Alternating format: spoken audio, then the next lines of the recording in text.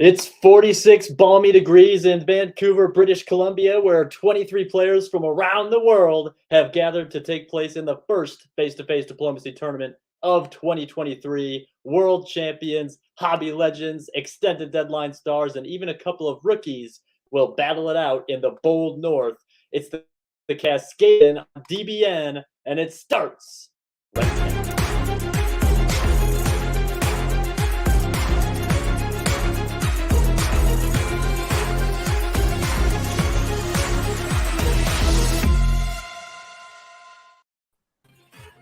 Well, we are here and we are live for the 2023 Cascadia Open in Vancouver, British Columbia. Alongside me, Katie Gray, Ed Sullivan, Karthik Kanith. Welcome to the show. Let's start with you, Ed. Who is going to win this tournament? You know the players. You're familiar with the players. Who's got it? Okay, well, first I wanted to say this is a great tournament.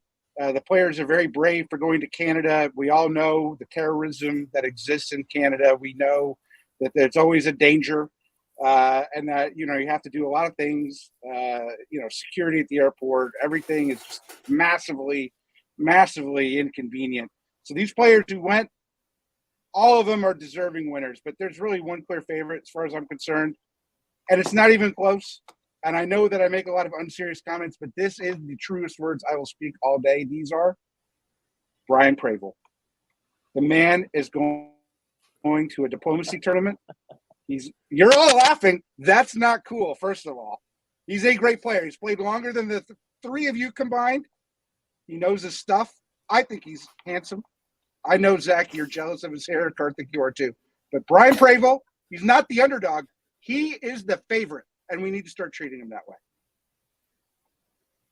That's perfect. Ed Sullivan saying, the truest thing he's going to say all day, followed by 6 bald-faced lives. The biggest one that Brian Pravel has been playing this longer than all of us combined. Katie, I'm going to pull up here the top 10 players in Cascadia by DBNI. Ed doesn't deserve to have kind of this list as a cheat sheet. He would have used it to cheat. But I'm going to pull it up now for you. I need the help. These are the best of the best that have signed up for this tournament. Who do you like going into the Cascadia Open first face-to-face event of 2023? Ooh, I don't know. This is a good list. Riaz and Chris are both actually playing. Aren't they hosting? Are they playing too? Chris Brand is ineligible for awards. He may play to fill boards. Okay. Don't pick him to win. I won't pick him to win. I wouldn't have anyway. No, just kidding, Chris. I don't know. I would like to see Riaz win. It was kind of be fun to win your own tournament. But I don't know. These are all good players. I'll pick Matt Krill. Why not? Go, Matt. Matt Krill. Look, when you pick someone, tournament? You got to go with it. You can't be I said go, Matt. What else do you want from me?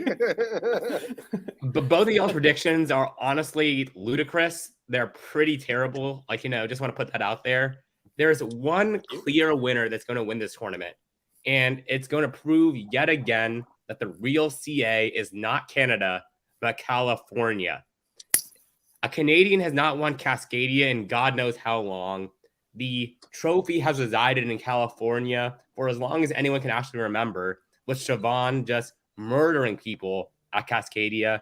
And now, do you know who will be the logical successor to Siobhan's reign? No other than hobbies legend Jason Mathbaum. He is going to win Cascadia 2023, and it's not going to be close. And calling my shot right now, Jason will win by a commanding margin. So there you go. There's my shot. That's how you call it.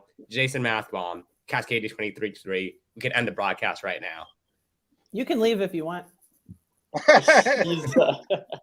He's certainly had plenty of practice, an experience advantage over the other players. 37 boards in this DBNI circuit in the last year of diplomacy. Next highest player on this list is Farron Jane with 19, half of his total. And speaking of Farron Jane, that's my pick to win this tournament. Farron Jane flew across the ocean to be here in Vancouver. You don't fly that far to not win. She's sniffing around every tournament that she is in, and there's no top board, so it plays well to her strength, which is everything but the top board. So that's the predictions for Cascadia 2023. Punches have not been pulled. Let's get right into the action. We don't need a 30-minute wind-up. We are going to say goodbye to one of you. I already forgot which one. We're going to say goodbye to Karthik Khaneth. I should have known that you were going to be first out. Sayonara, and oh my god, the viewers just doubled. Okay. Pulling up. Game Zach, one. we're not going to talk about the Japanese league. We're not going to talk about all the wonderful things in the hobby. Not till they talk about us. It's a standoff. Not till they talk about us, Ed Sullivan. All right. Round one, game one of Cascadia 2023. Here are your players. In Austria, Andrew Zick from the Bay Area, one of those cities. They're all the same. England is Farron Jane, tournament front runner in my book. Listed as Austin, Texas, but she's playing she's international this past year. France, Chris Brand, the tournament director, ineligible for awards, but stepping into play. He, of course, hailing from Vancouver. Germany, David Miller, long-time hobby player. At one time was back-to-back DixieCon champion. So he's pretty good on the East Coast. See how he does in the West. Italy is Mike Moore, my father, from Maple Ridge, British Columbia. Russia, Colin Wiedmer from Lake Stevens, Washington. And in Turkey is Ed Sullivan's son, Liam Stokes, another local, Victoria, British Columbia. Ed, you're making a face, so why don't you tell us what you think, and then we'll get into the moves. Okay, so the way I look at this board is, I mean, Chris Brand's a big pivot point. Farron Jane loves an EF, and her favorite country is England. And there's no question about that watching her games over the years. So what Chris Brand decides to do, making a sort of a decision between her and David Miller, I think is important in the West. In the East, it'll be up to, Liam has obviously got the pedigree in the East compared to three neighbors who, aren't ranked.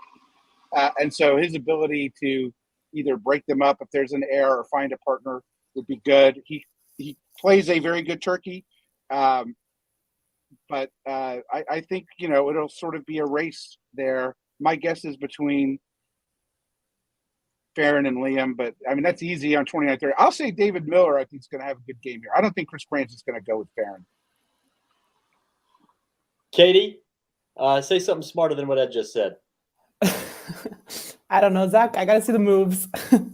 I don't know about I don't know about people's preferred countries or meta games. I mean, if anyone can come out of Turkey doing well, it's probably Liam. So let's look. Let's see what happens. This is the voice of reason. That is an opinion shared by Katie Gray, and we will now enter into the season known as Spring 1901. Exciting time. The moves. There are the moves, and I'm going to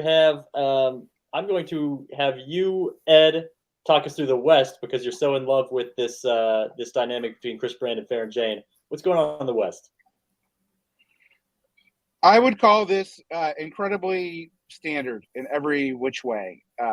So England's moves are, we should start calling this the Karthik Khaneth special. This is what Russ Dennis likes to do. All the top England players like to do this.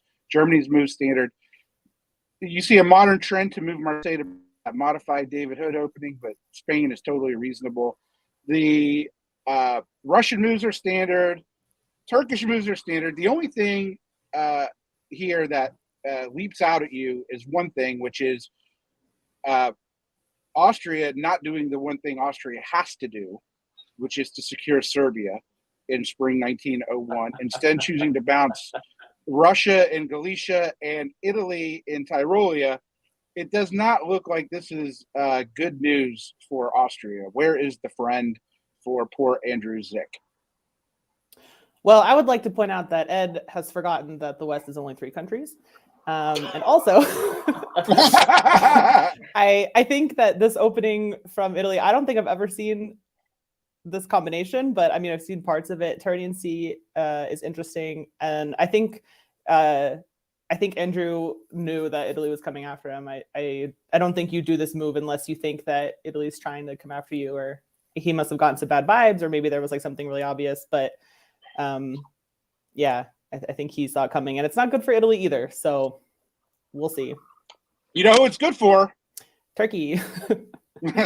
I mean, I can just hear the conversation now. If you really want to be on my side, Italy, you can't move to the Ionian. You can't do it. Well, 5 of the 7 players on this board are not virtual face-to-face regulars, and I wonder if that's part of the kind of the move set that we're not used to on this board. A lot of face-to-face only, a lot of press-only players who play a different style. Fall 1901, Katie, I'm going to have you start and talk about whatever you want so that Ed doesn't steamroll again. Here's the moves. All right, I will say that, yep, so Andrew, he went to Ionian. Wow. That's exciting. Wow. That could be an AT. I don't know. I feel like he'd probably be in Greece if it were an AT, but I don't know. That's kind of fun. Well, I don't know. Ankar is not going to black. It's probably not an AT. All right. So, yeah, Ionian's really interesting. Still a 1-build Turkey, though, with Bulgaria is not being filled. I don't really love that for Liam, but he can probably figure it out. Germany let Russia into Sweden, which, I don't know, makes some sense. We've got a failed convoy to Belgium. There's a bounce in Belgium between France and England. So, that may not disprove Ed's France-England theory. I don't know. What's interesting to you, Ed? Ionian is the headline here. I think that's critical. Also, Italy not moving his units, at all. I'd be curious if it was. It seems to me that you either wanted to move Rome to Apulia or Venice to Tyrolia or Rome to Venice and follow up behind. So it does look. I see in the comments here people suggesting a rat. To me, it does look like a rat, which is a Russian, Austria, Turkey alliance for those new listeners here. The other thing in the West, which is a little bit striking, is the bounce in Belgium. You'd have thought Farron and Chris could work that out, so maybe that was arranged or not. And Germany does what I love Germany to do in this situation, which is play both sides against the middle and say, hey, I'm just going to secure Holland. A bounce in Holland is devastating for Germany. Get to my 2 builds. We'll see what David builds, but I'm liking the board as it lays, certainly for someone in the West, but they better catch up with what's going to happen here in the East if Liam and Russia get going. Yeah, well, you like Warsaw everything to for Silesia. David except for that exact move. Silesia's not Silesia's friendly. kind of fun. Oh, I missed that. Yeah.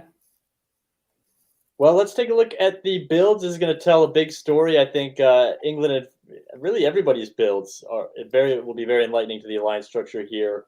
I'm just going to throw them up. Fleet Eddie, Army Paris, Fleet Marseille, looking like an EF. Standard from Germany. Italy does what you expect. Fleet Smyrna. Army in Warsaw and a Fleet South Coast. So it's looking rattier to me. Would you two agree? Are we on rat watch? I don't know. I don't know based on the board. Andrew Zick is he's Pixie in the gunboat situation. He's very good at gunboat. He's very good tactically. I don't see him wanting to rat, so maybe he feels like he has no choice, but I would be pretty surprised if that's what he wanted to do. But I don't know. No army in Budapest is pretty telling. This looks Western Tripolish to me also. Which is there's a declared war. First of all, how many times do you see Fleet South Coast builds at the end of winter 1901? I don't like it. That is a declaration against Germany. Which there had already been a declaration. So the move to Silesia, I said what I meant. I meant what I said. We will see how this plays out. Is there going to be cooperation in the West now? Not that there wasn't before, except for the bounce in Belgium. I'm curious to see what happens next. Here's what happens next, and Ed, sticking with you, talk us through what happens next, and start with the West here. Lots of arrows flying around. Yeah, reading the Lunday subway tube map, it looks like England tried to go to Norway, but I guess Norway goes to St. Petersburg, North Coast, and not Barents, so that doesn't work for Farron. I think that's an intentional misorder by Farron. Farron knows the difference. Meanwhile, I don't think Germany it's a supports misorder. Sweden and Skagerrak. No, I don't think it's It a just misorder. bounced. Well, you think it was intended that she No, intended it bounced because St. Pete didn't move. Right, I understand it. Oh, you think she thought St. Pete would move? Probably. She probably thought it was going to Bothnia. Yeah, okay, fair enough. All right. Well, in any event, France is moving everything west. Germany's moving. France is moving everything east. Germany's moving everything east.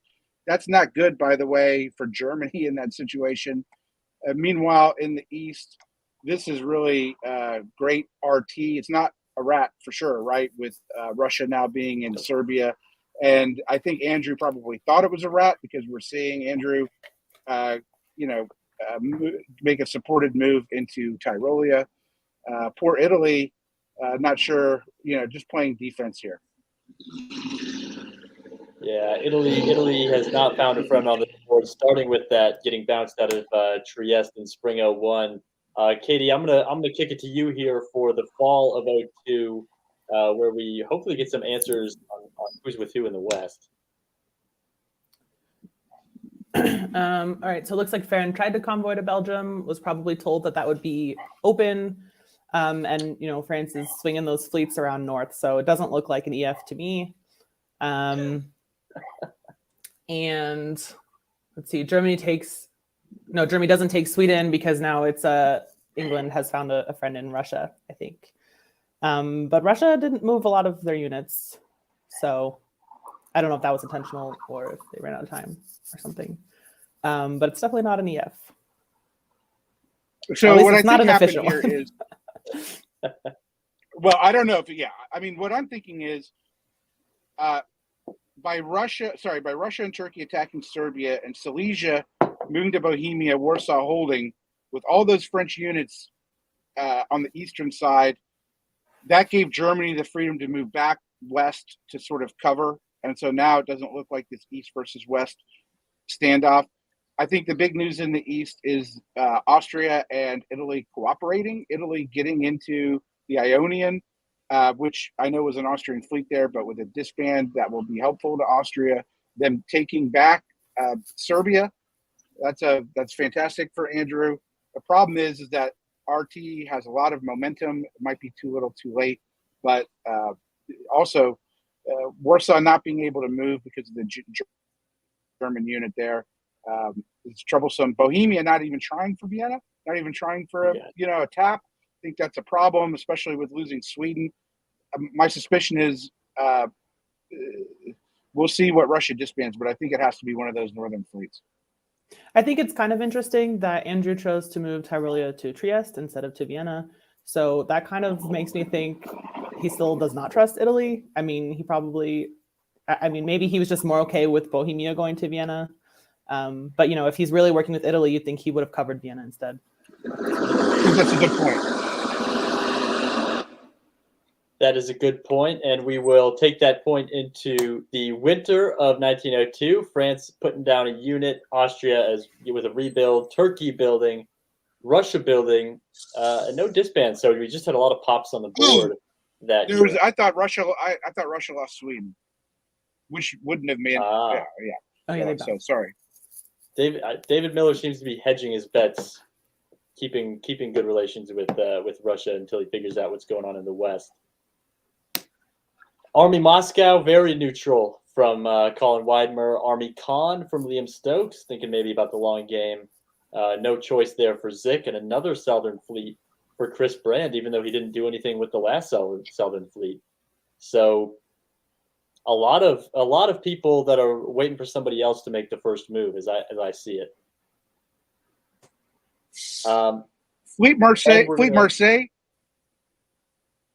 Marseille. Khan, those are the two, and Army Khan, those are the two telling builds, I think, in this phase, right? If I would hate to be Italy and see all those units surrounding my poor little boot from east and west. Well, you're probably at least a little heartened by Army Khan. There's not going to be any attempt on Ionian this year. So, I mean, if you're Italy and Turkey, you might be thinking about devouring some of those Austrian dots together, so that Italy can then turn around and fight France.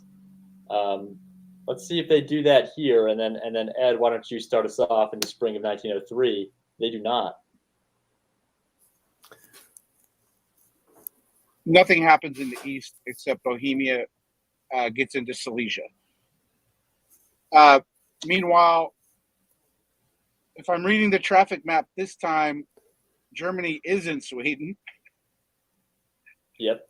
Russia and Finland, Moscow and St. Petersburg. So there's a little northern war brewing there. It's sort of like Germany's declared war against Russia, but it's not been vice versa. Farron still continues to do nothing. And now we definitely have German-French friction with David doing the right thing, cutting the support of Belgium, covering Ruhr to stop that whole mess of units. I don't like Russia turning on England here, for one. I also really, I don't know Colin, and I don't know if he's going to watch this, so sorry if you are. But I don't like the move from Bohemia to, what is that, Galicia? Like, put Warsaw there if you're trying to go after Austria. Like, you already have a fleet in Romania that's not helpful. Like, where is he trying to get dots from? I mean, he's not going to get them from Austria with one army next to Austrian centers. And I mean, can he get Norway? I don't know. Maybe he can get Norway, but I don't know. I don't really love this Russian play. I think that Liam going back to Smyrna is kind of interesting, trying to ease off on Italy a bit. I'm a little bit surprised because I think what I imagine Liam would have done is, talk to Italy and say, hey, look at France he's always building the south. Like, maybe you need some fleets to help back you up. But maybe the trust just isn't there. Yeah, other than that, what Ed said. Yeah, what Ed said indeed. Trust is in limited supply all over this board. Hard to really see any two powers. This is why Chris Brand's a better player than me. He leaves Portugal alone. How do I not? If I'm me, I'm moving into MAO 10 out of 10 times, and getting a little leverage. But he didn't do that. He didn't take advantage. He left it there. We'll see what he does next with it. Feels like he's ready to flood the Med when he thinks the time is right, but I can't imagine that being now. Let's take a look at the moves and then kick it to Katie. Fall 1903, he does go into Mao. With the wrong fleet. Oh. Yeah, but he moved Gascony away. I mean, I don't know. Yeah. Oh, and he also supported the convoy to Holland, which landed. So I think that Farron can't be that upset about MAO when he's supporting Farron into dots. So, that's okay. Although Farron lost Norway, so still net zero for Farron. With, I guess, net zero for everyone. Who gained? Nobody, right? Germany took Sweden's, I don't think anyone gained anything. It does look like net zero. I think, did anybody gain anything? Because I don't think Bulgaria didn't go to Serbia. So yep. Are there no big circle? I don't think they gained units, but two players here have great opportunities, right? One is Italy is onside with RT. The move to the Adriatic is key. That move set spells doom for Austria. So that is a big loss for Andrew. For me, the Chris Brand moves, if he knew that Farron wasn't building, this is sort of fantastic for him because he can move mid-Atlantic to North Atlantic and have a convoy right into Liverpool, spring 1904. She has no builds to stop it. In fact, she can't stop it. That is a guaranteed from fall 1903. That's guaranteed unless Norway figures it out. And so if I'm France, I see no incentive to lay on and attack Italy. I might go down there to help because Italy's next on the RT menu. after Austria gets eaten. The East is what you want right now if you're France. It's slow and it's not anywhere near your border. So just a good slithering into position from both Farron and Chris here. Surprised he didn't follow into Burgundy. Maybe didn't think that he would get into Ruhr. But they're slowly choking off David Miller here in the middle. Did Farron disband the fleet in Norway or the army? Yep. Pulled Norway. Pulled Norway. So she gets a rebuild. rebuild. That's going to hurt the convoy, the attack in the back. We'll see what she does with it. It's got to be an army. I'm shocked if it's anything but an army. Probably Eddie or London. Yeah, Germany's going to I'm fall short in shocked. St. Pete. Oh, yeah, that's kind of weird. Well, the stab is there for Chris if he wants. I don't know if he's that type of player, but Farron not protecting the island. You think a world champion doesn't stab? He's just so cuddly.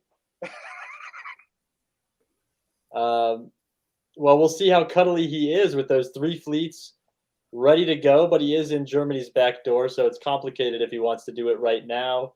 Does Italy trust Turkey enough to really press this attack? What happens with ENF? I think we got some drama here, and will Russia ever get rid of this useless fleet in Finland? I think are the big questions. Spring 1904, and Ed, talk us through the answers to those questions. Should have built an army. So, yeah, shit, yeah. I mean, well, first of all, I'd like to talk to Chris about this, right? So he's only going to take Liverpool in the fall with a fleet Got home. because. Yep. Why didn't he move to Gascony? Well, I guess That's he what wanted to move to Burgundy. I guess. You could see there he had tension with Germany. He may not have trusted Germany. It does limit sort of he can't convoy it now, so he's going to have to take Liverpool with a fleet. But I don't think it's going to matter sort of too much. But this is, tremendous cooperation here. I think David Miller just must have felt lied to or some issue with respect to Farron and said, what is the support order of Kiel?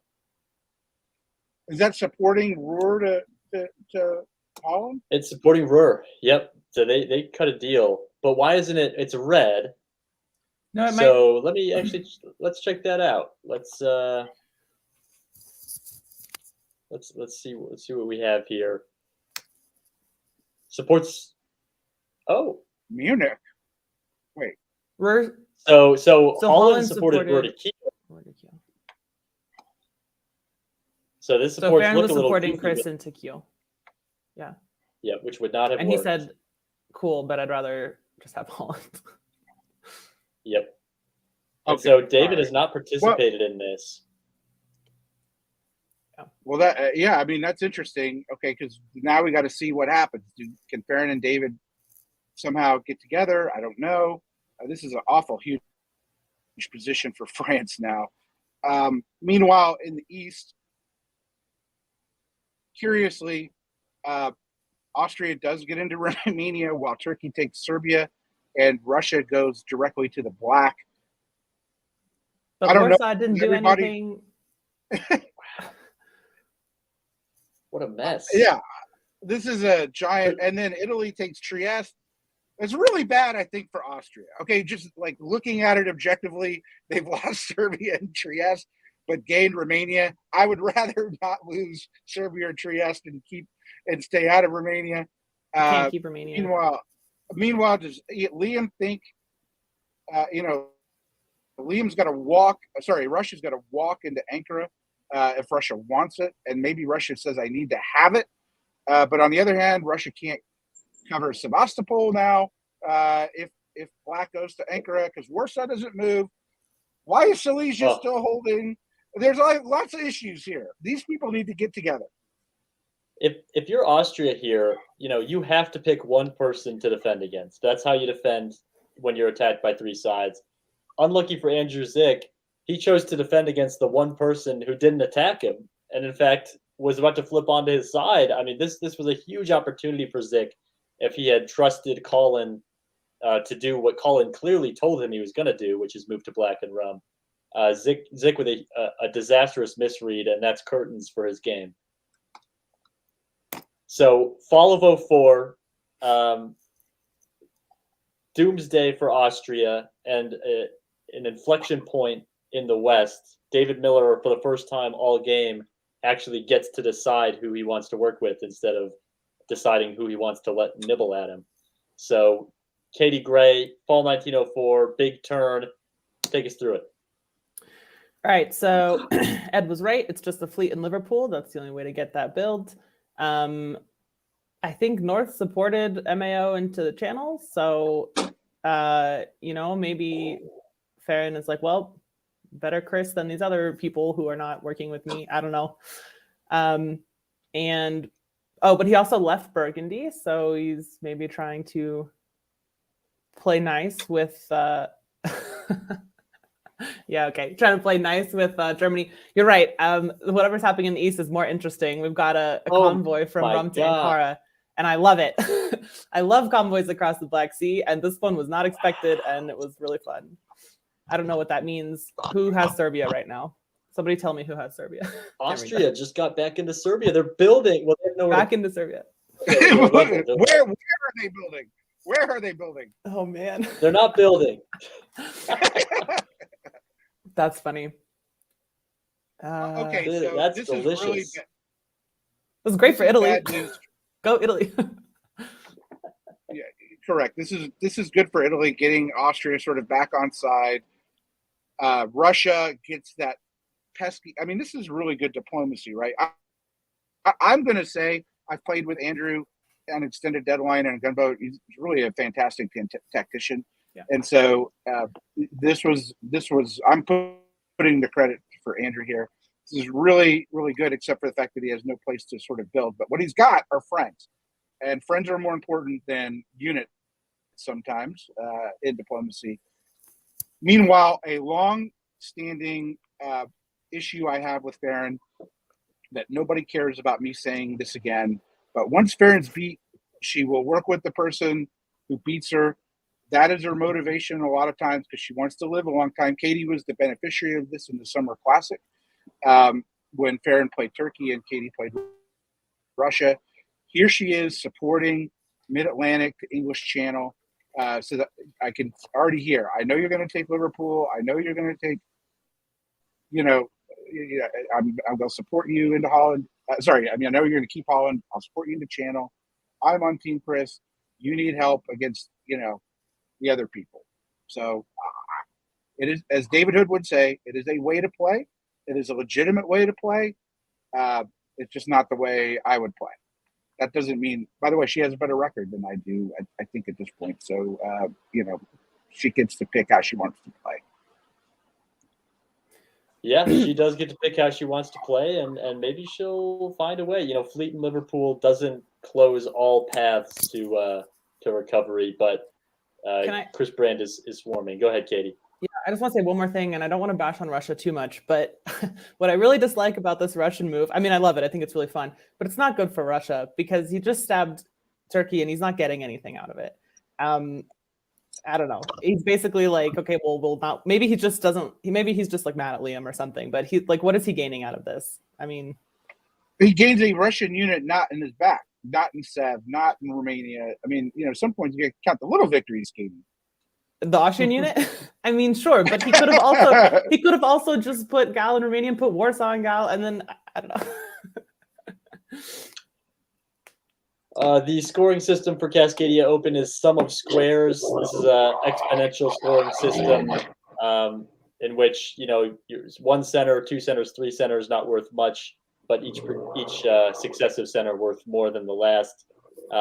Once you get to 5 or 6, it's a mediocre round, unless the board topper has a mammoth score, in which case it's still lousy.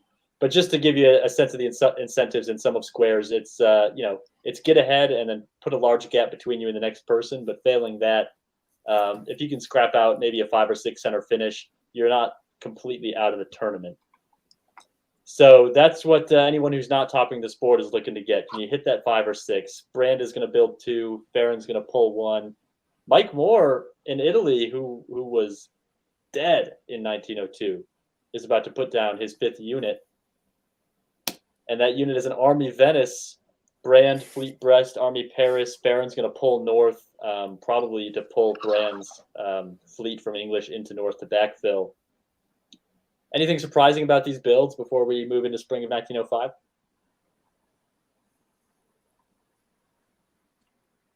Nope. Okay. Spring of 1905. No. Oh. No, that's what I thought, Ed. But now you can speak. I was going to say that the game here will be dictated by, in my mind, by the way, as everyone on this broadcast knows, I'm frequently wrong but never in doubt, by how long France and Italy can avoid fighting each other, which I think is one of the big, 3 or 4 things you look for in a diplomacy game. Is it to both sides' advantage not to fight right now? We will see if there will be cooperation over Germany as we look. You're right, Zach. Farron supports Chris into the North Sea. There we go. There's definitely FG war they've declared with Farron sort of being the tipping point. And I saw Farron's comment there, by the way. And I said it was not illegitimate way to play, just not the way I would probably do it. The Italian sort of setting up here, it looks to be anti-Turkish is my guess. And then meanwhile, poor Liam, I picked 2 people. I picked Farron and Turkey, and it's not looking good for the witches. Looking very, very poor for the witches. It's looking decent for Mike Moore. It's looking great for Chris Brand, and a lot of holds from Colin Wadmer yet again. Less objectionable holds this time, though. He's letting every other power move away from him, so you can't hate that. They are objectionable. Katie, I'm going to turn to you now. It's to turn to you now for the fall of 1905. Let's see how many units Colin in Russia chooses to order this season. Half. 1, 2, 3. Okay. Yeah. Half. I don't like Warsaw sitting there, but Germany's in Silesia, so playing it safe. It's fine. I don't know about how agreed upon Ankara was. It would have been fun to see another convoy. Let's see. Yeah, I don't think that. Go ahead. I was going to say, I can see that conversation. Well, you don't really have any place to build. What do you need it for? I need it. This is alliance play. So it's just reinforcing your point. He's got a disband con, right? So yeah, he was just gonna have an extra center doing nothing. So yeah, it makes sense. I think I would have liked the army though. He could have built in Sev and covered Romania that way. I think he should be working with Italy here. Rome could have tapped Budapest and Italy could have gotten Vienna. The Wintergreen I think could make a lot of sense. I don't think it's too early to worry about Turkey taking advantage of that, but I don't know. I'm not reading the board that carefully. So, commentator of the year over here. Not reading the board that carefully, Katie Gray. That's how I play. I wish you played more like that. I can never get one over on you. +1 for Russia because of the sneak into Ankh. Quietly just one outside of the lead here. And a lot of arrows moving away from Colin. We're going to go -1 for Stokes, +1 for Mike Moore in Italy. And everybody in the West is static, even as the Serpentine, Chris Brands, envelops and surrounds them. The build for Mike Moore, I'm going to say, is going to be another army. And it got to be a fleet. Is not. It's Fleet Naples. Good. Army Sev. A year too late, in Katie's opinion, for Colin. And Liam Stokes is going to pull his fleet in Bulgaria. Yeah, it's going to get you either pull it or it gets pulled for you in the spring. Into this. Oh. Well, what have you here? Wow. Oh my God! You know what you have? You have a Canadian. You have a Canadian game. This is the story of Canada as a country. I love the Canadians. But 5 years and we're gonna just quit. We had a good time. Let's just go. Is this Chris Brand, tournament director, not eligible for awards, and everybody else just says, everyone else just says, well, let's not lose any more centers to him, It has and to he be. doesn't care. The East is so unresolved. Italy's not going to worry about France anytime soon. Italy's not going to make nice with the Eastern powers to worry about France. If Farron is really helping Chris like she's been doing, they've got 6 fleets in the north. I mean, yeah, this is definitely France being like, well, maybe he also is like, well, it's kind of a given. Maybe it is just too boring for him to continue on because he knows how well he would do. If you're Colin, I don't think you hate this. I mean, you settle for second, but Colin wasn't going to catch Chris. I mean, even if Colin gets to 10 or 11, Chris is getting to 15. So 15 Colin plus, has to move units to get to 10 or 11, so I don't know.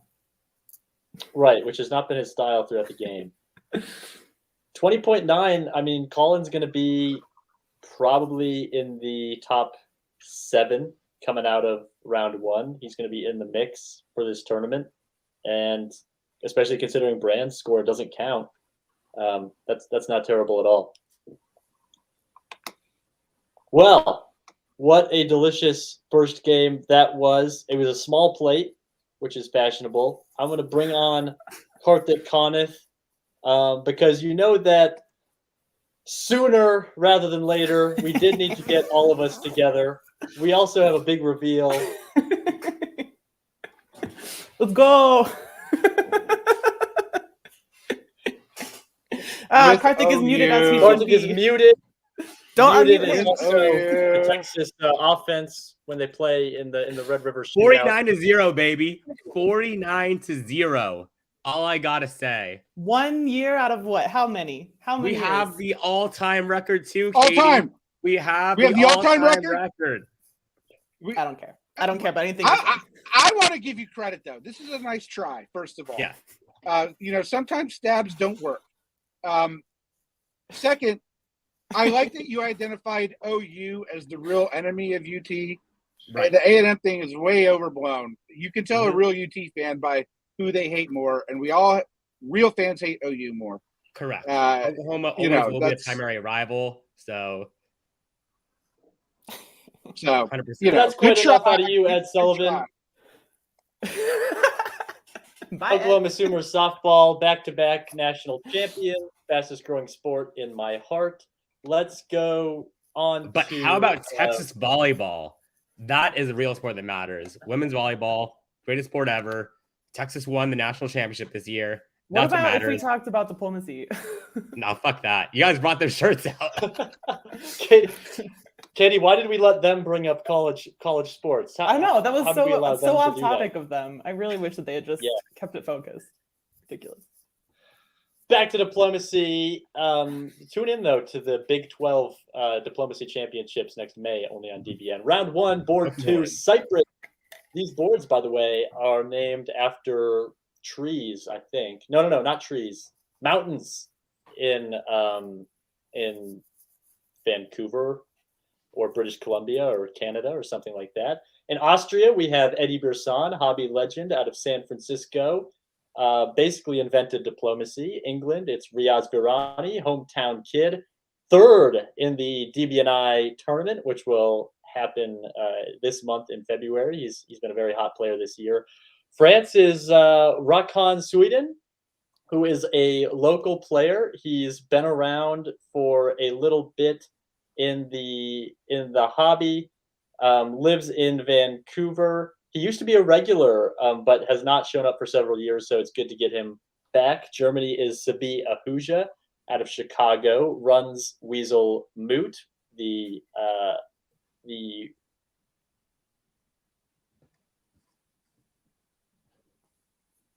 one of the biggest tournaments. Whipping. Did I freeze? Yeah. You're back. Well, I'm back.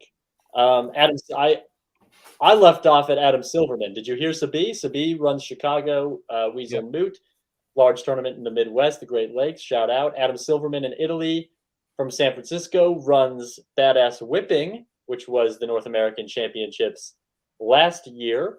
So a little battle of the organizers in this game. Russia is Harjat Guram from Burnaby, British Columbia. goes by Harj and is a newer player to the hobby, so it'll be exciting to see how he does. Turkey is Kira Olsen from Washington. I know she's been around. I know she's played some. I'm not familiar with her game. So some players that we see a little less often on this board. Kartik, since you're new to the stream, any impressions seeing this list of names?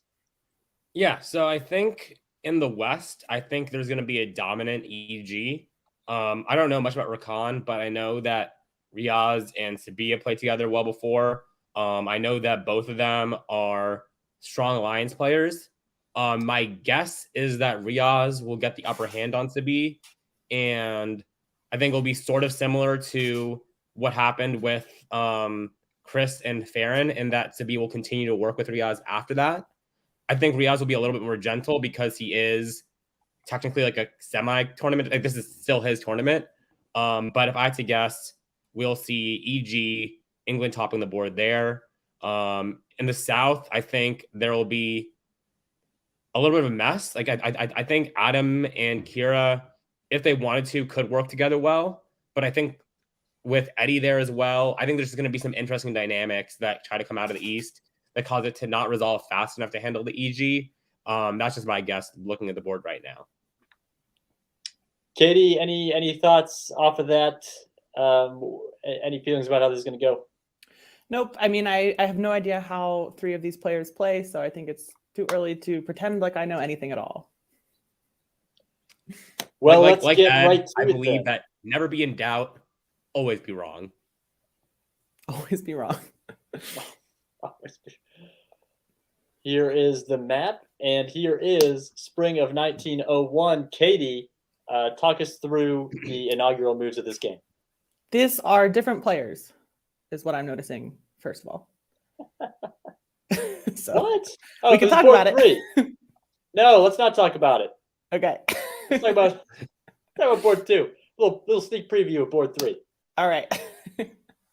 All right. Well, There we go. I like the opening for France better in the last move, in the last game. So Riaz going straight to English is pretty fun, pretty declaring his intentions very clearly. Following up to Wales is very much anti-France. So I think Karthik is right. We're going to see an EG form pretty early here. I do like Adam moving up to Tyrolia. That move gives him a lot of flexibility. It could have been agreed by everyone. If he thinks that EG are going to become a problem, he's in a position to do something about it. Although, more anti-G than anti-E, obviously. Russia doesn't like ordering units in this tournament so far. Seeing the fleet in St. Pete hold is pretty sad because it makes it impossible to get Sweden. And, he was bounced out of the Black Sea, which was probably arranged, maybe. But he can guarantee, technically can't guarantee rum, but probably will get rum. But not getting Sweden not even having the opportunity to get Sweden is kind of rough as Russia. Otherwise, fairly standard moves. I will say we see Turkey move Smyrna to Khan, which has sort of, I think, become less popular in the past year or two. When I first started playing, that was the only move I ever saw Turkey make, 4 years ago. And I think people have wanted to be more flexible with that unit. But Kira has chosen not to be, and we will see how that works out. Shout out to Kira for a little blast from the past, like seeing some new moves and not this newfangled Armenia Ankara nonsense. Karthik, take us through the fall of 1901. Let's get to the action. Let's get to Riaz's convoy. Will it be to Belgium? Will it be to Pick? Will it be to Brest? Belgium. Karthik. And it's to Belgium. I love this. So this is what I was kind of figuring was going to happen the moment I saw the move from St. Petersburg to Bothnia fail. I was like, with France having to try and cover Brest and being like, a veteran of the hobby, but just of the face-to-face hobby, I've noticed that they tend to try and cover things like he does here with the self-bounce. This gives Riaz incredible freedom to convoy to Belgium and for Germany to still pick up 3 builds by going to Holland, to Denmark, and to Sweden. This probably is not going to happen. Huh? Holland, Denmark, Tyrolia Sweden? did go to Munich. Tyrolia is in Munich. I mean, he can't hold it. Oh, but yeah, I haven't gotten there yet. I hadn't gotten there well, yet. you're saying 3 builds, anyways. so be correct. Oh wait, I'm sorry. You said you were always going to be wrong. Never I should in have let you doubt, continue. always wrong. That's right. Way to be. Always wrong. You're right, But always wrong. anyways, so like they picks up like 3 in the north there. It does lose Munich, and that is huge for the EG because it means that Sabine will now be able to build in Kiel and Berlin. This is actually really good for Riaz because it likely means that there'll be 2 armies coming down. And after 1902, with Germany in Sweden, Germany no longer has a real justification to build that second fleet. So I really, really feel confident in my prediction that Riaz will run away with this game. In the south, we have Russia and Turkey basically working together to guarantee that Romania will be Russian. While Kira moves to the Black Sea, we see Austria pick up Greece and Adam pick up Tunis. So I think it's likely that we'll see an AI versus RT here, which is exactly what you don't want to happen when you're dealing with an EG. It means that the South will be too slow to resolve, and Riaz, I just do not see losing this game. I want to spotlight this right here. I made this mistake in WDC 2018 as Turkey in round 4, sliding Khan to Smyrna in fall of 01. It feels like it makes sense. It feels spatially correct, but what you're really doing here is just inviting Ionian to Eastern Mediterranean. It cannot be stopped. It seems like a begging for a Lepanto to happen, whereas if you just hold in Khan, you can plop down the fleet Smyrna, and Italy's not really going to want to do the Lepanto at that point because it's a guessing game. So we're going to see, I think, if Kira gets punished for that, or maybe she just read the diplomacy, well, and is playing the player here, and Adam Silverman. Mm-hmm. I sure would not invite Adam Silverman to Eastern Mediterranean or anywhere. 1 build for Turkey, 2 for Austria, Eddie Bersan, 2 builds for Italy because of that Munich snatch, 1 build for France, 2 for England, and 2 for Sabine in Germany. Kartik, you were predicting those would be double armies, and they are, plus a surprising build, I think, from France, Army Paris, maybe trying to work things out with Riaz. Riaz in England does not seem interested in reconciliation. Army Moscow, Fleet Khan, and then Italy splits the difference with Fleet Army. I think the big story here is the Army Paris. Katie, do you see any alliances taking form, shaping up out of this? I mean, besides the EG, I think Moscow makes me think that Russia might just be giving up St. Pete. I mean, and maybe they should. I mean, you'd think if Russia felt really good about someone in the east, then they would have like gone to protect the north and sort of slow down this EG. But maybe they don't feel good about the south, or maybe they don't recognize the north as a threat yet. No, I mean, I think that it is going to be an AI. I think that we will probably see Ionian to Eastern Med, like you said, it's open, and usually Lepantos are very slow, but I mean, it's open, so there's no guess, so it's a lot faster. So maybe that's what will happen. I don't know. It's open, and you don't have to worry about France coming into the Med. Worth noting, by the way, that the inventor of the Lepanto opening is in Austria, and he's also, famously persuasive. Although Adam Silverman in Italy is famously immune to persuasion. So let's see if he can talk him into it. Ionian is the unit we're watching. It does not go to Eastern Med. It supports Khan out to Aegean. And this looks like a stab. Kartik, talk us through the east, talk us through the west, talk us through life. All y'all were hating so much on the move to Smyrna. I kept my mouth shut. I'd like to say that. Something very rare, I would say, Kartik keeping his mouth shut. But yeah, lo and behold, we see right here, it's not a bad idea. Kira read the diplomacy perfectly. She knew exactly what she wanted to happen. And I'm sure Adam asked to block that port, make it clear that she could not build Fleet Smyrna. And in exchange, he was willing to stab Austria here. Now, unfortunately, as nice as a stab in Austria is for Adam, it does mean that he'll at least pick up a unit to replace the loss of Munich. It is going to cause a mess in the south that will only cause more problems in terms of handling EG. Now, if you look in the west, we see Germany taking back Munich. We see, surprisingly though, both Norway and Sweden choosing to hold. My guess is they view Russia as useful to hold back the East and sort of prevent resolution there, which I can understand to make sense. And at the same time, London goes to the North Sea, though.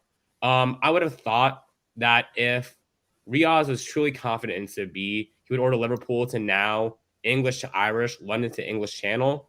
But it seems that Riaz is doing a trust but verify type deal, while Sabi is going to be trapped underneath him.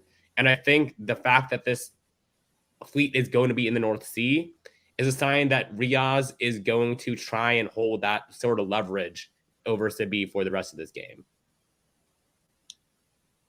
Yeah, and some interesting decisions to make around, Mao. The forces there on Mao, and then Rakan probably retreats to Portugal for the build, which Riaz won't mind at all because it means he's not retreating to Irish Sea. Yeah, Right. England doesn't need Katie. England doesn't need 3 on Mao. I mean, France has one fleet. No, they don't. But what's nice is that you can then have some play around convoys around Brest, support yourself into Picardy. You can do a lot of other things potentially with it. Like it's not necessary to force them out because there's only one fleet there, but there is tactical flexibility. But I'm sure this is the exact argument that he's making to Sabi. He's like, I don't need a third fleet. I'm just going to guard North Sea, and it's very, very good for him to be there because it gives him that leverage over Germany. Okay. Sure. Well, you got to love the chemistry between our commentators. Kartik always finds a way to finish Katie's sentences, and that's what we love about them as a team. Fall of 1902, starting with Katie. Lots of black arrows in the West. Lots of black arrows in the West. Okay, so England is pulling off of France, which is really interesting, and decided to go after Russia instead. I don't know why. I'm trying to think of why Riaz is doing this, and I don't know. Like late Western triple, just because I don't know. I mean, I don't particularly like it, but Riaz is much better tactically at this game than I am, so maybe he sees something that I don't. I think that it's just good for France. I don't know. I don't know why you would let France back in it. I don't know. But I guess that's why he went to North, right? So he could follow to Norway. So that he could, I mean, he's not building, so he can't even convoy an army into St. Pete. I don't know. I don't understand. Okay, and in the east, we've got a bunch of red arrows, really. I guess Bulgaria does take Greece, so Turkey's getting a build. The convoy from Tunis to Albania was successful, which means that Eddie may not be long for this world. It is looking like everyone against Austria. Kartik, what do you make of this? I mean, what are the lines? Is this a Western triple in the West? Is this just shovel Eddie out of this game in the East? What do you think the structure is here? I don't know. I genuinely have no clue how to read this. If I'm being honest, I am just stunned. Yeah, I'm stunned. Also, Sabi covered Holland. Speechless. Yeah, Sabi covered Holland. Like, I don't know. Kind of weird. Interesting. I mean, maybe that's why they Riaz went after Russia. Like maybe like Sabi got cold feet and he was like, well, I'm gonna go with this build here then, and we can go after France when you feel more confident. Like, but I just but like waiting understand. Is not ever gonna. It's only gonna help France. Right? No, waiting to kill France is always bad if you're in Egypt. Like, I just don't follow. I'm with you 100% there, Katie. My only guess is they're seeing a newer player and thinking maybe they can turn the new player into a grenade to throw at the East. One build for France. If it's Fleet Marseille, then you start to make a little bit of sense of it. One for Sabi in Germany. Eddie in Austria is going to pull. And a build for Kira Olsen, who Kartik defended and was correct after that move to Smyrna. She has a lot of play here in the East, a lot of options. That build is going to be an army in Caen, and it is a Fleet Marseille for Rakan in France. Fleet Kiel for Sabi. I like Eddie that. Kill pulls Bothnia. Albania. Kill. Oh, swing it up to Bothnia. Kill Bothnia. I like that. Oh, okay. Yeah, it makes a lot of sense. Do you, Kartik, if you're England here, if you're Riaz, do you mind the fleet? No, I Or think do you Germany agree having a it's- second fleet is always legitimate. I think Germany should be requesting it in an EG, but if I'm Germany, I'm definitely putting pressure on them not to do it at this point. And given that to be pulled back to cover Holland, I think I'd be more reticent to accept it. But I think that Germany absolutely has, like, you know, a legitimate right to always have a second fleet in an EG relationship, because otherwise they just cede way too much power to England. Yep. Good balancing play there from Sabi. Spring of 1903. We're kind of going to see what the West is. Is it a triple? And then the East, can Eddie peel anybody off? And who's going to win kind of the power race between Adam Silverman in Italy and Kira Olsen in Turkey? Kartik, I'm going to start with you here. Spring 1903. Talk us through these arrows. Sure. So let's start off in the Northeast. So there is a force on St. Petersburg. They take it with the fleet in the North Coast. It is unfortunate that Riaz was not able to get a bill to at least, like, you know, convoy it there. That way you have some more future play. But at the very least, it should leave Russia confident that they have nothing more to fear from England for now. In the South, sorry, in Germany, like moving south a little bit, it's an odd thing that they're doing here. It seems like, once again, like, you know, they're sticking to the Western Triple Plan instead of just taking out France. But if they can pull France out of position first and then go after them, sure, fine enough. They're definitely recognized, I think, that Italy is one of the biggest threats in the game, and they're putting a lot of pressure on Adam Silverman. France is also coming down with, like, a lot of force. Marseille is going into Lyon. Portugal is going to Spain's south coast. And it seems that basically Riaz is getting exactly what he wants out of France here. The fleets are just going to be so far out of position that Irish can just walk into Mount whenever it wants to, and France will have literally no response. Like, you know, there will be no capable response. In other parts of the board, if we move to the south, we see basically the complete destruction of Austria. We see Kira pulling his fleet forward into Romania. We see Romania taking Budapest. We see Bulgaria taking Serbia. And basically the only matter left is what happens to Vienna. My guess is that Eddie throws hard against Adam, continues to do so, giving more and more ground to the RT. So I guess the question is how is RT combated? And are they combated in a way that allows a member of EG to stay ahead of Turkey, or does Turkey get really big from this position? Because this is looking like a really, really good board to be Turkey on. Well, you love the position for the witches.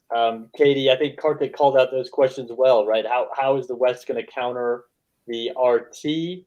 And can really Riaz come out as the greater witch in this witch off? Talk us through fall 1903 following those developments here. Well, Riaz drops into North. Probably to say that he can build an army and convoy it to St. Pete, but I think he's lost a lot of momentum. And like a year ago, I liked his position a lot more than I do now. So I'm not sure. It's going to take some situating. I mean, I think if this is really a Western Triple and they're really going to try to combat the RT, he needs to be convoying armies into St. Pete and moving down. You know, there's a German army in Bohemia now and in Tyrolia. But, you know, not really putting pressure on Warsaw. Holland is holding. Denmark is an army, which is not really doing anything, really, because maybe Sabi is like just worried about Riaz picking things off of them. But France is fully committed. So I don't know. Maybe Riaz just knew that in 2 years, France would become even more defenseless than they already were. But I don't love this for Italy. I think Adam's having a rough game. The RT is going to be very, very Turkey heavy, I think. Mm-hmm. That's my... I think that's the one justification for not putting an army in St. Petersburg, is that you don't want to completely collapse Russia and make them defend in the north when they need to defend in the south. if they're going to defend against Turkey. A lot of people don't defend against their ally anyway. So True. That is true. And that's going to be the question. Riyadh's the only one building. Eddie pulling another one off the board. And you can kind of see the knock-on effect of Turkey's got Riyadh's. Kira's building as well. Turkey has a Turkey's build. got one. Yep. There they are. This Turkey erasure will not stand. Mm-hmm. Turkey building, England building, Austria pulling one down, Adam fighting for his life.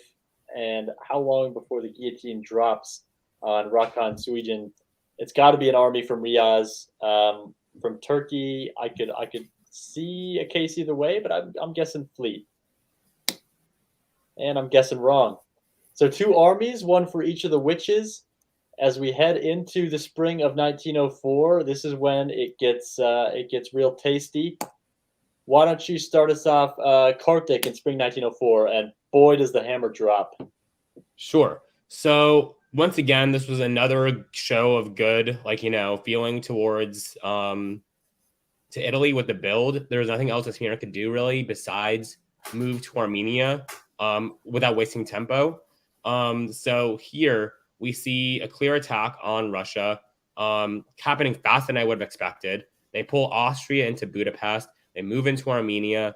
They let Germany come into Vienna. This is just a brutal, decapitation of Harjo in Russia. And then in the West, we see France moving hard on Italy by convoying to North Africa, a move I've never really loved.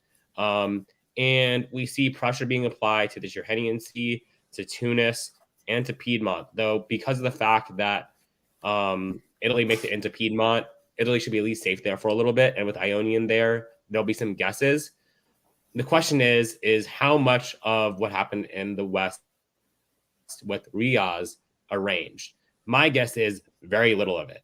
Belgium going to Picardy, North Sea going to English Channel, the Irish Sea going to Mid-Atlantic. This is when the guillotine falls, the hammer drops, whatever metaphor you like. This is sayonara for Rakan, most likely. And this is where Riaz starts to become a real problem for the board. This is an incredible position we're going to have. And I think this is where he starts to dominate. I think that Riaz, maybe he was slow playing earlier, I don't know, but I think the stab of Turkey on Russia is really going to help him because he's going to pick up 2 right here. But I mean, yeah. Turkey's also looking pretty scary, and it's going to be pretty easy for him to convince people, I think, to worry about her also, and not just worry about the fact that, he's got a fleet in Mao. He's about to convoy into Brest, I assume. Right. He's going to look pretty scary, but I think he's going to be able to be like, oh, I'm just a nice person, and I'm tournament director, and I'm just in the corner. Don't mind me. So 100%. The one worry I have for Riaz is, does Turkey outpace him? Because realistically, who is there to check Turkey unless Italy is finally freed? And I think that's why this stab makes sense timing-wise for Riaz. Well, he freed Italy, yeah. Yeah, exactly, because he freed Italy now, which allows Italy to do something about Turkey. And we'll see if that ends up happening. But yep, I think this board almost swings on Adam Silverman here. Which way does he press? Absolutely. This year, he probably just supports his position, but he's going to have a decision to make very soon. And then how long can Riaz and Sabi take this alliance? Maybe they take this very, very deep into the game, in which case we see a lot of tension. Fall 1904, I'm going to kick it to Katie. Moves are in. Ooh. Moves are in. So we've got England's picking up 2, although it does lose MAO, but with 2 builds, it's probably not too big of a deal. And Turkey gains 2 also. No, doesn't gain Rum. So Turkey gains 1. Still great position for Turkey. This is really pretty. And what else is happening? Sabi didn't just held a bunch of units. I don't know. Adam slips into Marseille. That's kind of fun too. Good for Adam. And also Budapest. Adam's getting 2 builds. Is that right? Wow, look at him. Yep. I mean, he can't hold Budapest for very long, but he's got it. No, he cannot. It depends if it's an IT still, or which it probably is, because Turkey's fighting Russia. So why not? Why shouldn't Kira help Adam? And Sabi helping Adam into Budapest, which is kind of like which side are you on? You wonder what the long-term play is there. it's a little nifty helping Adam because Adam is the counterweight to Sabi's ally. Adam is the counterweight to Riaz. So if you're Sabi and you can help Adam gain a dot, it's not a stab, it's not illegal, but it gives you an edge in the alliance. 2 builds for Riaz, 1 for Sabi. Rakan is going to pull 3. Silverman is going to slap 2 down on the board, and Kira has just been building 1-1-1. Look at that line. The line for Kira is just slow and steady up, and that's what you like to see out of Turkey. The builds are double wave from Riaz, army in Munich from Sabi. France is going to pull the armies and become a pirate. Kira puts down an army, which I love. Keep pounding the center of the board, and Silverman splits the difference. Fleet army. Wow, double wave. Why? Riaz knows how good? I feel about Riaz waving builds. It cost him the Nexus finals victory in season 5 or 6, something like that. And hopefully it doesn't cost him the top here. But I'm sure Sabi very much wanted it, but this could be very, very dangerous. This looks like a miss. This looks like Brandon's app is broken because when we go over to spring, we good. Oh, thank God. So Riaz has not double waved. He has double built. This is the sensible builds because you have to assume based on the board state, Adam is going west. Adam has to go west, and that means if you're Riaz, you have to pound fleets. Yep. It's a 4-way battle. 4-way battle as we head into spring 05. Riaz, Sabi, Kira, and Adam all looking their claims to this top. Karthik, I'm going to start with you as the wrestling match begins. Who is gaining the edge? My guess here is that Riaz will eventually emerge victorious, but it will be a tough fight to see which one ends up doing it. So if we look in the north, we see Portugal falls to the French, while he simply just walks into Paris. There's no one who could have stopped him. We see Sabi slide into Burgundy finally, which means that at least that portion should be locked down. I think it's likely that Adam will end up picking up Spain, and I think Portugal will just remain French, I think, forever, if I had to guess. And then on the other side of the map, we see Turkey sliding into Tunis, likely not to keep it, but to walk into NAF. While the IT still seems to remain strong, we see a move on Romania that's not opposed at all by by the Italians. We don't see any sort of indication that there is clear ill will between the two of them. So I think they kind of recognize what they have to do in this current position, at least to hold back England and Germany. Maybe there'll be a stab down the line, but at least for now, they seem to be working together. Yeah, you got to assume Riaz is asking Sabi to help Russia hang on to things and slow down Turkey. I mean, Turkey can't keep Moscow if Sabi's there to tap supports and stuff, right? Right. But, I mean, Adam only having one army in Marseille, I mean, those armies are going to come south. And I don't know how helpful armies are going to be in that situation. But, I mean, he's definitely not getting any further, so. Yeah, you got to wonder if you're Adam or Sabi, you're kind of a key part of your alliance, but you have less growth potential than your partner, and it's kind of decision time of whether you're going to move for yourself or move for the team. It's a tactical battle at this point in the game. I think, Katie, talk us through the moves, the tactics in fall 1905. Ooh. We've got a bunch of holding. Riaz's fleets aren't moving. So he's just moving down to Gascony and then waiting, and he doesn't have a build because he lost lost Portugal and got Paris. So we do have Sabi helping Russia against Turkey, but Turkey picks up Romania. So loses Sev, picks up Romania. The PIF for a rebuild. Where's the PIF? Oh, yeah. Moscow. Yeah. Which, I don't know. That the other fleet in NAF is super far out. So I don't know. Maybe this could look good for Adam. I think Turkey. Turkey's home centers are so far away from everything, right? They're going to rebuild in Khan or Smyrna, and then it's going to take a second. I don't know. I mean, I still like this for Riaz, probably, but I think Adam looks really good too. Mm-hmm. Yeah, and then can you hit the nail on the head right there? I don't think Dynamic play, Sabi's in lots a of place action. where they're going to top the board, but I think they may help Riaz do it. Right. And a strong second is not so bad in the opening round at Cascadia. If you can stay within a couple centers of the board topper, you're in the mix. Builds for each of the witches, one for Riaz, one for Kira. I could see arguments either way for really both. I mean, I think Riaz is going to put down an army, but Kira, you could maybe justify a fleet. But it is an army, and no, I'm wrong on both because it's a fleet for Riaz. He's going to keep pounding those into the Med, I suppose, but I don't see him making any progress there. So maybe just trying to lock down that stalemate line. He should have bounced in NAF and had Turkey take one from Adam. That would be funny. He didn't try. He must have known that was coming. Yeah. But he missed the opportunity, and now we are going to head into the spring of 1905. I mean, Sabi is over the line with force. Can the West continue eating the East? Kartik, why don't you start us out spring 1906? Sure. So they begin in the East by forcing Ukraine, which I think is fantastic. They also end up, but they do lose Galicia in the process, but that's okay-ish.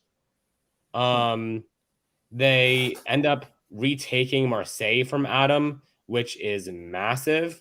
But let's see, what are those supports doing? Oh yeah, just a failed attack on the Mid-Atlantic Ocean. It's nothing happening in Spain, I think. Yeah, it's just a meaningless support for Spain. So all in all, this is a really, really good turn for the EG because by taking back Marseille, they really neuter Adam's ability to make plays on Spain, hold in Marseille, make like some gains over the line. So I think at this point, I don't think it's going to be very easy for Turkey and Italy to make gains off of Russia. I don't think it'll be easy for them to make gains in the middle of the board. So I think unless someone stabs, this game will be coming to an end pretty soon with Riaz like slightly on top. Yeah, and you've got France is janissarying for England. So, right, yeah, crucial. I mean, you can see both sides of the board tried to get France to go their way, and France is thrown in with the West, which is really tips the balance in their favor as far as advancing this game. Still not sure they can crack the Med, but they're definitely not losing Mao from this position. Katie, fall 1906, still waiting for someone to break through. What do we have?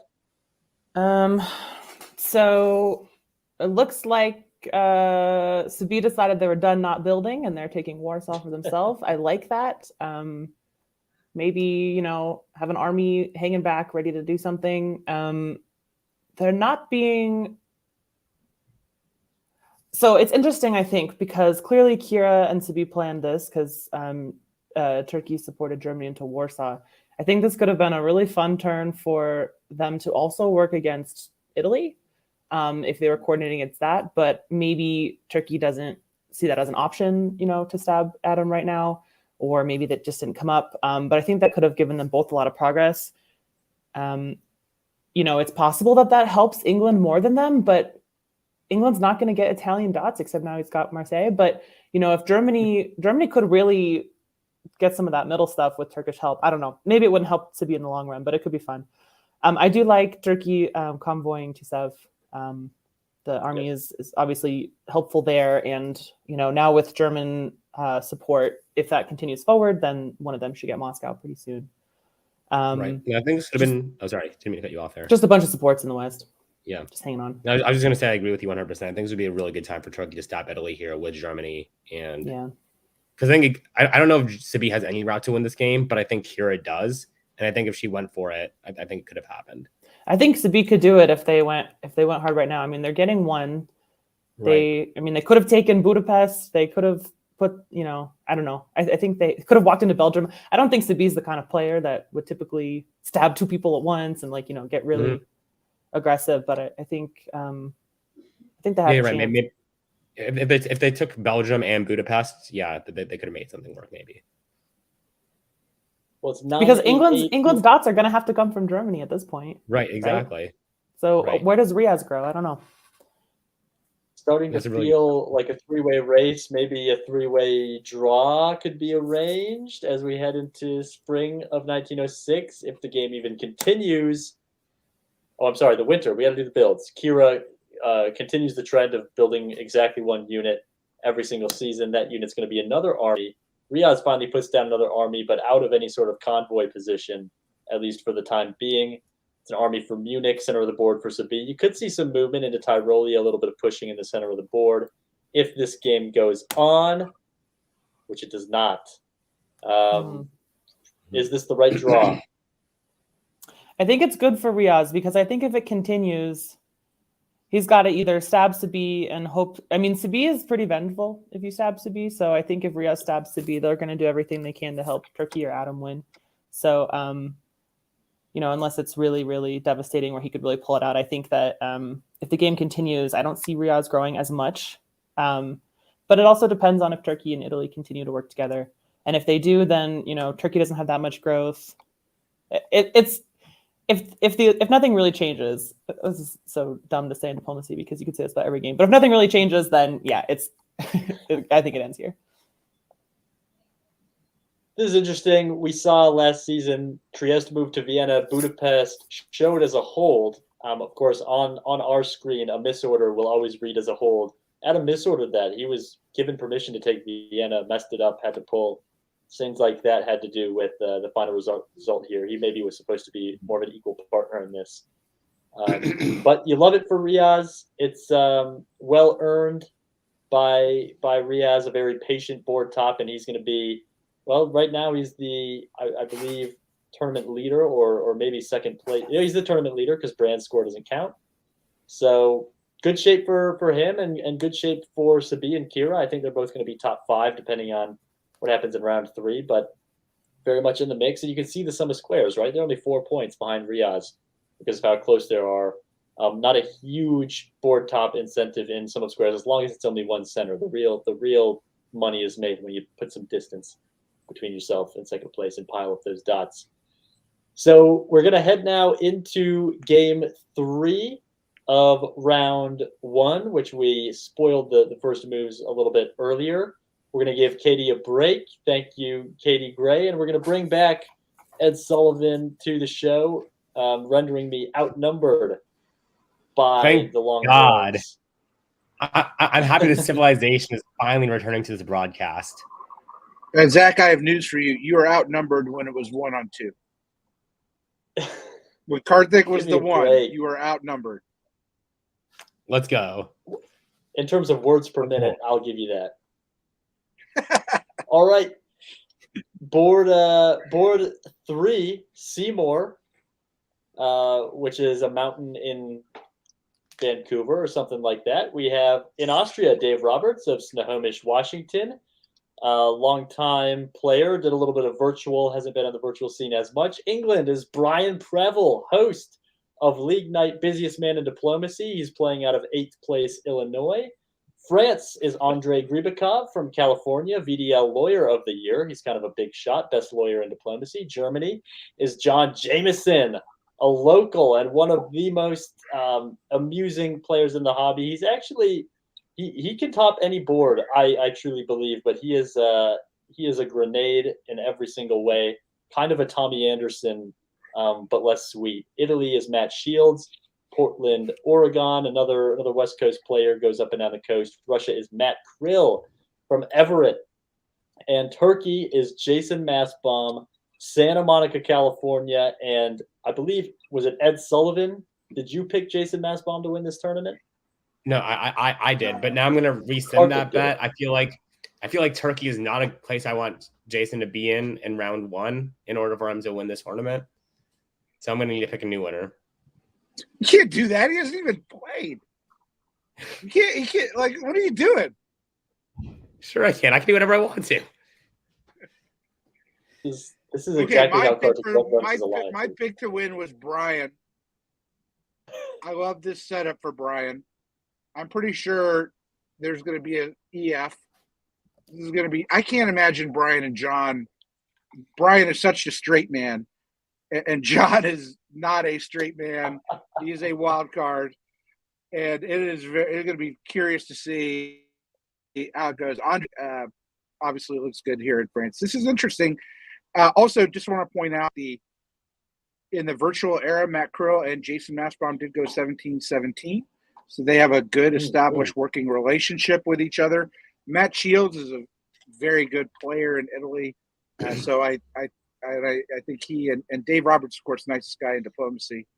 Well, actually, he and Dave and Matt are not only are they racing for this board top, but they will be racing for who's the nicest person. Mm-hmm. I will point out that the board after they did the 17-17, I think Matt Krill and Jason Mastbaum ended up stabbing each other and having an aggressive battle on the board. So, I cannot rule out anything happening in the East. I'm really excited to see what happens there. 4 phenomenal players for sure. 4 phenomenal players, and okay let's see if we have 4 phenomenal orders. Kartik, I'm going to have you start us off. Spring 1901. Yeah, so we have St. Petersburg, thankfully moving this time. It moves to Bothnia.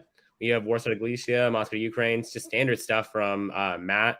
We have the bounce in the black with Smyrna going to Ankara, which allows basically Ankara to move to Constantinople if it wants to. We have standard stuff from both Austria and Italy, standard from Germany. We have the Maginot style opening with Marseille supporting Paris to Burgundy, which I feel like is pretty rare nowadays, but used to be like one of the most common French openings in the world, probably 5 years ago. And then we also see England opening standard as well. So I think here we don't really know what the board is going to evolve into. This is just people playing it safe, giving themselves chances to do things, and then we'll see what's going to happen in fall 01 and spring 02. I think Army Venice holding is rare these days to see. And but Matt's an old face-to-face player. He's not old, but he's a face-to-face player. And it'll be curious to see how, if I'm Germany, I never upset with a supported move into Burgundy. I kind of just view Burgundy as French territory, and I try and get along with people. But John might not like it. These face-to-face players sometimes think that's a problem. So We'll see. I, as Germany, will never have an issue with this opening. I think Burgundy's French. I can take an issue with it. And take the lead on fall of 1901. Okay. Well, John may have an issue with Burgundy supporting York to Belgium. Yep. John obviously doesn't trust Andre, covers Munich. Probably the proper thing to do. Although if you think you're going to get stabbed, you have to always worry about whether you should support Kiel into Holland. Is Germany in that situation as well? But he gets away with it. No bounce in Holland. That would be a better EF opening, I think. But sometimes E's don't like to do that. But good for Brian getting 2 builds. In the East, we have RT cooperation with the Army going into Rum, and Ankara getting kicked out, or not, kicking itself out to Caen, so it can go there. Austria will get 2 builds. And then we don't see a convoy to Tunis. We just see the fleet going in, which is, I don't know. I don't think there's a settled way to do it. I prefer it this way, but I know other people have different ideas. I think, especially given the board state right now, it makes a lot of sense. If you think that the move to Burgundy is suggestive of EF collaboration, which a lot of face-to-facers seem to overreact to and think is the case, then putting the fleet there, at the very least, one, gives you flexibility to see what's going to happen in follow 1 and then respond to it as you need to be, rather than tying you down to doing a little ponto. So for some reasons, I do like this style of opening, putting the fleet in Tunis when you don't know what you want to do, or when you want to leave the option open, rather. And Matt Shields has left his options open. 1 build for him, 1 for Turkey. That'll be a fleet Smyrna, almost certainly. 2 for France, 2 for England, and 2 for Russia, 2 for Germany. So these are going to be explosive builds. I mean, 1901, sometimes you kind of know the alliances and the builds aren't going to tell you much. This, I think we know EF probably, but these builds should be instructive. And these builds are 2 armies for Germany. We have a fleet in Brest from France, maybe worth mentioning there, fleet Naples, and double army from Russia. Fascinating and surprising. John Jameson mixing it up real quick. I hate those builds so much because I get what the thought process is there. Is that like you're showing that, hey, hey, England, I really want to work with you. I'm not building any fleets to threaten you. Let's be friends, blah, blah, blah, blah, blah. But all this sends as a message to England is, hey, I'm a sitting duck. I cannot stop you from taking Helgoland or Skagerrak or whatever you want to do. Like, if you want to do something, it is yours to do with what you please. And that's a really, really dangerous message to send. The one thing that may work in his favor here is that Russia is empowered. We see that Russia has relative freedom to operate, has built the army in St. Petersburg. With the army in London, there's just so much threat that John Jameson will be facing right now. I really, really do not like that build. Yeah, okay. I think you're making a lot of good points. Go ahead, Ed. All right, so the thing I'm looking at is Fleet Brest.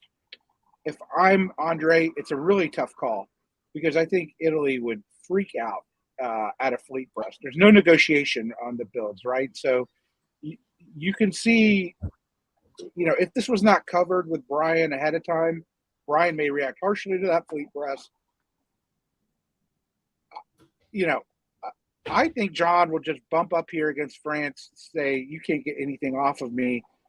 There are issues that England has with Russia right now that have to sort of be fixed. So I'm not sure I hate the builds by John given that circumstance. We don't know what's happening with EF. We're about to find out what's happening with EF. Friendship is happening with EF. Let's start. Let's keep it rolling with you, Ed. Talk about these moves. Okay, so eyes are drawn. Brian goes into Skagerrak. This appears to me to be, not anti-Russian because Russia goes to Finland. This is a move here on John. The EF looks strong. Meanwhile, John does the only thing he really can do with those armies, right? Moves into war. Now he'll support Denmark. We'll see if Russia supports England into Denmark, and if so, which unit. In the east, looks like Serbia went for Bulgaria and took it, and I assume that's an arranged bounce in Galicia, with Italy getting fleets sort of in position now.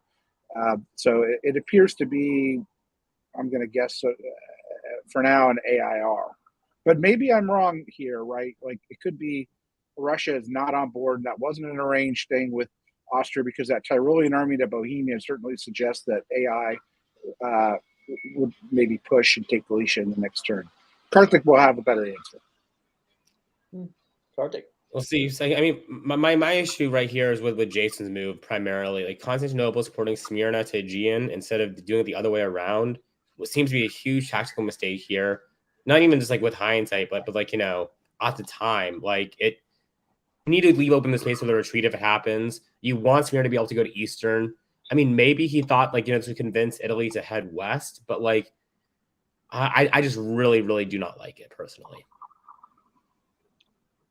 Yeah, I think you're right, and it looks like he's gotten bit. Fall of 1902. Karthik, continue on with Jason Massbaum's misfortune.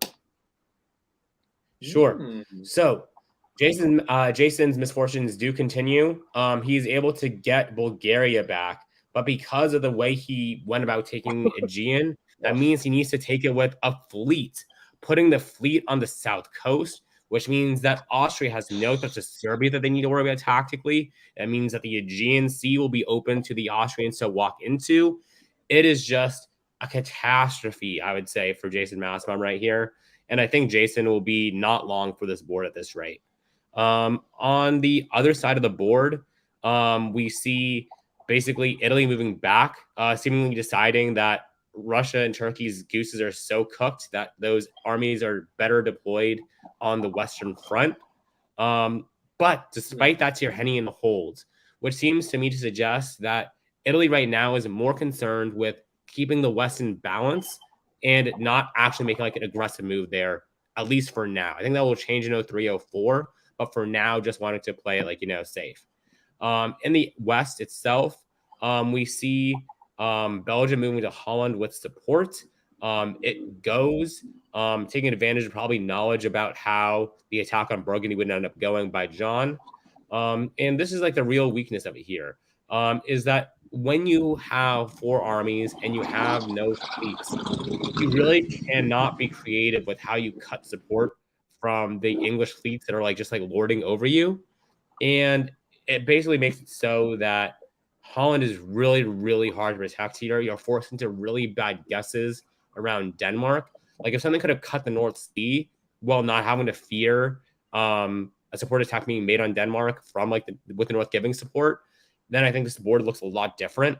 But that is a real clear worry. So this is going to happen as it is, and John Jameson just doesn't really have much hope.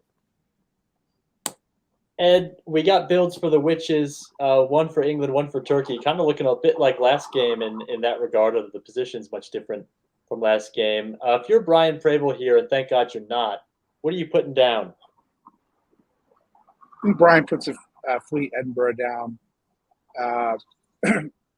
I think I could make a case either way for what he does, but that's what I would probably do if I was Brian.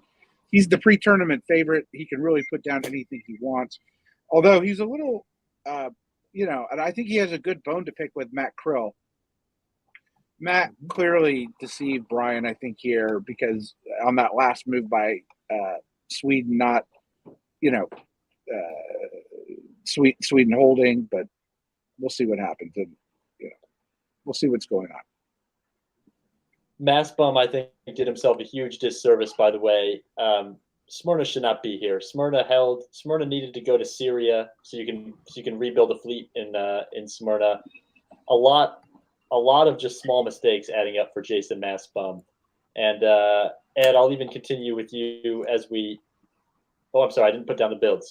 These are the builds you picked correctly. He did put down Fleet Eddie, and it's an Army Ankh, so hunkering down for Jason, but such a loathsome position in terms of attacking potential.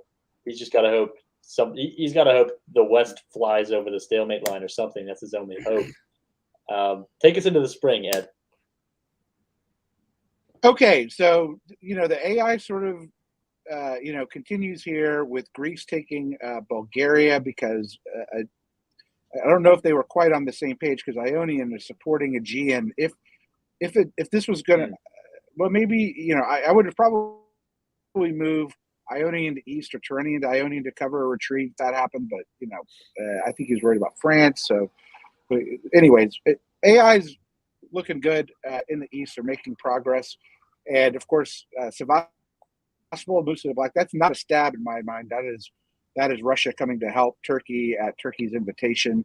Now we see the problems that Karthik outlined in fall 1902, just seemingly continuing to pile on for Jason, because he's got those 2 armies. In the West, Andre playing it smart. He doesn't want to move against Dave at this point, but who he does want to move on is Brian. I'm a little, John Jameson probably goes to Andre, and and John Jameson way does it, but maybe he can swing it because Brian moves to and takes Denmark. So I don't really know if this is a range by John. Convoy. He doesn't get into Denmark. I can't not get into Denmark, and no follow up into Irish. So it feels like more half-hearted a stab than I'd expect from Andre. Maybe there is some agreement here from Brian. Well, I think at first I was like, well, he's not moving to Irish because York is there. And he knew New York wasn't going anywhere. But if so, then why take Belgium in the spring? Right. Maybe this is some message. I think it's not known yet. one of the strongest deterrents in diplomacy, I think, for newer players watching this is an English army on the island. I think there's very few single units that have as much of a deterrent effect as Army York in terms of protecting yourself from a stab. And before either of you can disagree with me, I'm going to show the Fall 1903 moves and kick it to Karthik. Excellent. So in the north, we once again see a failed attack on Denmark, with Germany and Russia basically coordinating to hold strong there. We see France doing basically nothing, offering a support into Munich that would have succeeded had it been taken, but Italy has other plans. Matt Shields moves into Vienna, possibly stabbing Austria, possibly by agreement. Who knows? Austria is going to get Bulgaria, so maybe they just decided that a build would be more useful for Italy here. At the same time, Aegean is tapped, which is nice. So I'd have to guess it's not an actual stab, because this does seem to indicate that there is a shared desire to keep Bulgaria. So I'm going to assume that it's agreed upon. And yeah, so we see further AI collaboration. We see EF working together. And all in all, I think this is a good turn for both of the alliances and a bad turn for everyone else. I Bad think turn to not Brian have a thought friend. Matt would not support Denmark. I think Brian's been tricked again by Krill. Norway doesn't cut Sweden. Right. I think they thought there was Exactly. some sort of cooperation here. That would have ensured Denmark. Would it have? I guess maybe not. Oh, yeah, because Kiel's getting cut. Yeah. So it would have ensured Denmark. The only way it doesn't happen is if Skagerrak is cut by Sweden. So Yeah. I'm not sure. He did have to work. He risked Holland cutting Kiel, but he was unwilling to risk Norway cutting Sweden, and you just have to go all in at that point. -1 for Pravel, +1 for his ally Gribakov, +1 for Matt Shields in Italy off of that little Vienna poke, and -1 for Jason Maspum. We'll just reveal the builds here. It's a fleet for Shields, so it looks like the AI is still going to continue. Maspum peels Khan off the board.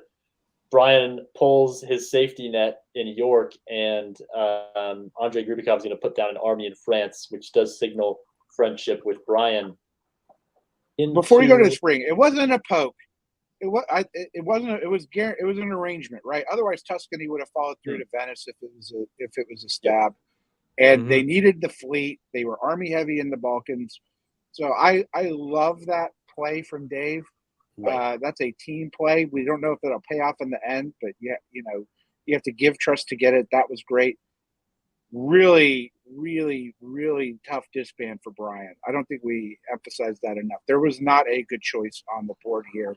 He is rife for the stab right now. We will see if it happens. He's out of position with his fleets. This could be devastating. He's certainly ripe for it. Oh my God! Did I say ripe? Ripe. Look, blame the rum. The board will be rife with conflict when the ripe stab occurs. I think you're looking at these German units. Wow. You're looking at Verda Holland. You're looking at Mauda Irish, Spain to Mau. Gas can just hold for the convoy. I think if it's going to be a stab, that's what we're looking at. Kartik, call it out. Does he stab? No. Oh. It doesn't matter. Holland goes anyways. This is just bad turn after bad turn for Brian, unfortunately. And it's just unfortunate. Like there's some bad luck on his side. Unwillingness to overcommit potentially in some cases.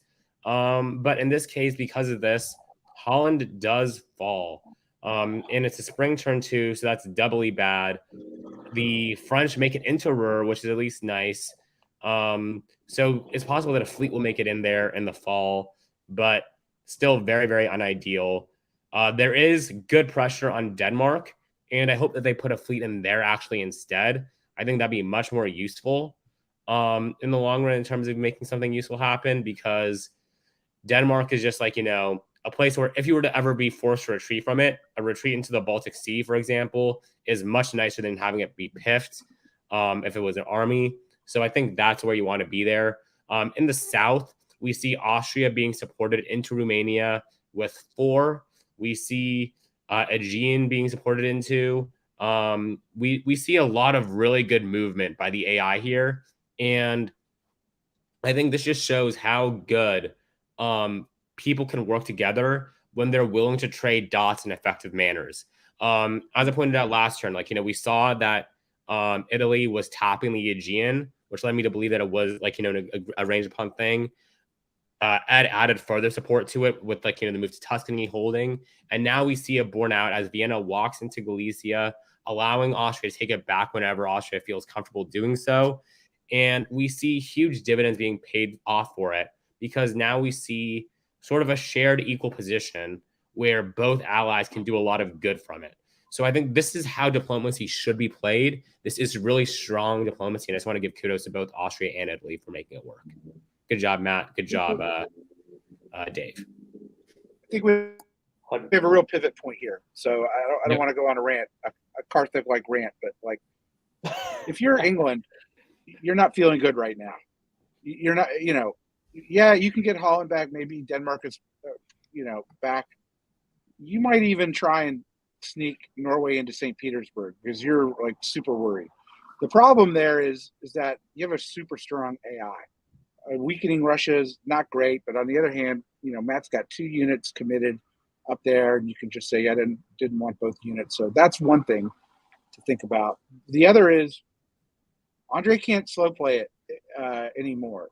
He's going to have to make a decision, right? And is his decision to stab Brian and get relatively easy dots right now and hope that AI turn against each other? That's a really hard call for Andre on this board. As to Andre wants to top. You've got a dominant position-wise alliance with 2 very good players. So I don't know what's going to happen. That's why I call it a. Feels like Brian's entire game hinges on whether he can pick up a center to get that rebuild and protect his island again. Will he pick up the center? Ed, call it out. Ooh. Ooh. Of course. Ooh. Why? It's 2? Why? Ed, scold them. Scold them for this. Okay. So I'm not sure what you're looking at right now, but as I see it, North Sea gets into Holland. Skagerrak got into Denmark, but there's a retreat to the North Sea, but he's going to have two 3 builds. 3 builds because he gets to rebuild.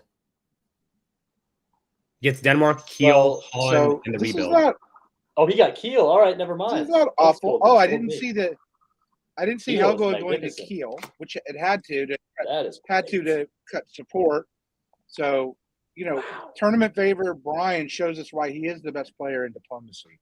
Mm-hmm. Rescuing a poor position. Meanwhile, Andre takes Munich. That's awesome. Wow. So, I guess technically if Helgoland was going to Kiel, it could have never been defeated. Helgoland had to go to Kiel. That was bad for John. So this overall is awful for John. John's out safe for Berlin. Meanwhile, in the East, it's more sort of consolidation and moving. We have Ionian making it to Eastern. That's the key thing. But except for the most important key thing that I didn't see right away, which was the Russian convoy into Ankara. That's Mackerel saying, Jason, I stayed with you as long as I could, and I can't stay with you any longer. And that's, I don't blame Matt for doing that. So, by the way, good move by Matt, not supporting Sweden as he has been doing for 6 turns in a row, but just in case Norway poked St. Petersburg, as I was talking about, he would have had Norway.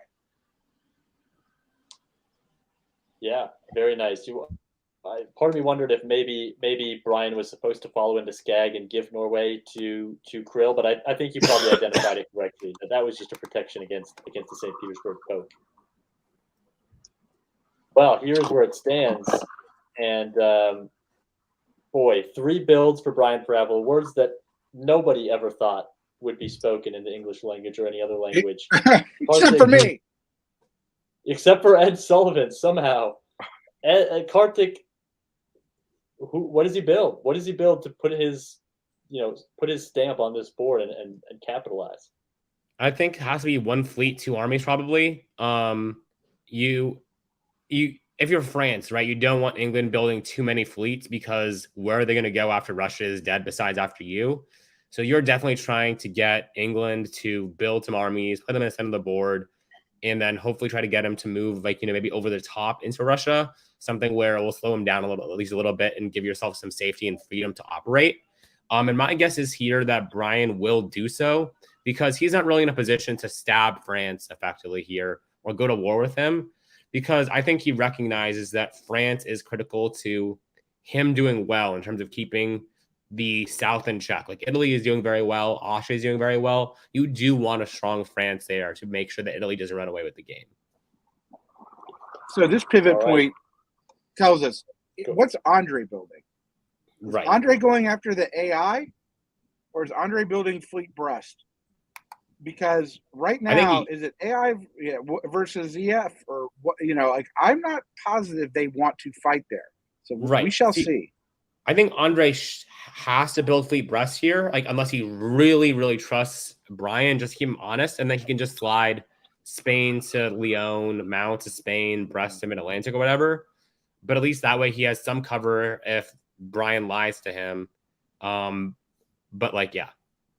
Brian always argues against a wave, but I really think one army, one fleet is the way for Brian right now. I'd like that as well. 2 armies, 1 fleet, and an army of course for Andre, which I think is kind of his way of equivocating between East and West, not revealing his hand. Army in Trieste, and then Massbomb's going to pull Fleet Syria, and then Fleet North off the board. So big win for Preble. I mean, that just makes it. He could have defended against it, but that's all the easier to get to position himself. Andre's really happy, right? Because you got the 2 armies. My God, if Brian knew that North Sea was going to be the disband of John Jameson, I'm not sure he would have built the 2 armies. Like, I think, then Brian would have been thinking about attacking France. Right. I think almost then you may want to consider going, like, 2 fleets, one in London, one in Liverpool, and then an army in Edinburgh. And then you just switch hard on to going after France. It's tricky. Well, Matt Krill is go ahead, Ed. Go ahead. Yeah, Matt Krill is hoping for, like, there's nobody left, right? I mean, there's AI and a dead, essentially, Germany and a near dead Turkey. So, he needs to see internal conflict right now between the alliances. Can he find it? I'm going to stay with you, Kartik, for the spring of 1905. Yeah, I think let's speed things along here. So here we do see Austria retaking Vienna, while Italy moves to Silesia and Russia moves to the line as well. So I think we are seeing an AIR form here. And as I mentioned earlier, like, this is what's nice about, like, a good alliance like this is that when it makes sense to trade the dot back, that is something that they're capable of doing. Now, I would not rule out that, like, the possibility that Budapest just walks into Bohemia here. Sorry, that Vienna walks into Bohemia here, because it is a spring turn. It is something that can be done. And I think the Italian units are valuable. But there's also a huge potential for a great stab here if Austria was to go for it. I don't know if Dave goes for it now, but it could be a game-winning stab if he did. And then in the north, like, just classic walking along, like, goes into Berlin, goes into Ruhr. Armies are moving along. I think Andre made a mistake not building a fleet here. I don't think there's any need for these armies. I don't think they do a whole lot of good. And they deny him a lot of flexibility that I think he would have wanted. So we'll see what ends up happening here. Into the fall, Ed Sullivan, a lot of units just went towards the center of the board. A stab opportunity in the east, perhaps for Austria. Not as much of that opportunity in the west. Take us through it, Ed. Fall 1905. Oh, Dave Roberts. Dave Roberts is not a stabber by nature, and his son is a stabber. But Dave, the apple fell far from the tree. Dave says, "Hey, I have an AI here, and we're going to continue with this AI." So he did stab, but it wasn't much of one because he never viewed Russia as part of his real alliance. Right. Austria picks up 2, right? Picks up Khan, which is fantastic. Picks up Sev. Meanwhile, there's still this sort of standoff in the Mediterranean. I like the unwanted support, by the way, of Gascony to Marseille. That's if Andre got a build, which I don't think he's getting, but if he got a build, that would prevent him from building in Marseille. Okay, if Jason hadn't tapped Ankara, yeah, you're right. The hits keep on coming for Mastbomb. He cost himself con by cutting Ankara here in the south. Well, he's a good alliance player with Russia, but except it went to Austria, so I guess I was trying to make a joke. Anyways, look, Matt Krill, not good. Loses Sweden. And now he's got issues because the army's convoyed to Norway by Brian. Brian gets into Barents, which he could have gotten into Barents. So as I look at this board here, I would not want to be Matt Krill. Instead of eating each other, which I talked about the pivot point, they both alliances decided to try and eat Russia instead. Oh, well, and France another army for England and another army in Paris for Andre in France. 2 armies for Austria, Dave Roberts, and then Matt Krill is going to pull St. Petersburg, which might mean, I don't know who that means he's deferring to here. I would have expected him to pull Prussia, but maybe he's trying to make a pitch to Brian to put the fleet in and turn around. That's the only reason I could think of him pulling that. What do you think of the army build, guys, by Andre? I think it's insane. I know he doesn't want to build a fleet, and he couldn't build in Marseille, but this was the perfect time to tell Brian, dude, I have to. If you want me to push in the Med, this is what I have to do. Right. No, I really think that he had to build a fleet here. I don't know what these armies are going to do. Like, there's just a glut of armies here. Like where do you move them? What do you do with them? I think there's a very legitimate argument with 2 fleets there that you need a 3rd fleet to have superiority over them. Yep, begging perhaps Matt Shields to turn eastward. Good luck with that. Spring of 1906, and Ed, I'm gonna stick with you for the spring of 1906. Will we see a change in alliance structure? Lots of arrows. Lots of arrows. Okay, first I go to the east, which is we're still seeing AI cooperation. The move to Vienna is agreed. But as Karthik pointed out last year, Dave had a good stab. He's got, I think, a better stab now if he wants to. Whether or not he will or not, I don't know. And he's going to have to make that decision super quick because he's putting Dave is putting Italy into Warsaw. That opportunity will not be there after Matt gets a build. Let's see. Brian takes St. Petersburg with the army. Thank you very much, Matt Krill, for that favorable disband. A little concerned we see on the board with Barents moving Norwegian. I think that's wise. And we see the convoy of the army into Denmark. And then you'll probably see another convoy from Denmark to Livonia or something after that. So we're seeing good EF cooperation. They are over the line. They're in Silesia. I mean, it's weird. They're over the line and fighting in the northern part of the board, but you still see this Med cooperation. So there's some sort of back channel. By the way, I love the back channel. More people, our views are fantastic. But this cooperation in the Med cannot continue. They have to be talking about what to do. Yep, agreed. I mean, at some point, if either one of them wants to blow up, there's got to be a détente, and maybe fall is the time to do that, but I wouldn't think so. Kartik, I'm going to kick it to you for the fall. Will there be a détente? Does Austria maybe accidentally stay in Vienna? Well, we'll get the stab. Not so accidental. France could have stabbed. Yeah. Right. No, I think with the support into Warsaw coming last turn, I think it was a given that Austria was going to stay in Vienna. And what I'm surprised by here, though, is the pulling of France into Warsaw and of Italy into Moscow. Like, this seems to be something that was universally agreed upon by all parties involved. So the only explanation I can see for something like this is if there is an arranged draw coming like right after the season. Like, and everyone says 999 is good enough for me. Given the fact, like, what I'm seeing on this board here, I think that's probably the most likely result. Look, That I know does bring it to Brian. 9. Brian is not going to draw here. He is a monster, and he's a killer. And he is looking right now at Belgium. I like I'm it. not I sure like what the else call. he's looking at. What? I think with Moscow, we're going to see what happens. He can take Want to bet on this side? No. We have Army Budapest for Austria, Fleet Brest. Oh, Fleet Brest finally. About time. Wow. Now, Shields kind of had a goofy misorder in the med last turn. If you're Dave Roberts, you're not a stabber, according to Ed, but you do have another opportunity to push into Venice. But, I mean, with all those French armies hanging over you, maybe you decide to take the draw, and that's exactly what he does decide. So you called it, Karthik. It's a 999, very Tripoli round 1 at Cascadia in Vancouver, British Columbia. Last words on this. Is this the right draw? And who's the sucker?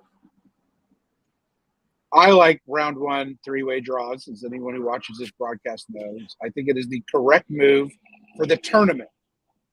Okay? We only have 21 players, 20 if you don't count Chris Brand. These guys are all now in the top 7. It makes total sense. Also, just from a diplomatic standpoint, this is the board of nice guys. Okay? And 3 nice guys won, and there are a lot of nice guys who didn't do well in this game. I'm looking at you, Matt Krill.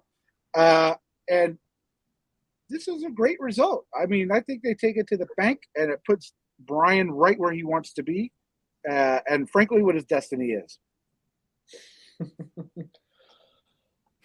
Well, there you have it.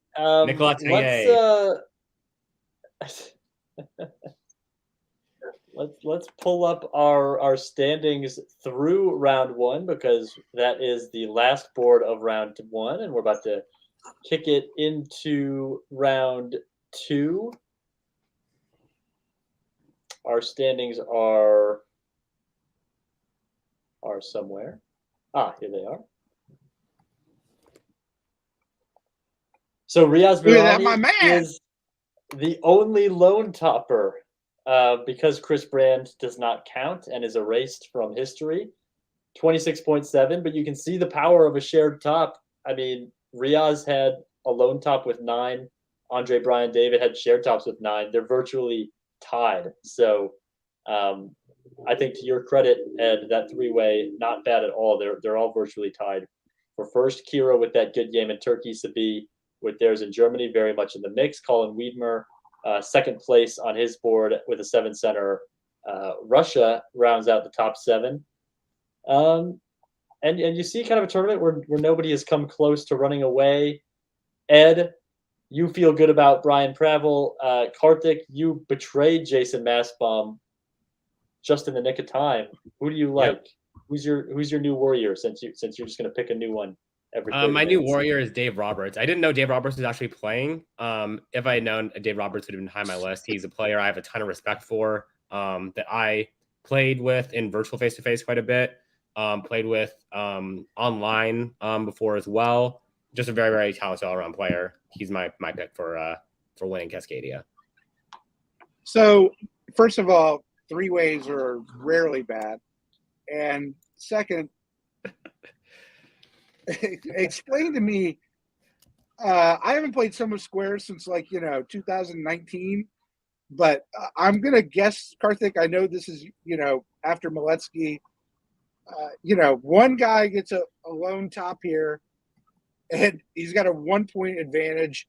Is this why we don't really play Sum of Squares very much? No, the reason why we don't play Sum of Squares is because it's a terrible scoring system, especially for those who are like barely surviving, who are like on like 1 or 2 centers. Like, you basically get nothing for it, so it doesn't really reward things that it should be like rewarding like effectively. So you have like no real points incentive for doing anything when you're like low on a board, and that's just not healthy for good gameplay, and that's why we don't use it very much. Well, I'm going to move Also, this along before we look up, and it's been 2 hours of scoring system discussion. So thank you to, who am I kicking off now? I think I'm kicking off. I think me. I'm kicking off you, Kartik, right? All right, Kartik, Yep. Goodbye. I love you. Mwah. I miss your facial hair for these next 30 minutes. Go put an extra round of conditioner in there. Katie Gray coming back onto the stream with her diplomacy hero, Ed Sullivan. We will move now. She idolizes my diplomacy play. Indeed. I believe she did Literati of the Year, the award you won for the briefing last month. A true supporter. Round 2, board 1, Grouse. Grouse Mountain sees Austria, Andrei Gribikov, who we just saw, share in that board top. He's tied for second. England, Colin Wiedmer, 7th place, very much in striking distance. France is Mike Moore. Germany, Dave Roberts. Italy, Riaz Virani. Russia is Jason Maspum, and Turkey is Sabi Ahuja. So it's all West Coast, except for Sabi representing the Midwest, the Great Lakes in Turkey, and in 5th place of this tournament. Katie, now that you're back on to the stream, what do you think about this board? Any personality dynamics that we should be watching? I know you hate this question, which is why I keep asking you. I just think I don't like calling things before they happen, but I do think, we saw Riaz and Sabi work well in the first round together. It'll be a little harder as Turkey and Italy, but there are some staunch fans of the IT, and luckily Karthik's not on this section to lecture me about it. I think that, we could see an AT with Andre and Sabi. I'd like to see that. I like ATs. I think they're really fun. I don't know. I'm curious to see how Jason Massam is going to play in the dynamic with the East. And I could not begin to say what will happen in the West, so I won't. Well, Ed will. So, okay. The East is going to be very interesting because Riaz and Andre are, going to get along well. But Katie's right. The Sabi Riaz dynamic from game 1 might come into play in game 2. I think, though, there's, you have 4 sort of established players in the East. And when I see that, I tend to think, a den of thieves, and there's going to be a lot of chaos. So, what shakes out in the West is going to be key. And I don't really think that there's an established known relationship between Dave, Mike, and Colin. So I'm curious to see how it goes down. But I think the West, if they can get tempo against, 2 against 1, can get a jump. Well, let's take a look at the moves now and see how early a jump we get. In game 1, Riaz opened very aggressively into the channel in Wales. And in round 2, board 1, Riaz in Italy opens maybe aggressively, unless that's arranged. Katie, why don't you start us off talking through the opening moves?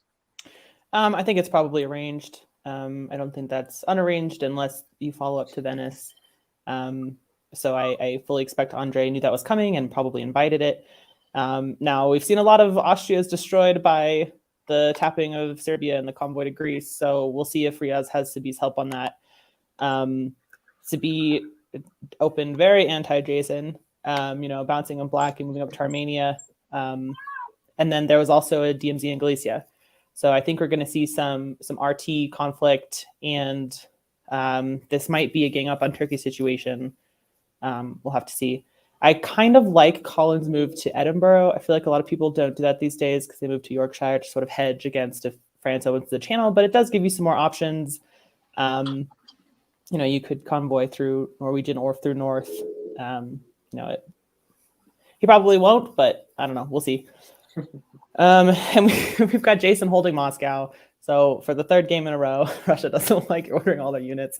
But in this case, it sort of makes sense because he has the DMZ in Galicia and he's moving Warsaw to Ukraine, and I guess didn't want to open north, which was probably a good idea because Turkey is coming after him. So Okay, A so lot of I'll DMs label this things I. edit.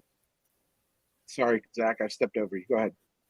No, Ed. I stepped over you. Things. Well, I'm glad you have your priorities in order. This is things I like and don't like segment of the game. I like the move to Edinburgh. No, Michaelis is not anti-Russian. Just having one extra option for England does not mean it's anti-Russian. Doesn't mean a convoy's coming.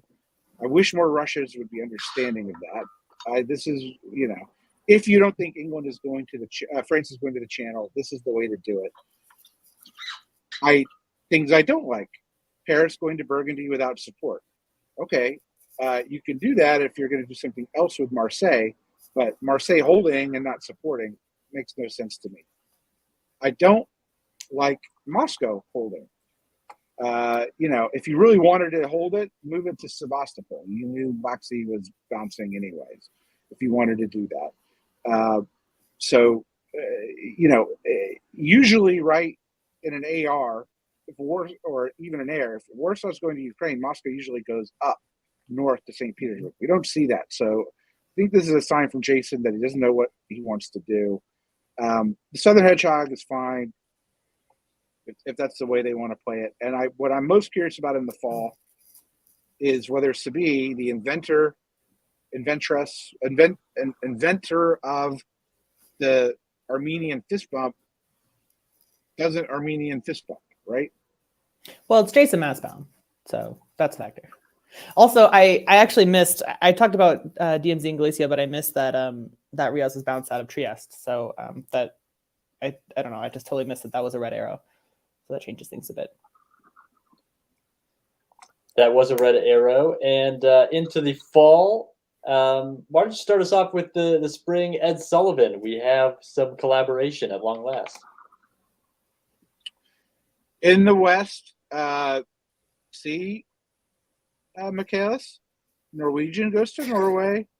Edinburgh goes to Belgium. It can happen. It doesn't mean that it's anti-Russian.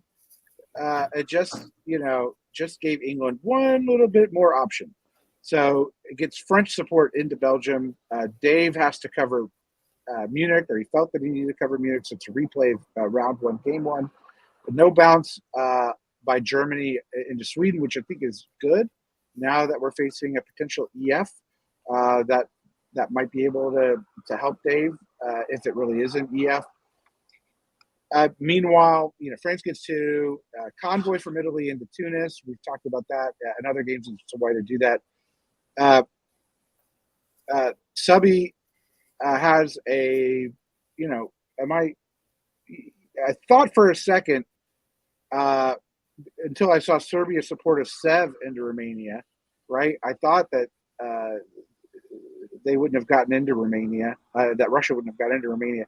But this is Andre showing a lot of trust, right? So I think we have, AT-ish cooperation here, because Albania goes to Greece without support. Most Austrias, in fact, I almost never don't support Albania to Greece. You got to ensure getting 2 in 0-1.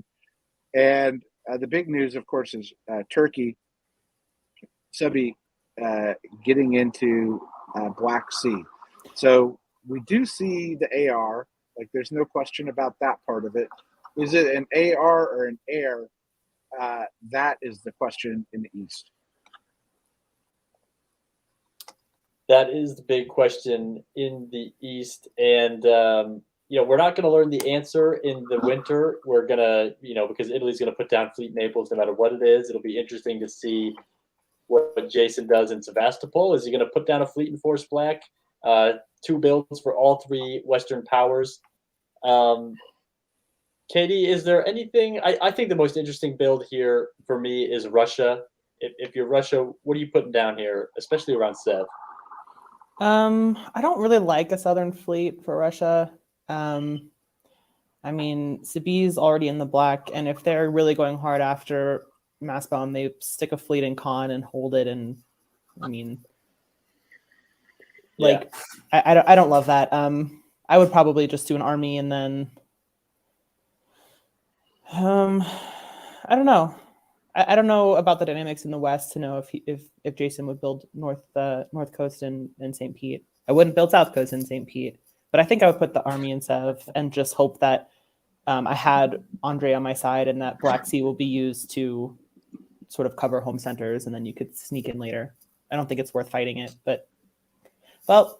Jason disagrees. Jason disagrees. You called Sabih's build. It is the fleet con, so black can be held, creates other logistical issues. Fleet Brest, fleet Liverpool. So collaboration in fall of 1901, but it looks like Mike Moore and Colin Wiedmer are prepping for a fight. And to Fleet Dave Berlin. Roberts' delight. And Fleet Berlin, not Kiel. That is looking like an EG could be on the way. Yeah. I am so mad if I'm Mike Moore. I mean, I just put England into Belgium, and my reward is a fleet Liverpool. That is what was, brought as a result of that. Mm-hmm. Ouch. Ouch, indeed. Well, big question here is whether this is going to be an AIR. Riaz is about to answer that question. I hope he doesn't do it, but he is a cuddly alliance guy, so maybe he's just going to collect as many allies as he can get. Ed, call it out. Is it an AIR? It certainly has the makings of an AIR here. So Riaz gets into Aegean uncontested because Jason has to support Bulgaria. There's a move on Bulgaria. Meanwhile, Jason, good defense of Sevastopol. I'm calling air. That's what it appears to be to me, at least an air for now. And in the West, France responds as one would expect. And so moves the fleets north, bounces England out of the Channel, goes into Picardy with Belgian support, I think. So now there are, if I'm reading it correctly, 4-on-3 on Burgundy. So I expect Burgundy to fall in the fall. Meanwhile, Dave goes to the Baltic. I think that's curious. I think that makes sense. I mean, if he's doing England, Germany, like he's going to go after Sweden, that makes a lot of sense to me. I think that's not surprising. I will say I will partially take credit for something people in chat are talking about and say that if England was going to go out on France, you really think they would have wanted a fleet in London. They could have got to English Channel right now, put more pressure on MAO.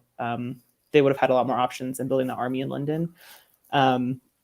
So I think it's definitely an EG. I don't know that it's the most effective EG. It could be. It might be an EG that works out very well for Germany. I think Colin, maybe, I haven't seen his name a ton, maybe a little rusty as a player, maybe a little less experienced. And if you're Dave Roberts, you might like to have an ally in the West that is a little bit less experienced, allows you to kind of jump ahead a little bit more. Colin was an 8-center Russia in game one.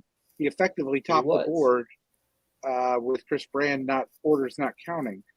So he's obviously got some skills. And that game is Russia. It was a little bit unorthodox, but he's got issues. Oh, by the way, I miscounted. It's 3-on-3 because Holland is not connected to Burgundy. I guess I should know that. So we shall see what happens in the fall here. And we're going to see right now. And Ed, talk about what happens in the fall of 1902. Yeah. Well, we see a convoy. Yeah, we see a convoy, but the convoy is. Wow. I think Aegean was a bit of the giveaway, right? Because it went to Aegean and not Eastern, so there was no convoy attempt made there. So Italy convoys right into Greece and is able to do so. Well, I don't think Serbia was supporting. Serbia supported the convoy to Bulgaria, I think. To Bulgaria. So this is Riaz being quite genius, right? Just saying, I'll support you, into Bulgaria, and that makes sense. And somebody's saying, also, I'll cut Syria, and you can get the army in Greece. So Riaz had his choice of convoys here, both of which, by the way, would have been successful, which is hilarious.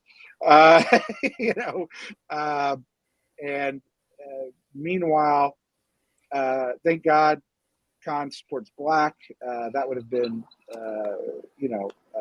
not good for Turkey, but it's an IT. Turkey's sort of got to be happy. In the meantime, Burgundy holds channel bounce. There's a bounce in the channel, so nothing really happens in the West. Inexplicably, or maybe it's only because Germany didn't want Russia to fall. Denmark does nothing.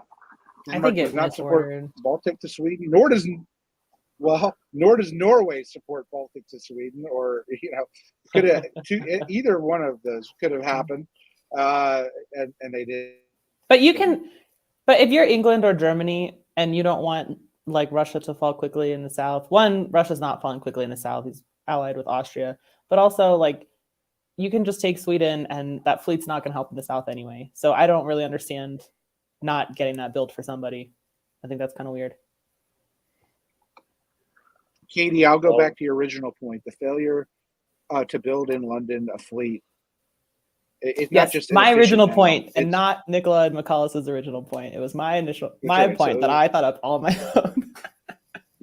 Well, whoever's point it was. Yeah, I agree though. Yeah, for sure. It's bad. Well, the only swapping of spit has come from Italy and Andre. Italy, Riaz putting down one, Andre and Austria picking one up. Maybe a decision to be made for Riaz. I think we're probably going to expect an army here, given the direction he's going, and then probably cycle those fleets as depending on what Andre picks up, which is the Army Budapest. So peeling off the eastern flank to defend the west. I think that's very sensible. You don't want to give Riaz a free pass into Adriatic, and Riaz will put down the army in Rome. So, Katie, the stage is set in the south for spring of 1903. It's an I and a T with maybe some R sprinkles, and then it's in the west. It's whatever Dave wants it to be. Katie, call it out. Spring 03. All right, we see Andre supporting himself to Tyrolia. That makes a lot of sense. Instead of going for Adriatic, I think he thought that Albania would cover Adriatic, and he wanted to sneak a fleet into Greece, which Andre saw coming. I think that was a good move by Andre, not just walking into Adriatic there. We've got Sabi holding and Jason protecting Romania with a support to there. But in the north, Germany's taking Sweden. So now, a year later, for some reason, they've decided that they want Sweden. And I think Colin has either misordered or he's going back to the first round where he just doesn't like putting those orders in because, North supported Norway. So that move to the channel would have gone anyway. If you got to get one order in this turn, he got the right one, but he still lost the channel. I don't know. I'd rather lose Norway than English Channel. I don't know. He clearly prioritized Norway over the channel, so the channel was going anyway, no matter what Irish did. And then I think that France and Germany, they're both just letting Belgium hang out there. I don't know how long that will last. I'm sure one of them will try to pick it up this year. And maybe we'll see an FG come out of this. I don't know. I'm pretty surprised to see the double support of Ruhr. I mean, that Dave doesn't enter a support order for Belgium, which could have fallen. Yeah. There's something brewing there. I don't know. I mean, is mistrust popping up? Maybe they're not communicating that closely. Yeah, it doesn't seem like much collaboration. Always good in the alliance. Yeah, it's good. It's good news, right, Ed? I love it when my ally doesn't tell me things. Well, last season I would have loved to be Dave Roberts. Now I would love to be Mike Moore in France. He all of a sudden has kind of your classically strong French position. Ed Sullivan, fall of 03. It looks like a stalemate in the east and a potentially brewing FG for the west. Belgium, a hot spot to watch. Break it down. Fall 03. Cascadia to Belgium, supported by lack of inventiveness. That could have been. Well, Germany supported it anyway. Germany supported Belgium. Okay. Here we go, Dave. You got to, yeah. Ruhr can't be taken unless with English support. So, all right. Even still. So Colin really does nothing but holds. I'm sure David Hood is happy to see that because it's right out of the North Carolina playbook. Uh, in the meantime, we see Denmark going to Baltic. So,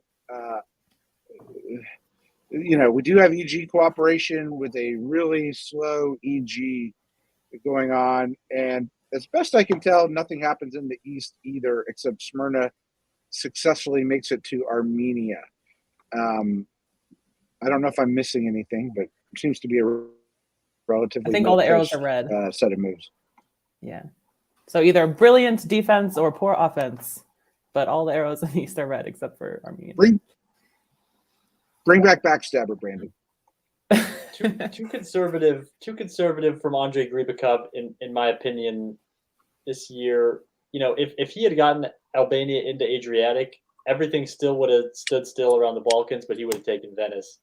And that was a missed opportunity. One build for Germany here, Dave Roberts, and he took that directly from Russia. Well, he would have so lost that's kind Serbia. of been the game. He would have lost Serbia. What does he build? No, he would have kept it. Greece was the mover, and ball was cut. Oh, Rum cut it. Yeah. Okay. So got to build an army, right? I don't know, man. I think he might put down Fleet Kiel and turn on England here. But are you thinking Army Berlin, Ed? You have no plausible deniability. I think he'll just continue to press forward against Warsaw. He's got the Armed Fleet in the Baltic, but I'd be super tempted on a fleet thing here and making peace with France, because he's not going to get any progress against France. Like, Dave has nowhere to grow now. He's taken Sweden, so I think he's going to tell himself Warsaw is the only place I can grow. Yeah, and that seems to be his decision. So you read it right, Livonia. I mean, that certainly helps him for Livonia to be the pull from Russia, because now he is unopposed into Silesia and Prussia. If he wants to move that hard to the east, that would involve kissing and making up with Mike Moore, which they haven't really fought. So it's not hard to make up with Mike Moore in France at this point. And why don't you keep us going into the spring of 1904? Belgium still really, I think, where the action ought to be focused by now. Well, Zach, we can tell why you're the number one ranked player in the DBNI standings. This is a fantastic, Belgium playing its traditional role in wars, which is to be conquered and do nothing. So this is where we're at. You did, however, Zach, I want to give you full credit. See the Prussia-Silesia move coupled with the Bothnia move. And so, the EG is making progress. So I really actually think that the German plays were the only ones available and the correct ones. I think France should have probably thought about Ruhr or Munich, because there was no real threat. I don't think anyone thought that there was going to be an attack on Burgundy anymore. So, fine. In other news, we have a convoy into Smyrna. So that ends the IT. Andre going to Riyadh saying, dude, we need to get on the same page. Your page isn't going. And I think that Riyadh could plausibly go to Sabi and say, like, we weren't going anywhere. It's not me. It's not you. It's me. I need to grow. You're not helping me grow in this relationship. He's not growing. He lost Greece as part of it, but he may have grown better position. And so I think this will help. And of course, that's he's going to grow with the army in Smyrna. Bulgarian Khan, can't ultimately be defended. Man, if I'm Jason, not feeling good. Nobody's gotten anything in the south off of him, but this is the frustration of playing Russia sometimes.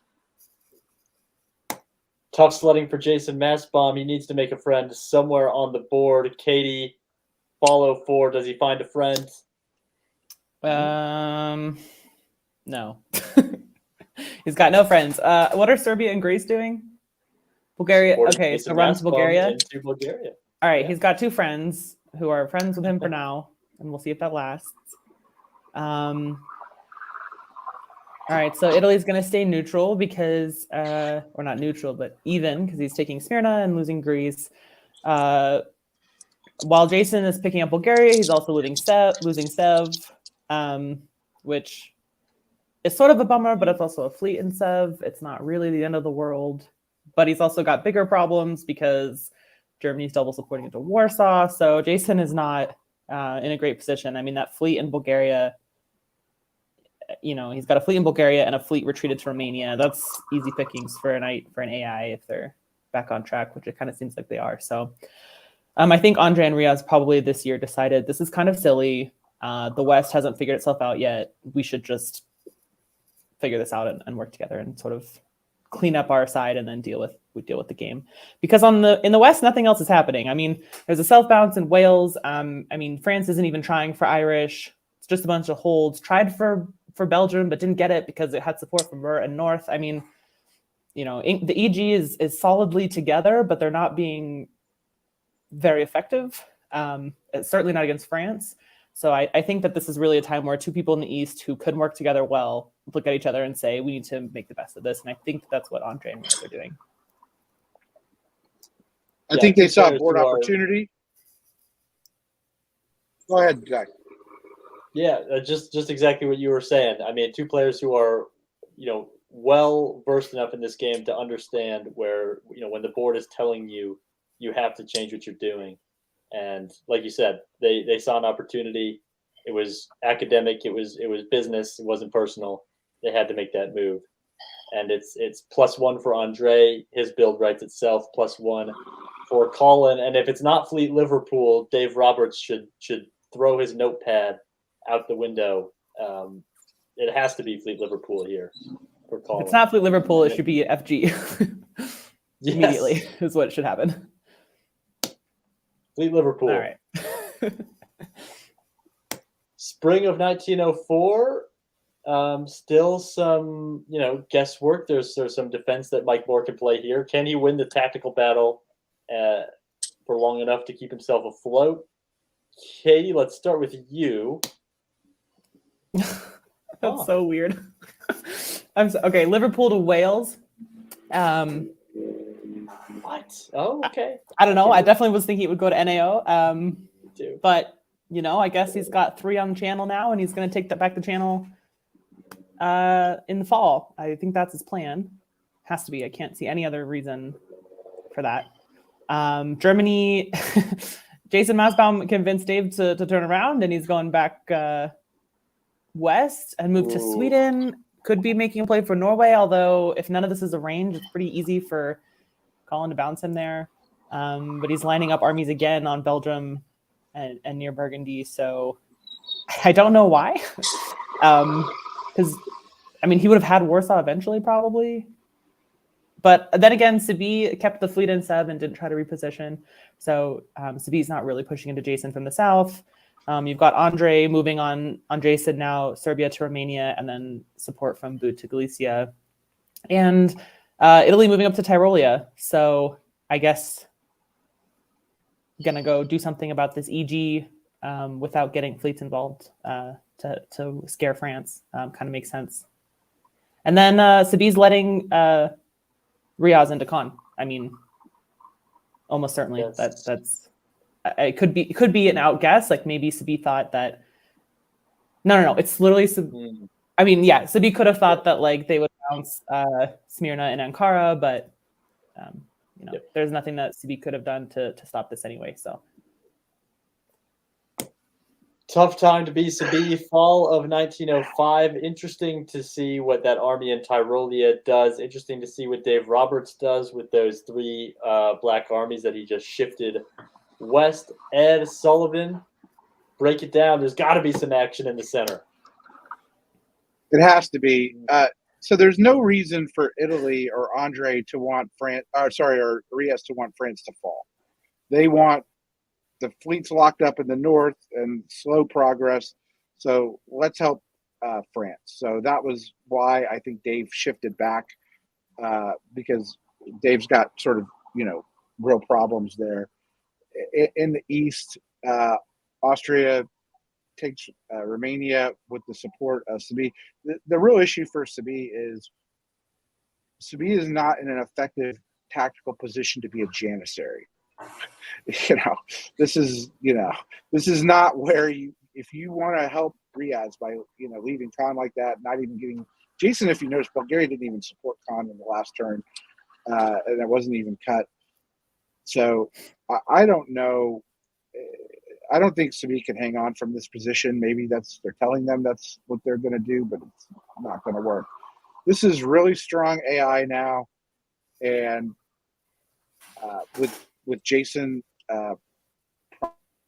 probably going to have to get on board because he's got no other place to go. Everything's lost. All is kaput, as the Germans would really say. interesting that he didn't tap Sev, I think, because Germany moving back so hard. I mean, maybe like he was worried about Galicia and Silesia working together, but I don't think the moves last year showed that was very likely. So, I think he could have tapped Sev and kept them, but I don't know. He's probably going to end up disbanding one of those fleets that aren't helping him anyway, so it's not like it probably will negatively affect his game, I don't think. Interesting board point. 3 fleets around the Black Sea with no fleets in the Black Sea. 4 fleets around the Black Sea. 4. You don't see that very often. Yeah, pretty weird. Well, it's builds for Austria, Italy, Germany, and it is pulls for Turkey, Russia, and England. Looks like an arranged swap of centers between Germany and England. You got to figure that it has to be Army London that comes off the board. Nothing else makes maybe Army Belgium. And then Germany, what do you build? If you're England, it better be an army. And it is. Army London comes up. Budapest writes itself. Fleet Naples for Riaz. Maybe starting to think about shifting west, but why? But that would probably be to help France. And then Ankh is the pull from Seville into spring. Why is Germany building an army? 1906. Because they're still doing an EG. Because it's still, I know. Doesn't this board look like it would be a really fun time to do a Central Powers Alliance? That's what I would want on this board. But I'm just looking at 5 armies. I think Munich is safe. But they have to protect Ruhr also, Ed. You can't even convoy into Livonia because that fleet's there. So That's true. God. All right. Well, let's go into the spring. And Ed, tell us about this beautiful army in Kiel and how much it's doing to shake up the game. I was going to say, I'm waiting for we had one, it was good to have double support of Munich when only one unit tapped it. Munich doesn't even support Berlin to Silesia. I would point out it would have been cut, but could have done it, Dave. No attempt made at Bohemia. I really just don't understand Dave's play right here as Germany, but fine. He does support St. Petersburg, but obviously it doesn't work. We've basically switched the English Channel standoff to the Mid-Atlantic standoff. Okay, so now because of that fleet in Wales, we're never gonna get through. And NAO could have cut it. Yeah. Okay, we're just one bad problem for another.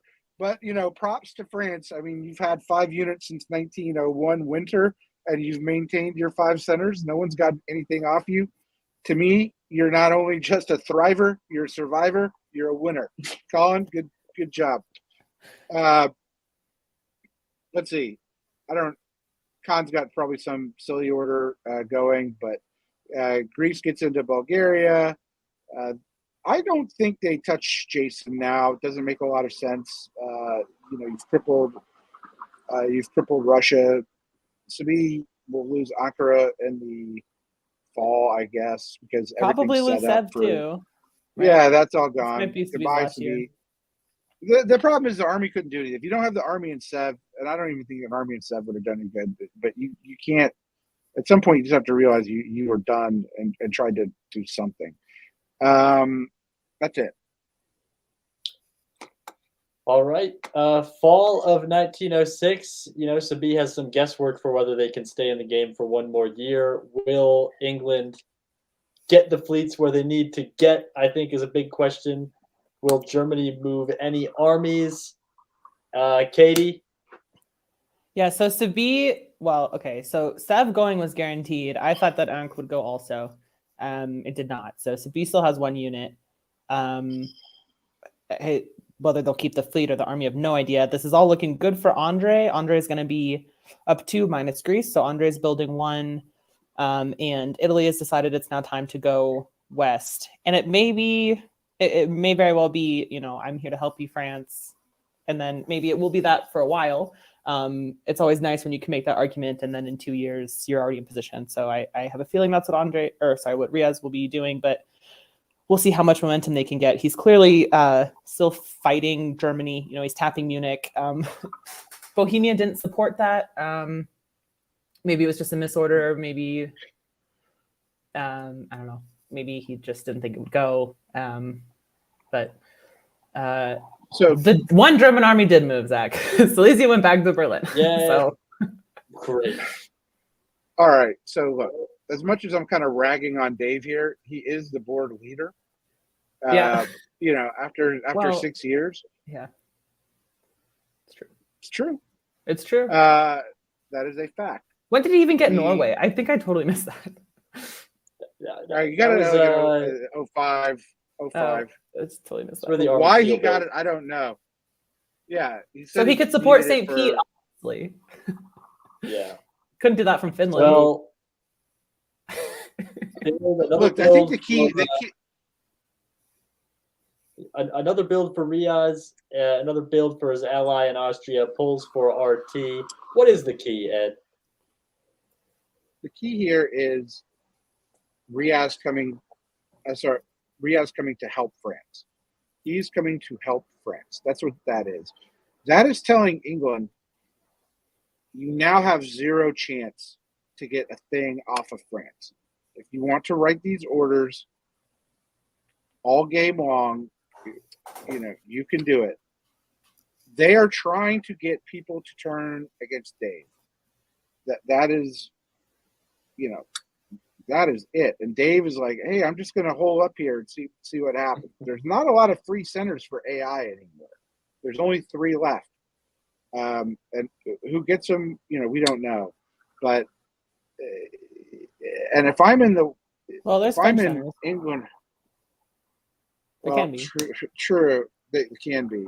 I don't know. Like Naples, Army, Budapest, Livonia off the board, Armenia off the board. The West needs to triple. The West needs to triple. Will Jason Maspum be the point of the spear for the East? He won't, because it's another early draw, and it's a 7-7-7 ending here. And that is why I would say Riaz did not take Ankara. That has to be why. It was right there for him. Yeah. They've agreed to this result. This is wrong, right? One of you tell me why this is wrong. Well, as Nicholas said, a 3-way draw is always wrong. Yep. I don't know. I don't think Germany was gonna grow that much. He could have worked with France a while ago, but he has shown so much resistance to that. I don't think Germany was going to gain that much more. I do think the AI could have kept pushing. I think Riaz could have grown more, but maybe Andre could have pushed him back. I don't know. I'm not thinking that far ahead. These games seem really early to me, but maybe it's because we're going through them in like 2 minutes every phase instead of 15 minutes, like they're being played in real time. So I don't know. Well, it's been 06, 06, 07. You're not wrong. These have been quick draws, and these are Saturday rounds. Are there time limits for this tournament? Somebody, if you know if there's time limits, I have not seen anything about a time limit in the tournament rules. Round 3, I would expect has a time limit because it happened this morning. And Sunday rounds tend to have a time limit. But if these have a time limit, I have not. I certainly have not heard of it. So if I'm reading it correctly, Riaz still in the tournament lead. Dave Roberts still 1 behind the tournament lead. Andre. I don't know what Andre did in the first round. I can't remember. He was in one of the 3 ways, wasn't he? I don't know. Andre was in. Yeah, Andre in this round was. We can even go back to the players list. I think he was in the three-way. I think we're going to see a real. He was in the 3. We're going to see an incredible Along with round it. 3, right? Yeah, an incredible round 3. So there's no harm in this result in the sense that you can win the tournament. It just sort of depends on who you're paired against and what will happen. I'm sure Karthik will totally disagree. Yeah. This alliance was between first place and 2 players who were tied for second place. Very much a top of the leaderboard alliance. Yeah. Well, we're going to bring Karthik back onto the stream here for round 2, board 2. We'll miss you, Ed. And we're going to say goodbye to Ed Sullivan at long last.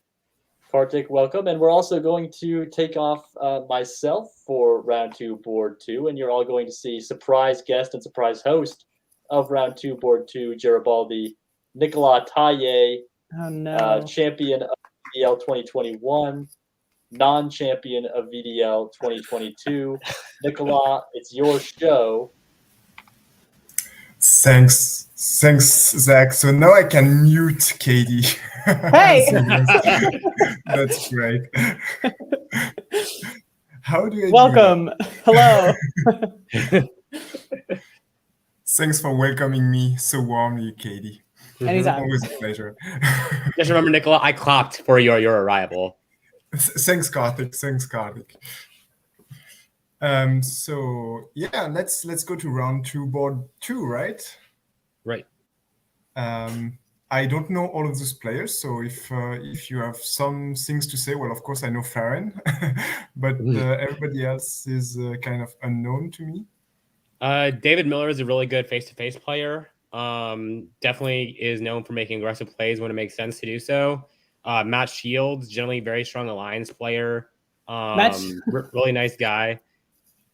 Kate, you may disagree with me. I have no idea. No. My favorite thing about Matt Shields is at Whipping last year, he went off on Zach for supporting him into a center, and it was really hilarious. Funny. It was the angriest I've ever seen someone for giving someone support. It was really funny. Exactly. It's the angriest I've ever seen someone to get a center. Yeah. For sure. John Jameson, wild card, very good player. In my opinion, an underrated player. So let's see how he does on this board.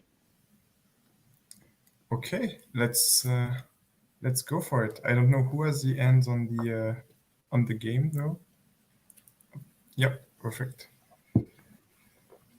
Sure. So, Katie, how do you want to divide this? Do you want to have Katie in the west, Karthik in the east?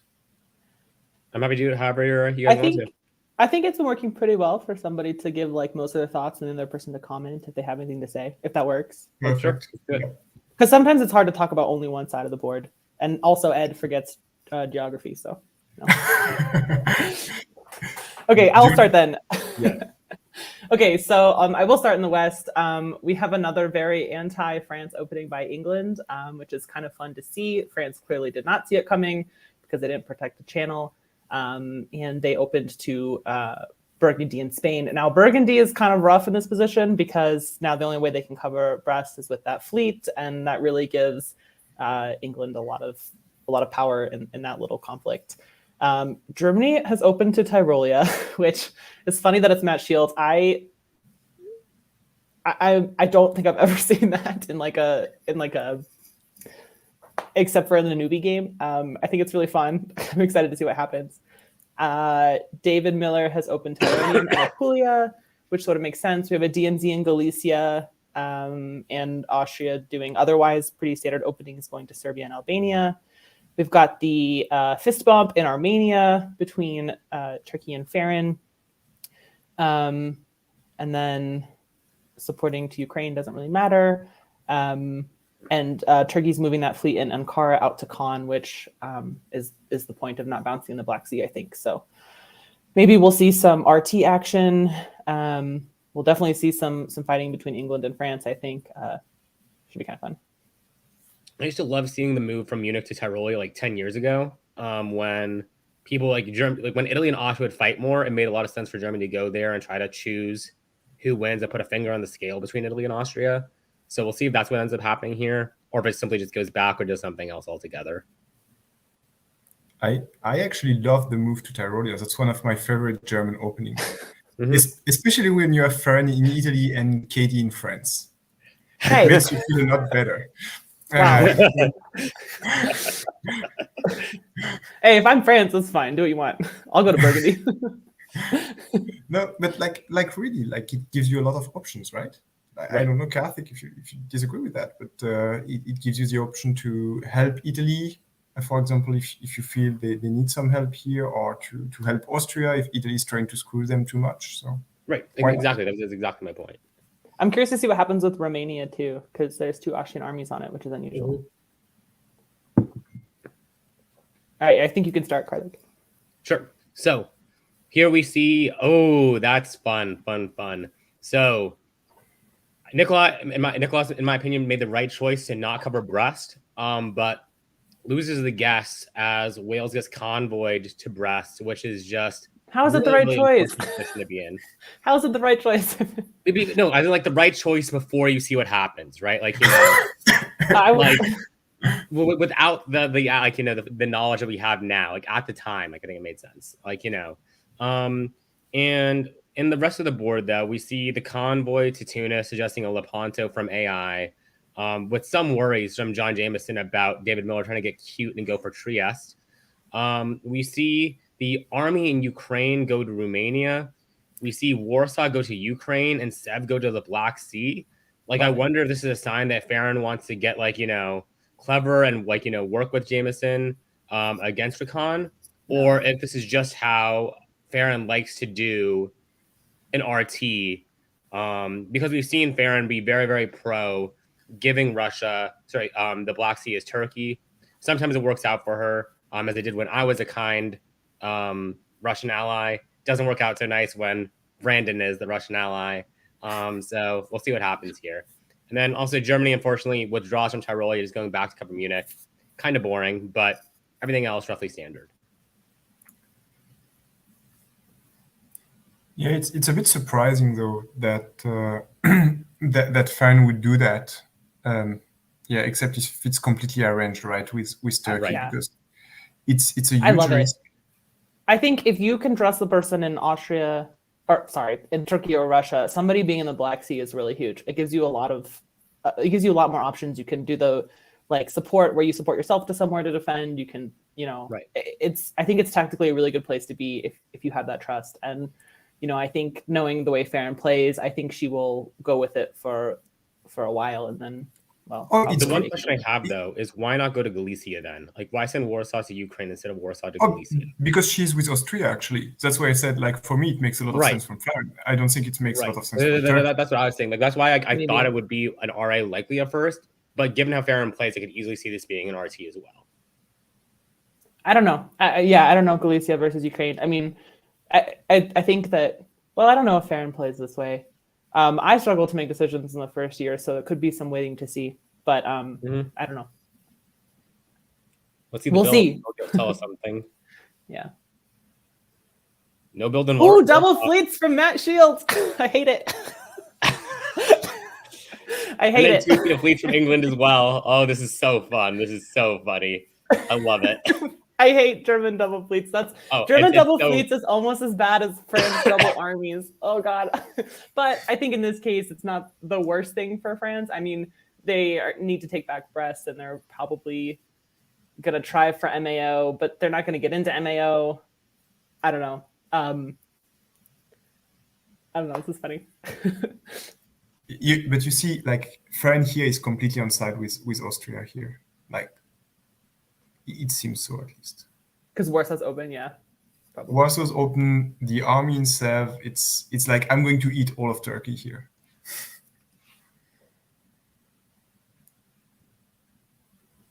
So Moscow moving up. Yeah, to Armenia. Yeah, you're right. Yeah, so this is definitely Farron going after Turkey, helping Austria into Bulgaria. Turkey clearly knew something was up because they shifted back to cover Ankara and Khan. And David Miller said, great, thanks, I'll take Aegean. And I think that he could be going after Austria, like we saw Riaz do in the last game. He could be going after Greece, especially with the move to Tyrolia. but he could just as easily grab a dot off of Turkey. I think Aegean's pretty nice, gives him a lot of flexibility. The fleets in Germany are moving to Holland and Kiel, so not going to Hell, which is interesting. I don't think I like that, but I can't articulate why. So if somebody who knows more about tactics wants to talk about that, feel free. And they have to. That's why the build is hard to defend, like the fleet in Berlin, because basically you have to backfill Holland anyways, and you have to cover Ruhr. So you need a third army basically to go to Munich. But if you're fighting France, why are you building two fleets?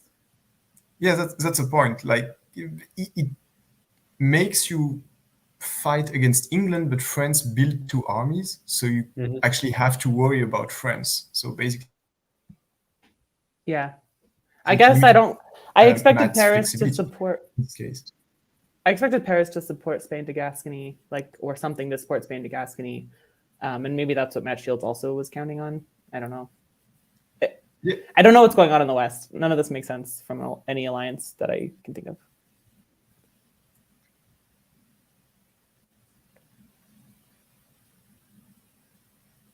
I'm very, very curious to see that, because I do think it's a mismanagement of resources to build that second fleet, so like the double fleet, but who knows? Maybe I'll be wrong.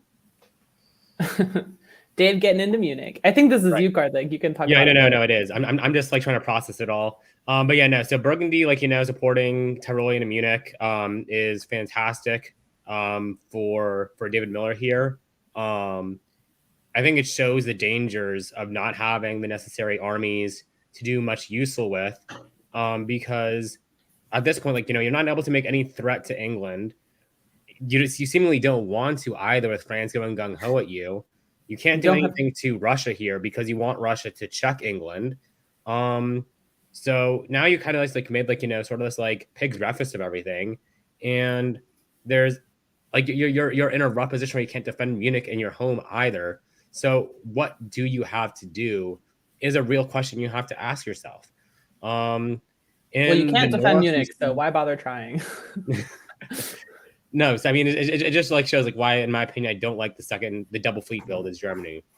England going after Russia here, moving hard on them, semi-abandoning, not abandon is a strong word, but lessening the effort they're putting into the French front, which I think will prove to be a mistake because they're going to lose Brest pretty quickly at this point, and France will be able to sort of rebuild this defensive foothold, which is something you never, ever want to have happen when you are in England going to war against France. The one thing that does make it work here, though, is that Germany is having so many issues that there's no real credible way for France and Germany to come together. In the south, we have Austria doing great work against Turkey. The convoy does not go because Aegean is dislodged and it retreats to Eastern Med, which is not the end of the world. Russia does get into Ankara, though, which shows that despite all of this, Turkey really does not have much time to live. Yeah, but Russia also, I think, supported Tyrolia into Vienna. Is that what that support is from Rum? Yeah, but it's an unwanted, it's a support which could not work. It's from Romania, so you don't care. It's a joke order. It's from where? It's from Romania. Oh, it's a joke you know what? order. I know how this game works. I know all the rules. Yeah, I knew that. I was like, maybe it's not an AR, but it probably still is.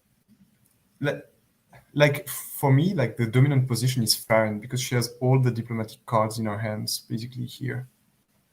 And that starts with Germany being basically a puppet state for her in the West. And has huge problems in the West, so Germany's not going to bother her. But I'm surprised, why didn't Italy take Constantinople, actually? Because it was supported. The convoy failed. The convoy was just. Oh, the convoy was dislodged, yeah. That was what did Greece do? Greece didn't support it? No, Greece supported Bulgaria to hold. Yeah. Why? Yeah. Which, in my opinion, was a waste. There's no well, threat. It clearly means John's not trying to work with David, because if he wanted to make it work, he could have made it work. Right. So, yeah. Yep. John was clearly too scared of Russia. It was a silly thing, I think, in my opinion, unless he wanted it to fail actively, in which case, kudos to him, I guess. So what are we planning as for builds here? What would you do? Watch Germany build a fleet. Okay. Oh, no, an army for Germany. An army for Germany. Good. Good idea. But I I mean, wish the army was built in Berlin, though. yeah, because now if you take Munich, yeah. I mean, I guess he could get it back probably, but yeah, that's kind Right. of nice. But it just creates diplomatic issues, right? I mean, like it just creates tactical issues, like but, yeah. Well, he already did that with the fleet, so. Right. But like Getting rid of. Yeah, sorry. Go on. I think that Turkey getting rid of Khan is kind of interesting. I think maybe he's making a pitch to be useful to maybe Russia, maybe Austria, maybe he wants to hang on as a janissary with the fleets. Right. That's exactly what it is. And which, if Farron has anything to say with it, I'm sure she's on board. I think it's a compelling pitch, especially if you're John Jameson. You can just walk right into Venice. whatchamacallit, Venice. into Italy. Venice Right is still. just walk into Venice. Yeah. Like depending on what Italy does here, you can walk into Rome the following turn as well. Like if I'm him, I'm saying Greece supports Aegean to Aegean, Naples backfills, and you promise him the builds in Smyrna, and then you just walk your units in and say, eat shit. I think that David should convoy it back, though. You don't Yes, say no, he that. absolutely should convoy back. Well, he didn't. Yeah. He didn't. Right, and I think this was. I don't like this from David. So we've got Turkey being a janissary for sure. I'm pretty sure Greece supported that, and that's why Ionian was dislodged. Right. I guess Eastern Med does go to Smyrna, but it's not going to keep it because now we've got Austrian and Russian armies on it. There is one move that is not insignificant, I think. It's how France takes Brest. They take it from Picardy instead of from Gascony. If you want to keep fighting Germany, you would rather have Picardy there, I guess. But Right. Matt went for North. Germany went for the North Sea, so maybe this is the end of the EG. What's also interesting is that he made no attempt to try and take Munich back either. And Well, he's just going to retreat to Berlin, right? I mean, no, but like Ruhr didn't, yeah.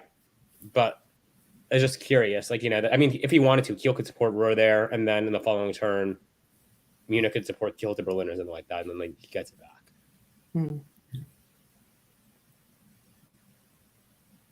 Okay. Okay, let's see the orders. Okay, so he could have gone to Rome. right. And he walks out of Venice too, so like it's Terrible. doubly. John, why? Gets nothing out of it for John. Gets And lose stabbed everything. for Loses Greece. Bulgaria. lost Lose Greece. Greece, Bulgaria. Loses Bulgaria. Loses Greece. Loses Bulgaria. Although Bulgaria with the fleet, which Smyrna gets taken by Russia. This is a fantastic turn for the Russians. no, I In think terms of build, I don't like it in terms of long strategy. I wish that potentially. Farron Let's had take it. supported Romania to Bulgaria. and Right, followed with exactly. Ukraine. Yeah, but I mean, she's also getting Smyrna, so she's getting two. And then Moscow moves north, which kind of makes sense. Now that Germany is now fighting England, probably she'll be able to take Norway next year. I just wish the armies were in Bulgaria and Romania instead of. Yeah, I think it's she only probably does too. Yeah. But she's also Russia, and she's leading the center count, and maybe she's not trying to be Right. too big of a target. France But took nobody back can Brest. fight her. Nobody can fight her here, so True. she has Austria with no armies and Germany with no armies, which is what you want to see, right? You have no weakness in the center. So she should probably build two armies. I mean, she can't build in the north, so she's got to. France has a build from Brest. Oh, Fleet Sev. Oh, that's weird. That's ambitious. That's like, I want to fight Italy soon. Right? Yeah, that is a powerful message.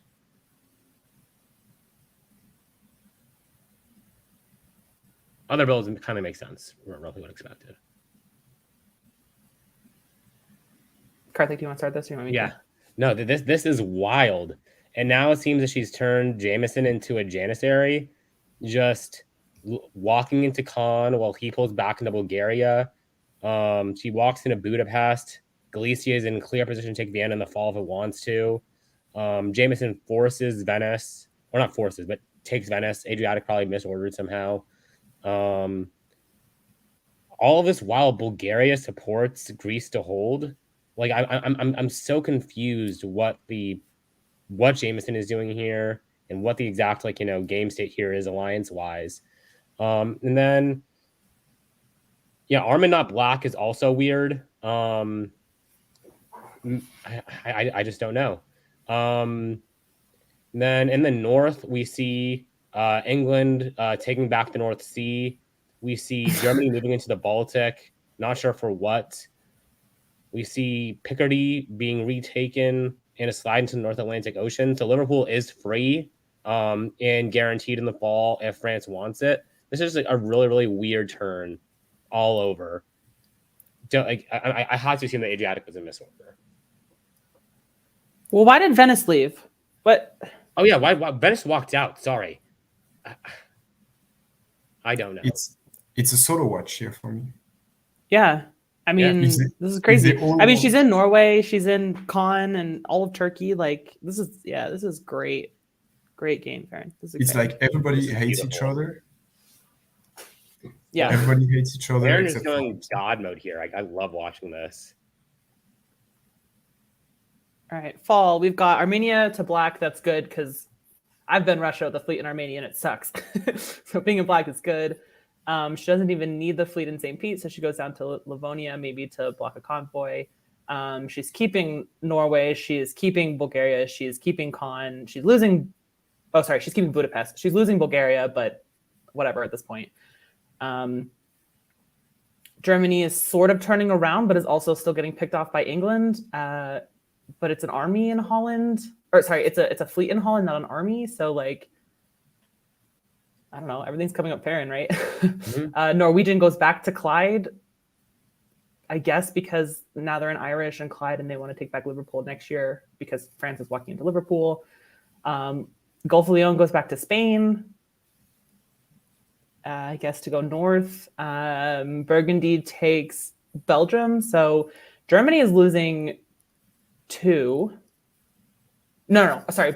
Burgundy doesn't take Belgium. He's only losing 1. Yeah. So only losing 1. What if Sweden had gone to Denmark too? That would be. This is nuts. This is really exciting. And I think that besides the fleet in Romania, which is doable because I'm sure she'll build a fleet in 7, she can convoy it. Like, besides that, she doesn't just have a lot of center. She's got a really good position. Now she can build in St. Pete. I mean, she's getting 2 and losing 1. Is that right? Getting 3 and losing 1. Getting 3 and Norway, Bulgaria. So she can build a fleet in St. Pete and an army in Seb, which is probably what I would do. And an army in maybe the army in Warsaw though. Yeah, maybe. It depends if she thinks Germany is a bigger threat than Austria, or where her dots are going to come from. But either way, go Farron. Okay, Warsaw. Oh, and Germany got rid of Baltic or Berlin. The army in Berlin. No, they have Baltic still. They got rid of Berlin. Berlin. I love that. I love that for Farron. Yeah. Oh, if they got rid of Baltic, I'd be like saying game over, honestly, at this point. I don't know. Getting rid of Berlin is still pretty great. Oh, yeah. Army Warsaw seems to be fair. But okay, they want to stop the solo at least.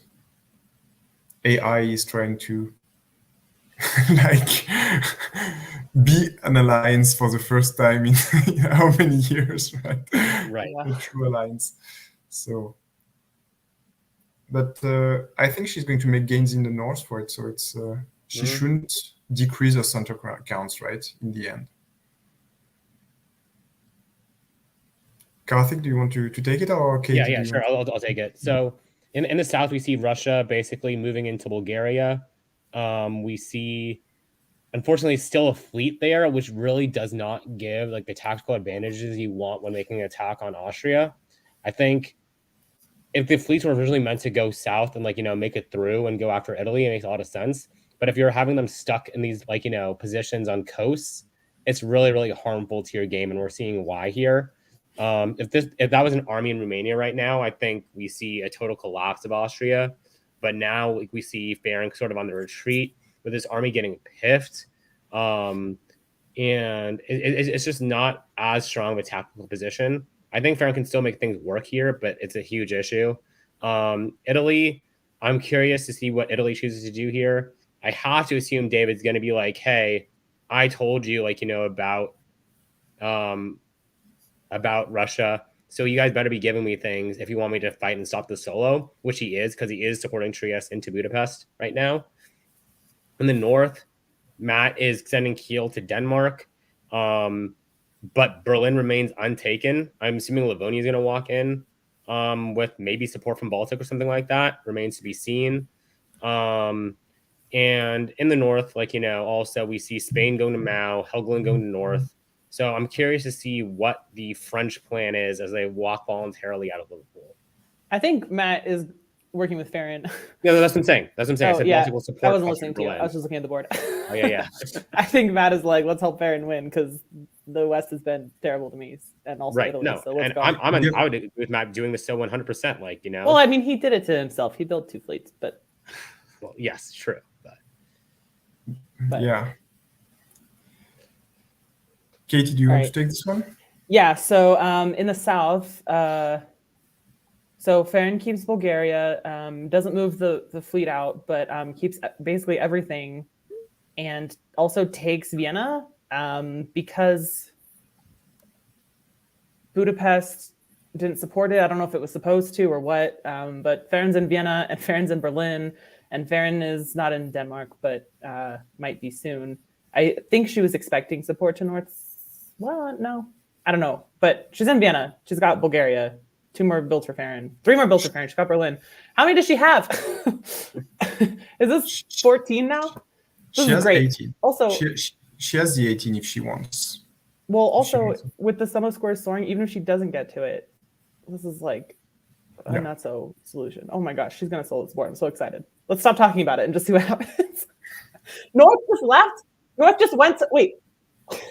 North Sea just went to London. This is what you said, Nick. Everybody is mad at each other. Nobody cares. Yep. And this is the only not the only reason, but this is how solos happens basically. France. This has to be a solo. Yeah. Like fine. Yeah. God, this is beautiful. Okay. What's happening next? Now I assume Denmark gets forced. Kiel gets taken with permission, probably. Go. And why Bulgaria and Constantinople need to do a convoy swap there? Like that has to happen ASAP. What? Oh no! No, come on. Oh. Is it? It's not a line, right? There's a lot of English fleets. Does she? What are her 18? She could get pushed back if we wanted to Nicola, do things. what are her 18? She absolutely could, but she wants to do things here. I want Nicola to say what the 18 are. I think. I thought she was in Vienna. Actually, I didn't understand why she wasn't in Vienna. Here, so it's a bit weird. But being in Vienna, basically, so in the south, she was sure to have Budapest and Serbia afterwards falling. So that was too sure. And really, Vienna, I don't really understand. So that was 3 additional to that. So that's 15. Then she was sure to get Denmark and Kiel. So that's 17. And then you have some guesses, but once you're at 17, right, you want to make the 18, right? Yeah, can we go back? Because she totally was in Vienna. No. She didn't get Vienna, did she? Yeah, but that's interesting because when you look at the orders before, she's in Vienna. She's in Vienna here. Wait, what? And I think that's. Yeah, she was in Vienna. It's a black arrow. Yeah. It has support. Maybe Backstabber entered the moves incorrectly and they corrected it the next year or something. Yeah, probably something like that. Yeah. Without Vienna, I'm not sure the solo is there because you can consolidate as A and I in the south, but yeah. Yeah, because when I saw her in Vienna for a second, I was like, oh, this is game over, easy peasy. Without Vienna, much more difficult. Well, I mean, with the scoring system, this is still insane. So. And what we mentioned before about the 3-way draws, like she's right behind the 3-way draws because she has 1 good board. So she's behind the 3-way draw with this result. That's actually terrible. She's a bit behind it, but not much. If you look at that. the... It's such a good game. But I think with the scores from the first game, maybe she's before the three-way draws. Like, I don't know. We should have a look at the standings after that. But see, go for the lone top. That's a rule here. Always go for the lone top. Yeah. Okay, Zach. Well, you should go for the lone top unless you have a solo, and you should probably go for that instead. I think a solo. Vienna, the kind of a turning point. That's the ultimate what now? lone top. Solo is a lone top. Yeah, it's the ultimate lone. The ultimate lone top. Well, we got one Good more game, game Farron. in round 2, and Farron has put together the strongest single result of any board so far. Thank you, Nicolas, for stepping into this one. We now release Nicolas to slumber as it is getting late in Paris, past my bedtime in Paris, that's for sure. So thank you, Nicolas. And we'll also say see you later to Katie. Take a break, and Ed Sullivan back on the stream despite all of our protestations. Welcome back, Ed. We've got another board here in round 3, and maybe this board had so much commotion that it was distracting Farron on board 2, and that's why she didn't go for the solo. So round 2, board 3, Chief. The players are as follows: Austria, Kira Olsen; England, Liam Stokes; France, Eddie Bersan; Germany, Andrew Zick; Italy, Brian Pravel, tournament favorite; Russia, Adam Silverman; and Turkey, Matthew Krill. You look at this board, and Brian and Kira clearly jockeying around the top of the standings. Adam Silverman maybe within striking distance. You can see a case for Andrew and Stokes with 2 good stores. Going to be hard for Eddie to climb his way back from that elimination. Ed, welcome back. Your champions on this board. What do you see? So we'll go into the history bank of Ed Sullivan's memory of games. At World DipCon Game 1, Liam and Eddie Bersan had an alliance all the way to the end. So I would not be surprised to see an EF here. We have DBN buddies, Brian and Adam, and a wintergreen in the East. Good friends, but for those who don't remember their history, doomed to repeat it, Adam did stab Brian pretty hard in Weasel Boot round 3. So, we could see it, but I think Brian is aware of that. You got Matt Krill as Turkey. Man, if anyone should play a country over and over again, it should be Matt Krill playing Turkey. He's got the attitude. He's got the patience to play Turkey. So I'm excited to see what this board will bring.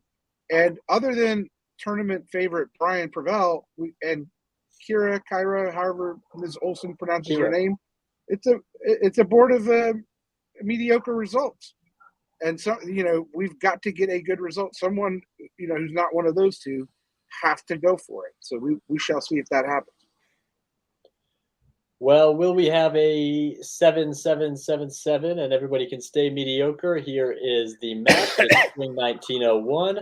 God, I Orders are in. They are in and ready to go. Kartik, talk about it. Sure. So in the north, we see England opening up aggressively, sending Liverpool to Edinburgh, showing good trust in Eddie Bersan. I'm not sure if I'd ever advise that, but clearly Liam does. In Germany, we have Andrew Zick sending Kiel to Denmark, Berlin to Kiel, Munich to Ruhr. Same old. Never will change for Germany, I feel like. And then in the rest of the board in the south, we see standard Lepanto opening for Italy, standard opening for Austria, standard opening for Russia, and what has become the new standard opening, Smearit on to block bounce for Turkey. All right, and into fall of 1902, 1901, Ed Sullivan, will something happen? Ooh. Well, we do see the highly unusual Ruhr to Belgium. with Burgundy not doing anything. So Eddie Brisson is playing next level genius here or made a misorder. And it could be either one. Meanwhile, Liam convoys to Norway, goes to Baron. This is the most anti-Russian you can get in the world of anti-Russian openings. So that's pretty. 3-build Germany is the story in the West, and probably the story of this game so far by Andrew Pixie. So look, you start giving Andrew units, he's going to know where to put them. So I wouldn't be surprised to see he was Austria before and he got kind of pounded, but now he might be doing the pounding. In the meantime, nothing happened in the East except Fleet into Romania. Everyone kicked out. Yeah, Fleet remaining interesting. Bad news for Matthew Krill. Good news for Kira Olsen, who's hovering around the top of this tournament. Builds, we got 3 for Zick. Ed says he knows where to put him. Let's see if he's right. Army Fleet. No objections from me. We got a Fleet Brest and an Army Paris from France. Fleet Eddie from England. And 2 armies from Russia. Matthew Krill puts the fleet where fleets go, as does Brian Prevel. And the stage is set. The focal point seems to be the alliances in the West. I don't want to be Liam Stokes if I'm in the West, and I don't necessarily want to. It might be a triple. It might be a triple, which is why they gave Belgium. Which is why they gave Belgium to Germany. That could be what's happening here. Eddie Brisson triple.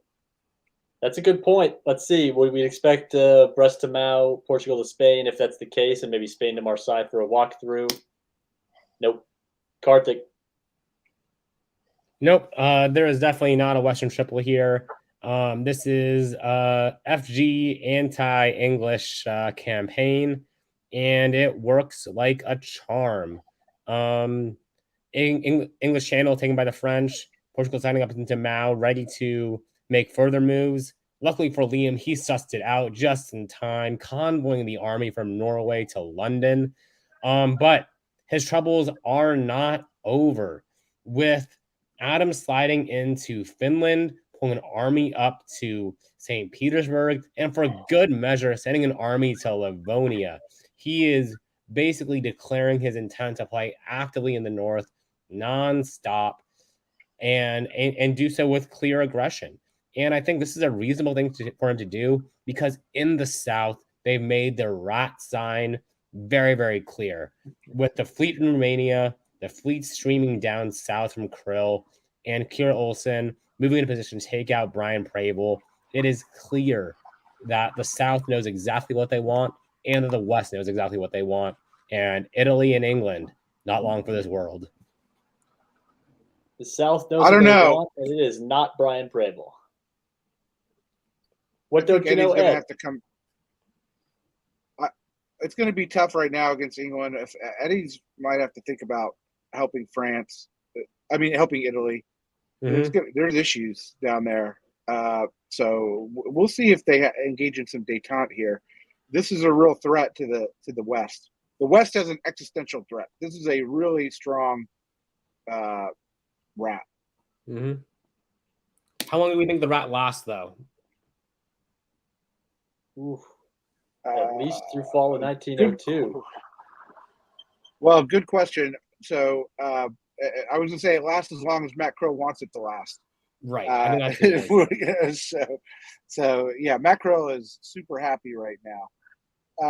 And he's in the Ionian, so even better reason to be happy. Brian, in this situation, I've been in it. As hard as it is to say Venice to Piedmont in that situation, that would have been a better order, because Austria's going to see that 9 times out of 10 they're going to want to outflank it. So I'm +1 for me.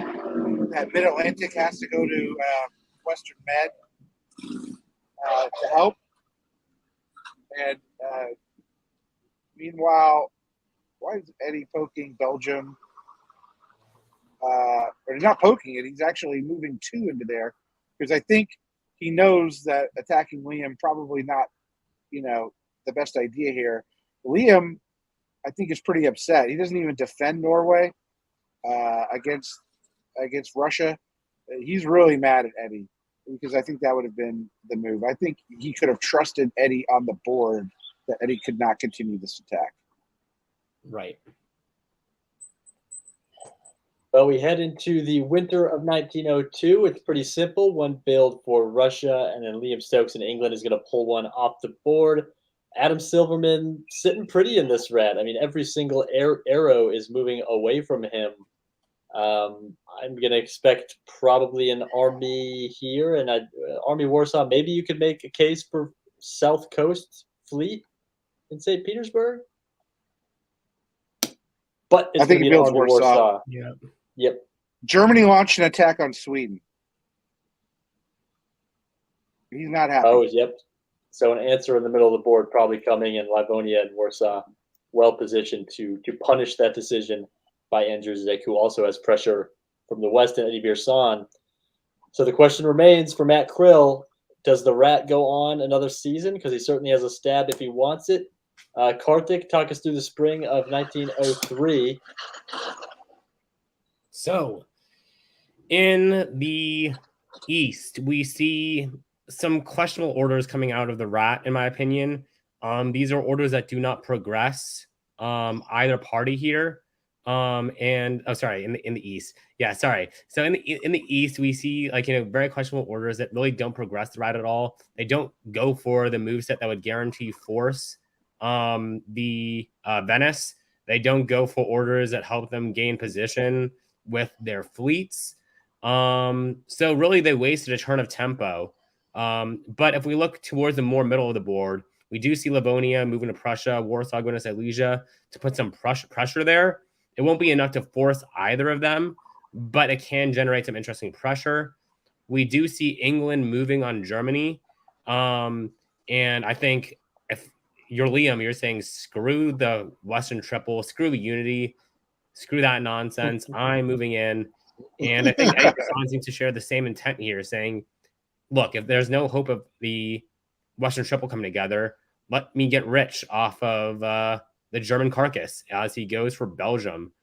So very, very curious to see how this plays out and where England and France choose to draw a line if they're just going to take Germany off this board, and if Russia and Austria and Turkey will just overpower them completely. So very, very interesting to see. I think it's a critical misstep by Austria not making Trieste the mover into Vienna with double support, covering Trieste with Albania. I think for lots of reasons you would want to do that. No, I disagree. I think Trieste holding is fine. What I would do here is I would have Ionia on top of Puglia. That way, Venice is guaranteed, and there's nothing that can be done about it. And at that point, then you have forward progress. Italy starts to collapse. You can pull the fleets through when they start to lose units. But here, you just wasted a turn. What does Ionia do now, right? Right. These are the little tricky questions. Tell us what it does, Ed. We're about to find out. The tap is in. Tap to doesn't cover Tyrrhenia, doesn't cover Naples. They can't really. But I would have thought about Ionian going to Naples. In all honesty, that's what I was about to say for this exact reason. Apulia has to support Venice. So, anyways, and I would point out that you didn't need that tap on Apulia. I don't think. I think Venice was gone otherwise.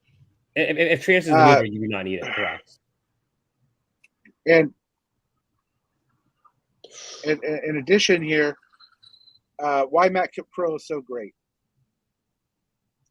I have to have Greece. I have to get a build. So Austria getting pushed forward. Mm-hmm. That's that has to happen. It's looking very good, here for Matt. And in the West, more anti-German moves. EF is back on. It's so on that Liam feels comfortable convoying from London with a fleet in the English Channel. That's how on it is. So, the Delta variant is back. He's mutating a bit, but he's back to loving Eddie. Right. And all that, I'll point out, he just chooses to make this convoy to Denmark. That's how much he trusts Eddie. He'll put a convoy to a place where you don't want a convoy to anyways, even if you do trust them, while the fleet's in the English Channel. I love it. We got a build for Liam as a reward for his trust, a build for Eddie in France. Brian Preble is going to pull, and Matthew Krill, because he needed a build so bad and took Greece, is going to put one down. It's going to some options for Matt Krill, but if you're Kira, you're demanding a fleet. Eddie, maybe Fleet Marseille, maybe Army Paris. Liam Stokes probably replenishes that army. Yes, 3 for 3 on that, and into these. Go ahead, Ed. He's built a fleet, which is the right thing to do. But now, Kira, you've outlived your utility. Like, why would Adam mess around on the center of the board anymore? You've got the Austrian units out of position. This is the time, in my opinion, to drop the hammer on Austria. Adam Silverman is not a Care Bear. There are some Care Bears in this hobby. Adam Silverman is not one. Silesia to Bohemia, Ukraine to Galicia. I think those are the moves that you're seeing, Ed. And Kartik, I'm going to have you call it out, but those are the moves I'm expecting as well. Spring 04, take it away. Ooh, fun. The Austrians do not care. The Turks are still being friendly. As Greece gets convoy to Apulia. I think this is the right call by Turkey, actually. Turkey has good use for Austria as an ally. Austria is leaving themselves wide open for a stab at any point. Why not keep working together? And with this convoy, it improves the Turkish position, dramatically. So why not get the gains that you can from Italy before people start freaking out about it, and then go for the stab in Austria when there's little counterweight to do anything much about it? I think this is really, really smart, really, really good play by Matt. So kudos to him for that. In the going further west, we have Western Mediterranean taking Tunis off of Brian, which is just unfortunate as he just gets capsized from all around him. And we see Liam build another army and convoy into Holland this time, while also making a supported attack on Kiel, which goes. So this is just going all up, for Liam after a very rough start to the game. It seems that Adam is happy to move on Pixie as well, on Andrew as well. So in this case, it's clear that Germany not wanted on this board. Austria in good position to get stabbed. I think this board is going to come down to France and Turkey probably. Unless Adam gets fascinating series of events. What's coming down between Austria and Turkey? Who tops this board? I said who tops the board will come down to France and Turkey. France and Turkey. Oh, okay. All right. That makes more sense. All right. Is there going to be a convoy into London? Convoy into London? Oh, that would be beautiful. That'd be +2 for Eddie. There's no way London, he does it. There's no way. Ed Sullivan, call it. See, Eddie's a good guy. You can trust Eddie Brisson. No. Ed, okay. Ed, what do we see? So, no convoy into London, but Liam does lose Denmark. So he's only going up +1. But still good round for Liam. But, Silverman's got great position in the north, right now. This implosion by does he keep Kiel? Did Berlin take Kiel? No, because of this. Nope, Berlin fails. Yeah, okay. The East, we can just call it this. We're gonna let Austria and Italy fight while Matt suddenly, picks up Italian dots that Brian doesn't need, and there will be a hammer dropped. I don't know when that hammer is dropping, but it's going to drop. And Eddie really needed that build from Tunis, although he can't build in Marseille. But Austria is just. I'm sure Kira's a face player who knows these two, Kevin O'Kelly, and that's why there's a rat. But the position is just too delightful for the RT. You need to get builds. You can't give away your builds if you're Austria in a rat. You need to insist on getting the builds and staying ahead. It's +2 for Adams, Russia, +1 for Krill and Turkey. Italy's going to pull one. Eddie and Liam both building one, keeping that alliance somewhat stable. You know, any interesting builds here? I think Krill is probably going to put down an army. You got to wave. You should wave. Krill, Turkey. You should wave. Everybody should wave. Everybody should not wave, but Matt should wave. Dude, I wouldn't mind a wave, but I would. I think Matt should wave as well. Army here if I'm Matt. Army. Matt sides with me. Ha! And then the Northern Fleet from Silverman. I think that was an interesting decision. How many resources you want to devote to the north? I think that's the right call. If you want to cut this from 4 to 3, Liam's probably the mark, and an army in Paris from Eddie, Fleet Eddie from Liam's. That's going to be an interesting fleet battle in the north. Kira, you have to read this board. Okay, is this Warsaw and Khan are not there. They can't do anything except, you have an army in Tuscany, in Piedmont. I'm sorry, Kira. 1906 will be your demise. Kartik, is it 1906 or is it now? It could be now, honestly. I mean, the armies are no. I mean everything. Take Serbia. Like why would you not? Why would you build Army Constantinople if you didn't intend to take Serbia?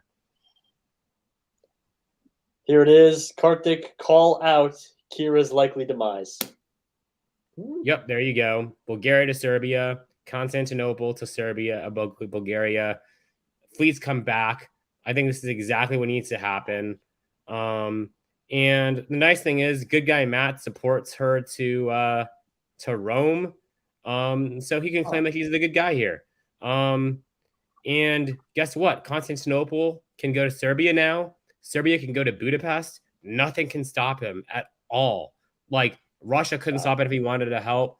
Austria can't do anything about it. Those two centers are his guaranteed. Does Matt go for it here? I don't know. I would if I were him. I mean, because what's anyone going to do about it? I think it's a good play. I hope he does it. Let me tell you who's not happy is Adam Silverman. Mm-hmm. It's really interesting play by Matt. It's almost saying to Eddie Bursan, we're done. We're not going to fight anymore. Right. I can't think this Matt can plausibly say, you built in Warsaw. I was very worried that Romania goes to black, Ukraine to Romania, Warsaw to Ukraine. Right. I had to do it, for that reason. I was open. But now Adam, if I'm reading it correctly, loses Denmark in the West. He's going to see his, quote, ally go up too. The Black Sea is lost in 06. There's issues, like big time here for Adam. And why would Matt do anything else? Why would he get in some, issue? The only thing that I don't understand, and I'm dead serious about this, Karthik, is Matt is supporting Tuscany to Rome. Right. And so I'm wondering if that was arranged with Kira. I'm just going to take Serbia, and I'm making a move on Adam. Could be. But what is the move? You can't force Romania here. Black Sea, you'll need more to take it. I mean, I would say, I could understand if the deal was I'm going to take Budapest and Serbia, you take Naples, maybe. And then I'll make a move on Adam. That would allow a setup for that. Maybe. But why support? Why support? You could have kept Brian there. Right. And that is what I do not know. I don't know what purpose Kira serves him, really. And the only thing I can guess is, like, just forward stopping against Eddie. But he pulled the fleet back in a way that doesn't allow for, like, I mean, you can defend the Ionian, I guess, but, like, I just don't know. I think what happened is, go ahead. All eyes on the East here. I'm going to show these moves. I think Krill is set up to give Adam a decision here. You can bounce black, or you can protect Rum. You can't make options. Krill also has the option to go to Budapest. Maybe he didn't know what he was going to do when he made this move, but he set him up to go either way. Karthik, I'm going to have you call out what does happen. All eyes should be on the East this turn. I just want to say one thing. I think what happened, my reading of it is Matt got paranoid with Adam's position. And if I was Matt, I would be paranoid with Adam's position. And I think he goes to Kira and says, I have to get a build. I think I'm about to be stabbed. I don't want to screw you. And now he's wrong, and he wasn't stabbed. Now, this is awkward. Karthik? I mean, that's a good read on it. Oh, that is spicy. Intentionally walks out of Serbia to take Romania. Gets a build either way, guaranteed. Piffs the Romanian fleet. It's really good. Oh, really this is good. a beautiful turn by Matt Krill. Oh my God, this is so well executed. Just beautiful. Wow, and then I guess on the rest of the board, we have Adam moving down to Sev to defending against, like, what could be perceived as a stab. We have him coming back down to Galicia. We have Ukraine going to Rum as it tries to slide out to the Black Sea. We have in the West try to make itself balance in Ionian, which Turkey forces. We have an attempted attack on Munich, which is blocked by Russia supporting it to hold. We have basically England causing its own army to get blown up by supporting itself into Kiel. And we have England picking up Norway, though, while Eddie slides into the English Channel and into Belgium. What he plans to do with that, very, very interested to see. Was that an English army in Denmark? Yes, that's an English army in Denmark. The one that we were wondering why it was there. Guess who's really happy about that? Liam. Oh, Liam, yeah, absolutely. because this Eddie Bresson move into the Channel in Belgium, he did not come there with pure intentions. Right. Though I will say, I don't know how happy he is, because if it had just held there and not gotten blown up, he would have just gotten a build, a nice normal build, and still had the army there. Well, he's going to build two now. One of them a rebuild. One to rebuild, one from Norway. Adam is actually going to build one because he had so many piffs. Kira's going to build one from Rome. Krill is going to build one from Romania. And Eddie Bresson doesn't build, but he's got tentacles everywhere. Got to be at least one army from Liam, probably a fleet for the other one. Krill maybe an army. And Adam Silverman's got to be an army to defend his turf.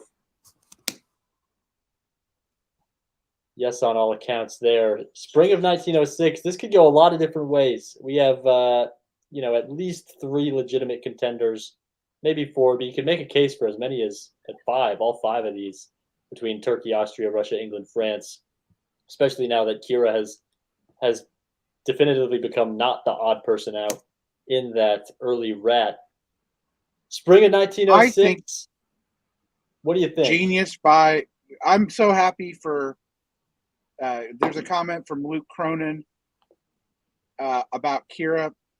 Like, the other reason why it's good for Matt is if he has a solid ally like Kira totally on side, I mean, he's controlling her units also.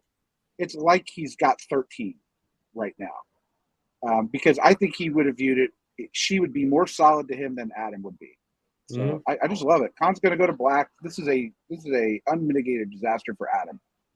Though I will say, the one difference though is that if you have 13 units / centers, and you get what, like 40 something points here, but if you have 7 and your ally has 6, you only get 19. So, Though the game hadn't finished. sure.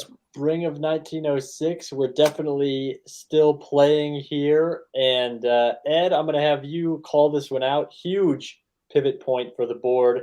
A lot of black arrows, Ed. Well, the only thing I can think of is the rat made up. Yeah. I don't know why the rat made up. I'm trying to think of board dynamics, why it was so important to go. Maybe they were worried about Eddie. I think Adam got him paranoid, as best I can tell, for no real reason to, because Russia's falling. You know, we have an EF, okay, but I don't know if that required the rat. And if I was Matt, I don't think it required the mat. But maybe Matt's thinking, let Austria go to the line, let Adam go north. I'll still get centers later. So maybe it makes sense for Matt to do that. But Adam kind of wins out of this. I'm not sure if I'm Kira, I'm down with this decision, but that's what happened. Nothing really happened except the convoy to Norway. The only thing I can imagine with this sort of moveset happening is that they're hurtling towards a draw very, very soon. Maybe they all get like one more center apiece or something like that. But I don't see this happening if this isn't a draw. Meanwhile, as this is happening, Farron Jane is pounding the other, and there it is, the other board into a dust. Wow, just settling. As Farron is running away with a potential solo attempt on the other board, that they must have been aware of. I'm shocked. These are third place type of scores for everybody involved. I mean, under 20 points is fine, but this is this isn't even a strong second in some squares. This is like a strong third that they all just got, or a weak second. When there's 5 players, who screwed up? Who should have kept playing? I think both France and Turkey should have kept playing. And I don't think anyone should have cared about Adams, talk about England and France and whatever. I think Turkey should have kept playing. I think France should have kept playing. Both of them had a lot to gain, I think, by the game continuing on. I don't think Austria had much to gain. I don't think Russia had much to gain, but those two definitely did. No, it's horrible. And I'm all for 3-ways. As I said, mostly they're good. Here is one of the reasons why they're not good. Because Adam didn't have a good round. Matt Krill didn't have a good round. Kira didn't have a good round. Eddie Brisson didn't have a good round. Liam didn't have a good round. You want the point of doing the 3-ways to be in the mix, okay, to win the tournament. And, okay, maybe some of these players make it to 5th or 6th or 7th, but you want to be in 2nd or 3rd with 21 players in a game 3. It makes, in my mind, very little scoring sense. This is malpractice by Matt Krill, in my mind, who I've given nothing but compliments to in this game, but it is malpractice, okay? He had 9 at a minimum.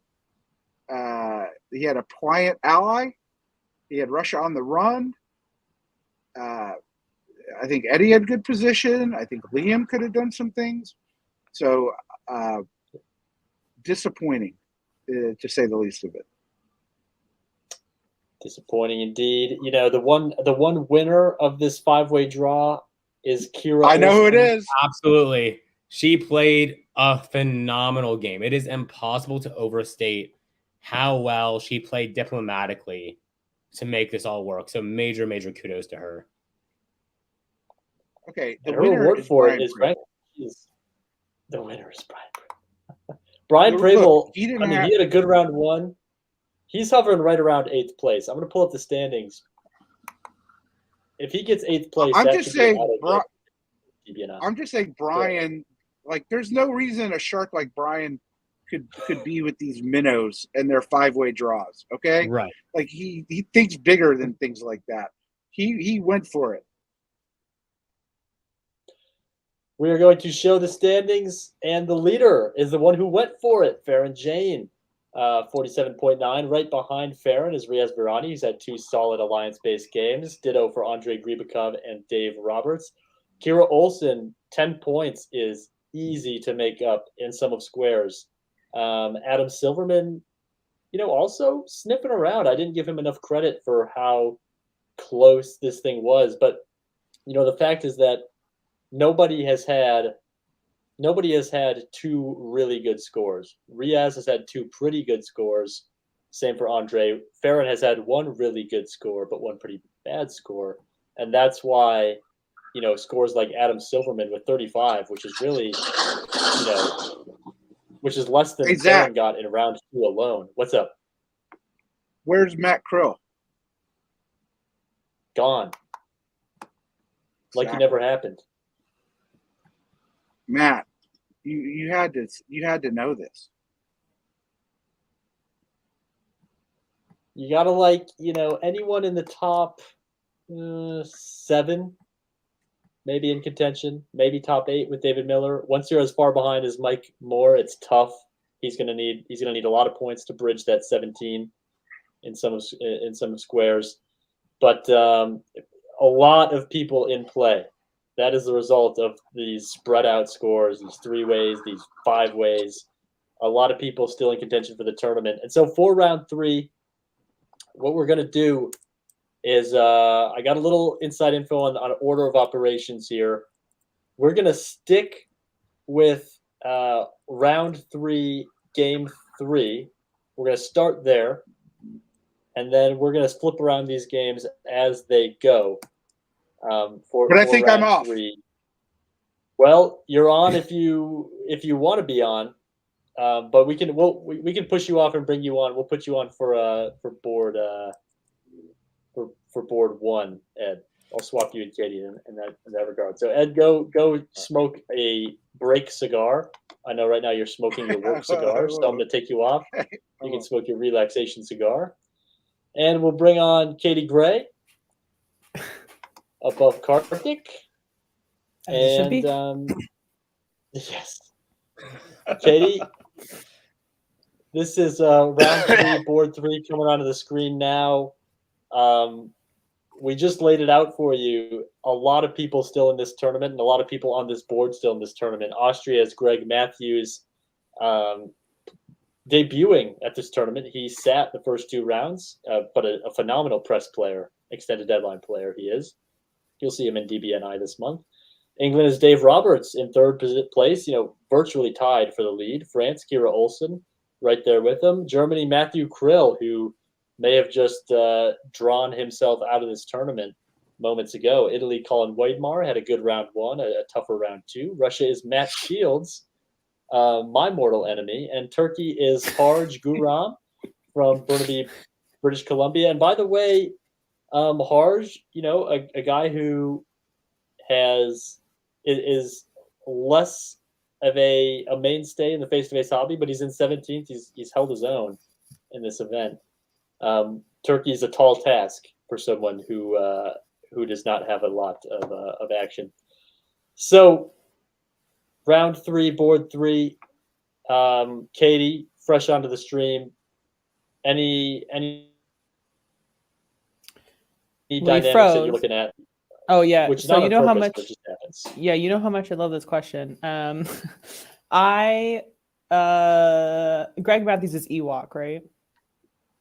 Yeah, that's right. That's right. I'm gonna say he and Matt Krill are gonna do really well. I think Austria, Germany, both doing well pretty early goes together a lot of the time.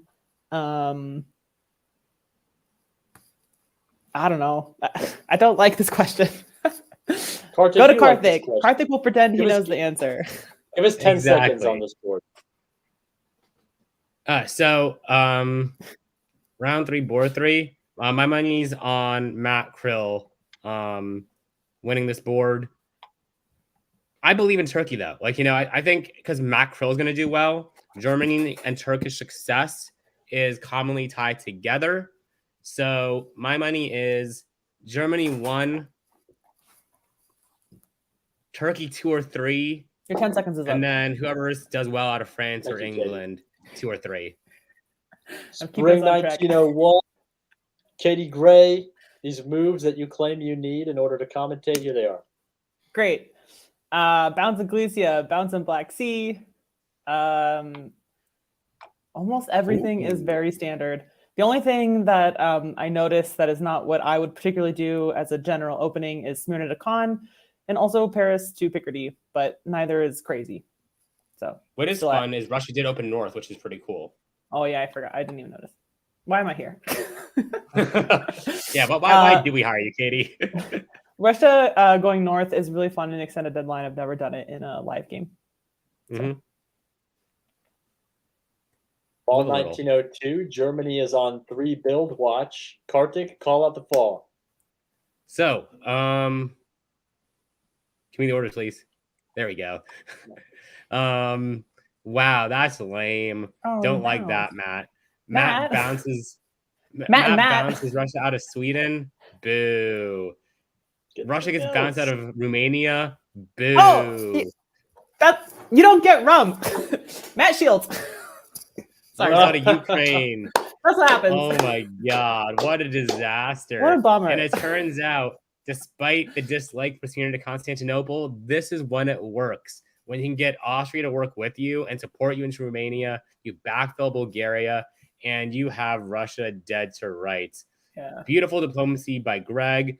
Beautiful diplomacy by Harjo. Beautiful diplomacy by Matt Krill. This is fantastic. Also, this is why if you are going to open north, please try to get into Ukraine so you can support yourself in. Still gets bounced out here, but at least that way Turkey doesn't get 2. In the West, Spain, Portugal goes to France. Belgium goes to Germany. It looks like we're going to be seeing an FG here.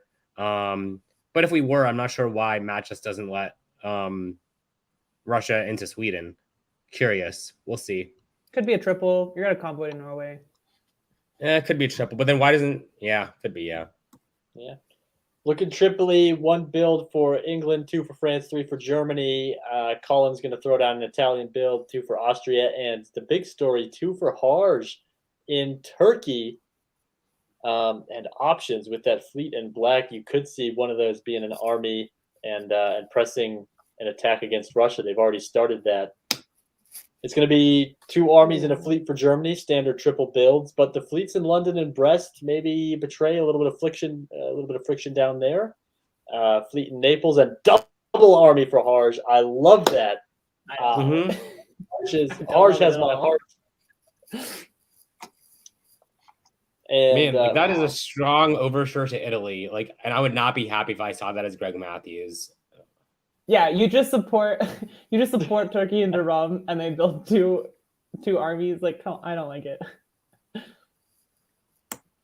Well, can Greg Matthews turn this around diplomatically? Katie, call out the spring of 1902.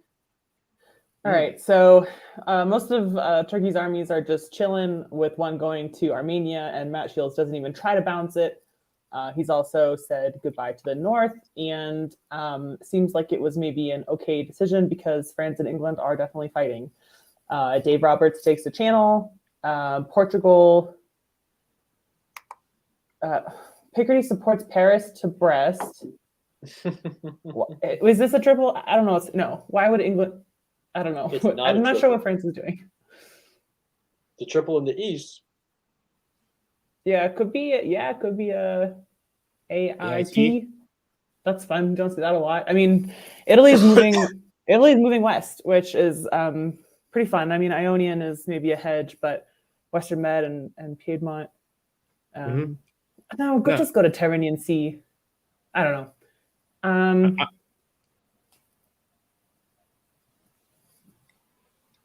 Well, let's push it on into the fall of 1902. You got to love Krill's position. He's got a lot of ground to make up. He needs an enormous score to get back into this. His counterparts in the West are, unsurprisingly fighting, actually, because Kira and Dave Roberts are very much in contention to win the tournament. They're both in the top 5, and maybe the thinking behind them going at it is we have to, the only way to win this tournament is to eliminate the other person in that duo. Fall of 1902, Kartik. Yeah. Losing my place. Kartik, talk through the fall. In a second. There it is. There you go. Cool. Oh, why, Matt? Why? Okay, so Matt, while there are 2 units on Sweden from Germany, he opts to go for Sweden instead of covering St. Petersburg, and unfortunately gets burned by Dave. I'm sure there was diplomacy there going on, and Matt was convinced by Dave that he was probably getting supported into Sweden, but that's clearly not the case anymore. Seems to be an EG working together potentially. And France still thinks they have Germany on side. I think it's becoming increasingly clear that they do not. In the South, we see that the AIT, not meant to be, as much as I like AITs, it's worked very well for me in the past. This is not going to be one of them, but Harjo has some beautiful tactics which allow him to get Sebastopol and lose neither Romania or Bulgaria. So that's fantastic. The Ionian, not sure what that was doing there, whether it's supposed to go to Aegean or what. But all in all, a fantastic turn for Turkey. Exactly what they needed in order to get into a really strong position to succeed. If he can keep this going, I really, really feel good about his future game prospects. And I think if you're Dave Matthews, you have to be wondering why you did what you did. And wondering if your order set was correct here. Why would you think that Bulgaria is either open? Germany or Russia better? Because Galicia was just a wasted move. Why? But so was attacking Bulgaria. Why would you think Bulgaria is open? I mean, if you have Galicia making a support attack on Romania, then one of them will have to go. If you have Galicia supporting Budapest then at least if he's trying to make a play for Sebastopol, something has to work. But with this way, it's just awful. You have to have, in my opinion, honestly, what I would have been doing is having Greece tap Bulgaria and then a triple attack on Romania and just making sure that goes at all costs. But I don't know. Yeah. Well, that's a disaster for Austria. +1 for Turkey. Gotta imagine this will finally be the fleet. Matt Shields is going to pull one as Russia. Matt Krill will put one on the board as Germany, as will Dave Roberts in England, gaining the edge in that relationship with Kira, and very much in contention to win the tournament. If he can grab control of West, that build as an army, little long-term thinking. Fleet Kiel for Krill, which Dave Roberts certainly does not like, and it had to be a fleet for Harj in Turkey. Wow, just a lot of different ways this one can go. Still plenty of fluidity on both sides of the line with the alliance structure. Katie, bring us through the spring of 1903 here. All right. In the East, we've got Turkey and Austria not doing anything against each other. Everything holds, I think. And in the West, we've got Italy and France fighting, which we all hate to see. Everyone knows that's not what you want as either of those powers. But again, nothing is really happening. England is making progress on France, supported a move into MAO from Irish. Meanwhile, Germany is leaving Munich, and pulling a fleet up to Hell. So I'm kind of curious who Dave thinks his ally is. It doesn't seem like he has one, but he's also convoying away from his army. He's not exactly playing defensively. So he must have some sort of, well, I assume he has some sort of long-term plan, but I don't know who he is wanting to work with here, because I don't think it's going to be France or Germany. And I mean, Russia's basically dead. So he's playing very, not in the way that suggests he's bottling up to defend. So we'll see how that works out.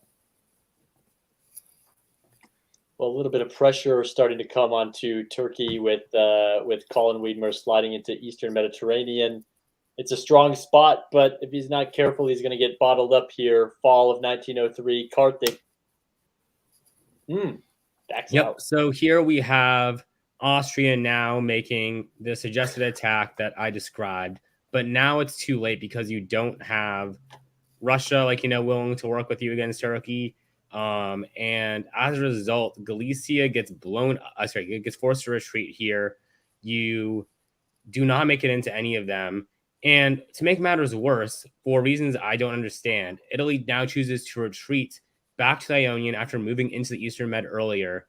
And now you just have to start wondering, if Russia is allied with Turkey and Turkey has this position, how do you ever deal cut Turkey down to size?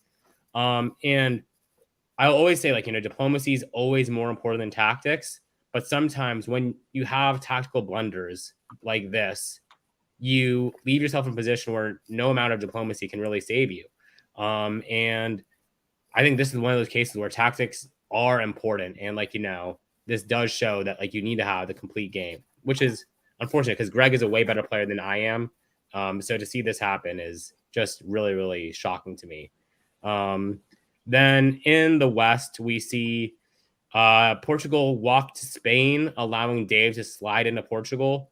In the meantime, North Sea unfortunately gets forced and is forced to retreat to Edinburgh. So Germany, as predicted, is making a ton of forward progress here.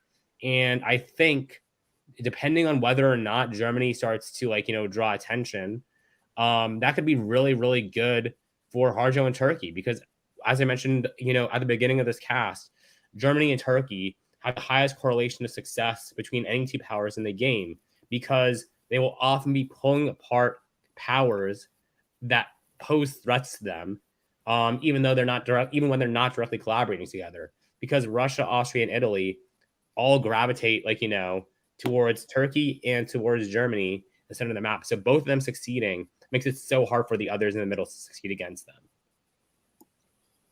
Into the winter, after all that action, it's just one exchange of centers, England taking Portugal off of France, and that accounts for the builds and disbands this season. One build for England. Can make a case a couple of different ways, with that fleet in North. You kind of want to be able to build a fleet and kick it out, but you also would love to have an army on the island for defense purposes. And if you're France, there's nothing good to disband here. You're in trouble, no matter what you pull. It will be a fleet for Dave Roberts, and it's going to be gas for France. I mean, that's not any worse than any of his other options. Any of her other options. Into the spring of 1904 has been a reaction against Dave, but he's still right behind Matt Krill as the board leader and still in this tournament. Hope seems to be disappearing for Kira Olsen's tournament bid. And Harj could win this thing with 18. Maybe he could win it with 17. But 18, he really wins it. So an explosive game from him, certainly still on the table. Spring of 1904. Katie. All right, we've got England retaking the black. I don't know what all of those lines are. Matt tried to convoy to Norway and moved Denmark back out of Kiel, which is probably good because no one wants an army in Denmark anyway. I don't know why he moved it there last season. Maybe he was protecting against a bounce or something. England takes the north, but at the same time, France and Brest takes the channel. Don't know how much that's going to help her. She's still got Italy kind of harassing her, kind of covering their home centers. But Germany is leaving France alone for now. They seem to be in sort of a peace treaty, if not an actual alliance, because they're not really helping out each other. And then we've got in the east, so Smyrna moves to Aegean, but otherwise not a lot of movement. Austria took Tyrolia from Trieste. You got to wonder how much that really helps Austria, if Turkey is really who they're needing to defend against. Yeah, not too much going on, I don't think. Decision there from Austria. Yeah. Ours just keeps on slipping into a stronger and stronger position here. Fall of 1904. Wow, just more good things for Harj. Can he take control of this game? Karthik, more the progress. answer is yes. No, this is fantastic for him. Harj supports Colin into Greece, takes Serbia while Constantinople backfills. This is a really strong position for Turkey. Like when you can get into Serbia's Turkey while also holding Romania and having an army in Bulgaria, like you can really quickly start to dominate the entire Balkans, take the rest of Austria, move from there in a really, really powerful, efficient way. And you have Russia basically as your janissary, willing to do whatever you want to. So this is really, really good for Harj. And in the meantime, though, Austria slips into Venice, which will give them some minor amount of survivability. Should have been blocked. But in the end, basically just guarantees that Italy will be locked against him for the rest of the game. Now, clearly, Italy was still against him regardless, based on the move to Greece, but should have covered Venice. Why did that happen? Colin, this is what I've learned. Colin does not like ordering his units. Yeah, Piedmont could have covered it if he wanted to. It's not like it was attacking Marseille anyway. So, and mind you, if Piedmont had tapped Marseille, the support for Portugal to Spain would have gone through. That was probably for the best that it didn't, given that it would have gotten a free retreat to West, where it could have walked into Tunis the following year. Yeah. In the north, we just see a bunch of red arrows as people try to attack England, as Germany tries to attack England, France tries to attack England, England tries to defend, and for now, England is holding on fairly well. Well, we're going to show you the builds here. As you know, this game really stagnating for everybody who needs it to not stagnate. Dave Robertson, England, France and Kira, Matthew Krill, to the extent that he can come back with a monster score. They need their side of the board to resolve quicker than it is. We're going to show the builds. There's just one build for Harj and one pull for Greg Matthews. And then we're actually going to move off of this game and switch to board 1 of round 3 to get a little bit of a sense of the interboard action as it was playing out this morning. And as we do that, we'll say goodbye to Kartik and bring on Ed Sullivan, another army for Harj. He's going to keep pushing into the middle of the board, and Greg Matthews now fleetless and naked and fleeced in the middle of the board is Greg Matthews, extended deadline legend, but he will not have a very extended run in this game. Kartik has removed himself ahead of time, and Ed Sullivan with a bite to eat. A potato cigar. It was my break. Used there. It was my break. By the way, I'm eating the best snack ever, the chili cheese Fritos. This is a strong recommend. I don't know if you get them in places other than Texas, but they're fantastic. McAllis, you would like them. I can guarantee you they're not available where McAllis is. Yeah. Maybe you can ship him. Maybe you can ship him some of those. What were they? Chili cheese Fritos. Oh yeah. The players on round 3, board 1 are as follows: Austria, Farron Jane, tournament leader. England, Andrei Gribikov, right on her heels. France, Liam Stokes. Germany, Mike Moore. Italy, Eddie Birsan. Russia, John Jameson. And Turkey, completing the 1-2-3, is Riaz Virani. And Turkey is really Riaz's personality. It's his spirit power. So you got to love that for him entering the round 3 in a must-win situation, even though he's got John Jameson to his north. Ed, what do you see on this board in terms of this combination of players and their position in the tournament? I see Farron as Austria telling Eddie and John Jameson, who, by the way, I believe she just stabbed John Jameson pretty badly in round 2, talking about Riaz, the big threat in Turkey. John Jameson's not going to care. He's in 20th place between Riaz or Farron. Wow. It's going to be a fantastic East. I predict nothing other than chaos. It might be a great time for Andre sitting in England to come out on top of this board. Well, true, but Liam's got to find an ally. For some reason, he's not been finding one, and he's actually is an alliance player now. I've turned him into that. I've turned him to the good side. I don't know. If Mike Moore is going to be that ally, but Liam, if he's going to try and win, and as much as I like to talk about how cooperative I am. The point of traveling, although it's not a travel, is to win a tournament. He had to Liam's take gotta- a whole ferry to get there, Ed. It was, I think, an exhausting trip for him. It's true, but in Let's any see event, if, we'll see how it let's see if goes. Liam is too seasick to find an ally on this board. Ed, why don't you take us through the spring of 1901? Well, we have an issue. First of all, I should be on top of Katie. No. Just, Why? in terms of the way, the fairness. But okay, fine. Fairness of what? Yeah. All right. Look, Andre recognized that Liam has got to find a friend, and so he's like, "I'm going full hood. This is a hood hog." We have not seen the hood hog very much, Liam said no. but it is a thing. The hood hog is a thing, and it's happening right now. So that is fantastic. Liam doesn't like to see Russia moving north, which they do. Standard oak moves from Germany. We see this whatever Anschluss or whatever they call it. I don't like these stupid names. Venice going to Tyrolia, Rome to Venice. Austria typically doesn't want to see that. And then, standard moves by Turkey and Austria. But wow, what an opening. This is funny because I think of Eddie as always doing the most standard thing, and he did not do that this year. And well, yeah, Liam definitely didn't, but Liam does like to do non-standard things, so that makes more sense to me. Let's see, Katie, is there anything non-standard about fall 1901?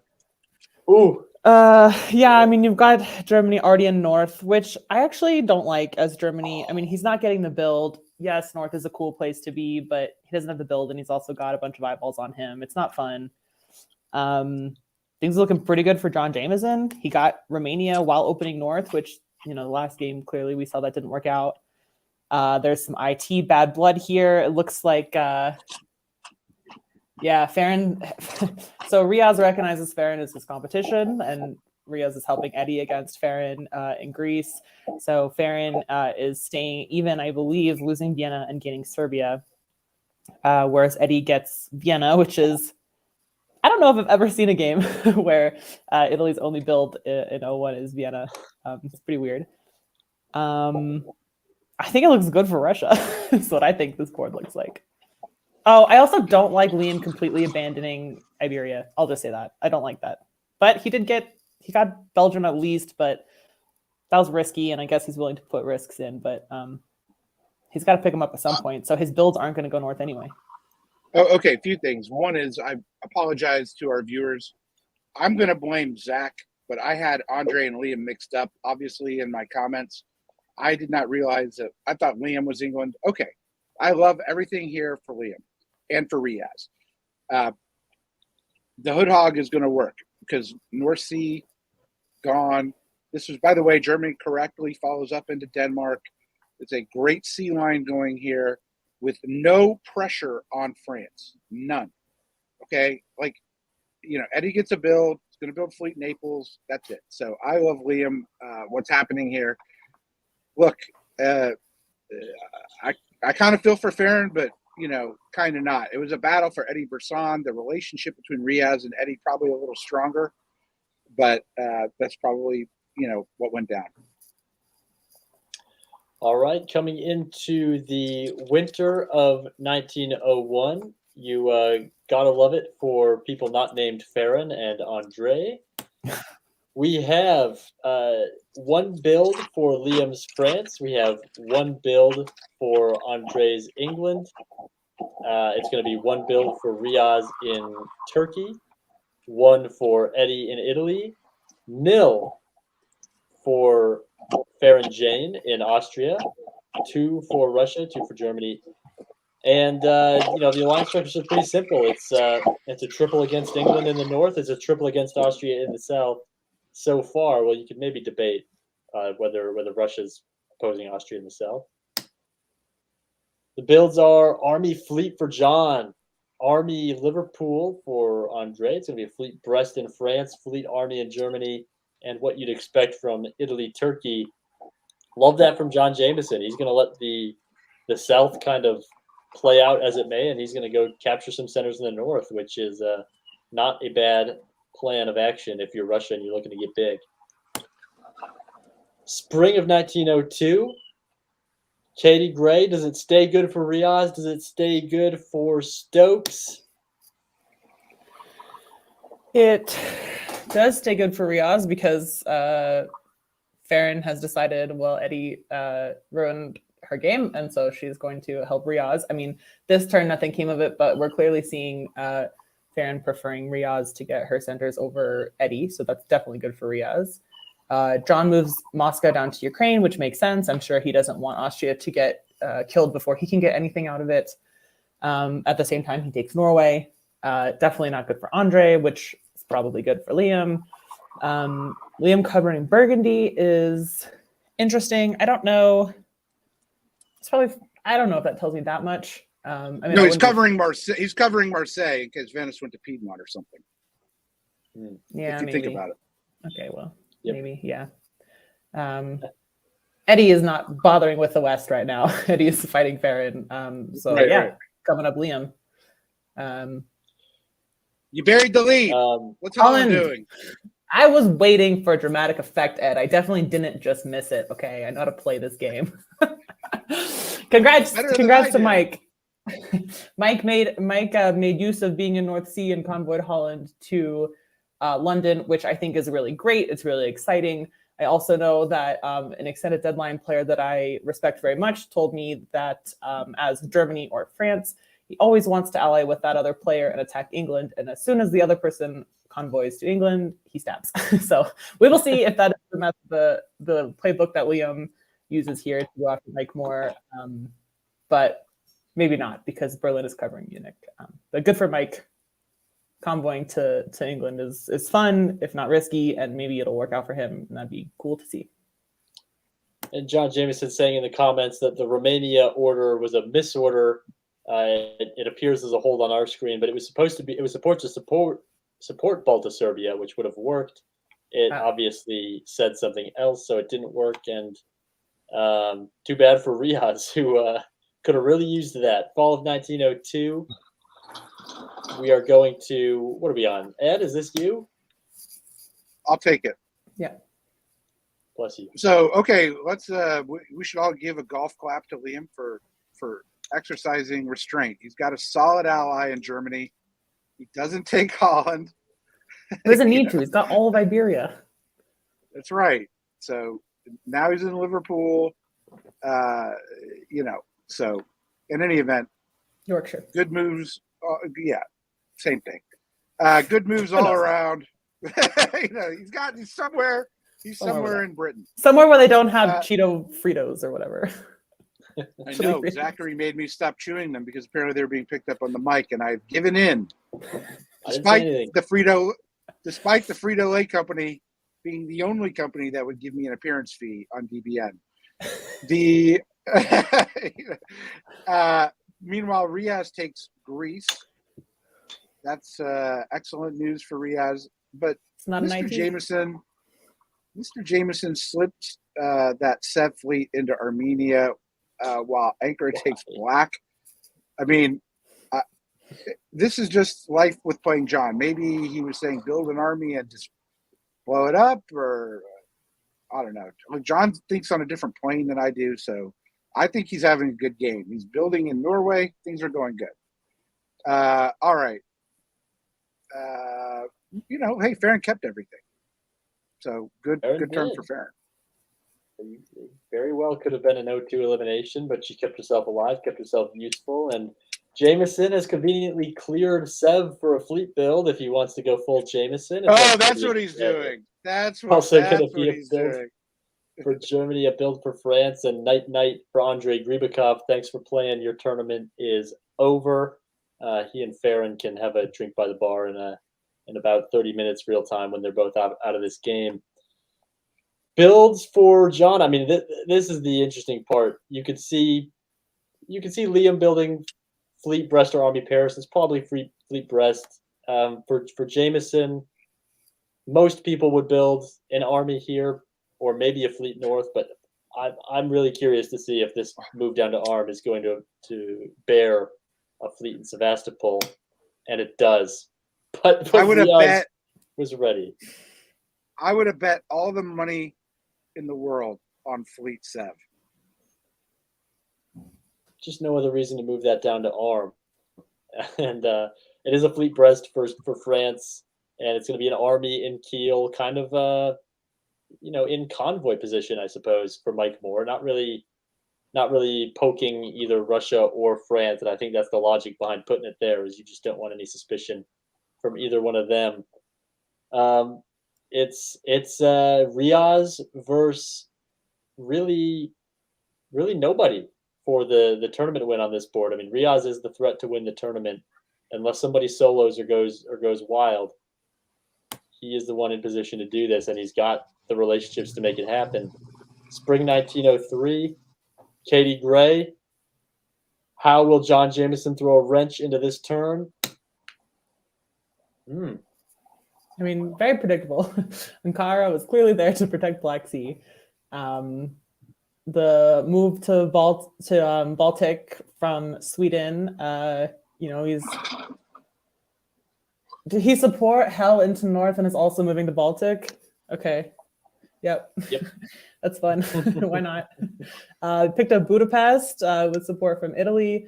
I think, so Eddie is supporting Albania back to Greece. I think Eddie expected Greece last turn, and Riaz obviously did give it to him. And I think he's, I don't know if he's trying to make something work with Farron because he's also taking Trieste. But and supporting John into Budapest. Yeah, but he's I guess he's anti-Farron and anti-Riaz. I don't know. I think Liam moving to Western Med is kind of interesting. Western Med and Piedmont. I guess it sort of makes sense. He wants to stick with Germany, and England is falling. I mean, he's going to have to be in the Med at some point. Might as well start moving now before they're ready for him. Got London to Wales, which means Liverpool's gone next year.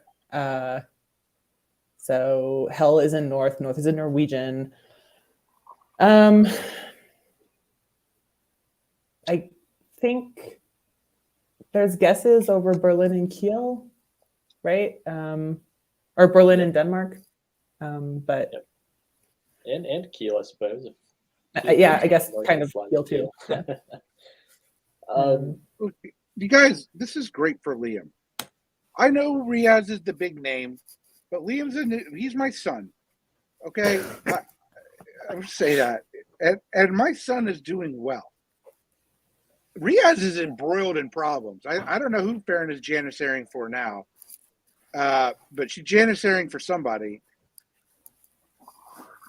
He has no German threat. Germany is now playing in the East, facing Russian pressure.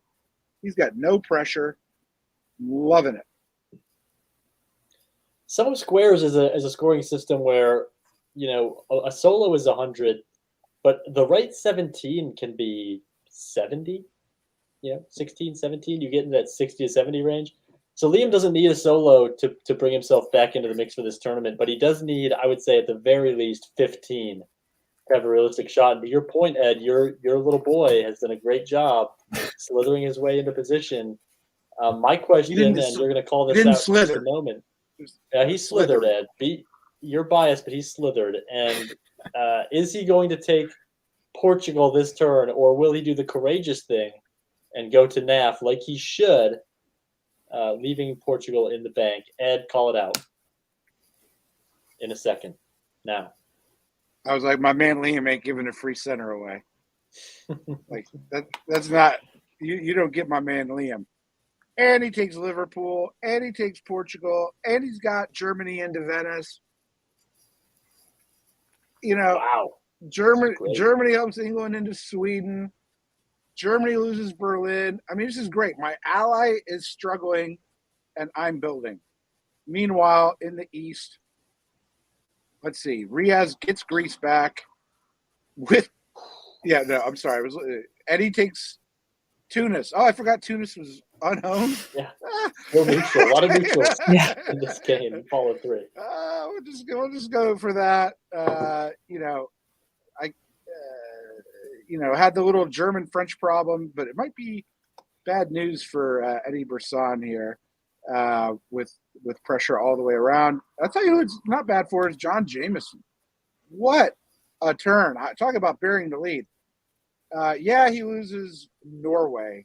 And Picks Sweden. up Berlin, picks And up Sweden. Budapest. He's out of Scandinavia, and he's going to lose St. Pete. All right. But he does get Berlin, so silver linings. And he gets Budapest, and he's still building. Still a good turn. He's building. Okay, so maybe it's not the two I thought it was good. Just one. But John James can do more with one unit than anybody. So no problem. Imagine if he had 7 units to have chaos. Or 8. Well, he's about to, and it looks like he's got a little bit of détente with Riaz Barani, which is, I think, in both of their best interests. And for John Jameson, if you can work this out with Riaz, you're the main partner. Riaz is your junior partner, where you want him to be. This is a fantastic game for John. He's got a strong position in the south, some play in the north. He needs to finesse the diplomatic situations on all fronts, but he has the potential. It's going to be +2. It's going to be +2 for Stokes, +1 for Mike, +1 in Italy. Farron, sayonara. Thanks for playing. Her tournament is over. Tough to be number 1 going into the last round. John Jameson, that build is going to be interesting because you can make a case for building it in Warsaw and just inviting Germany to put a fleet in St. Petersburg as sort of some sort of deal.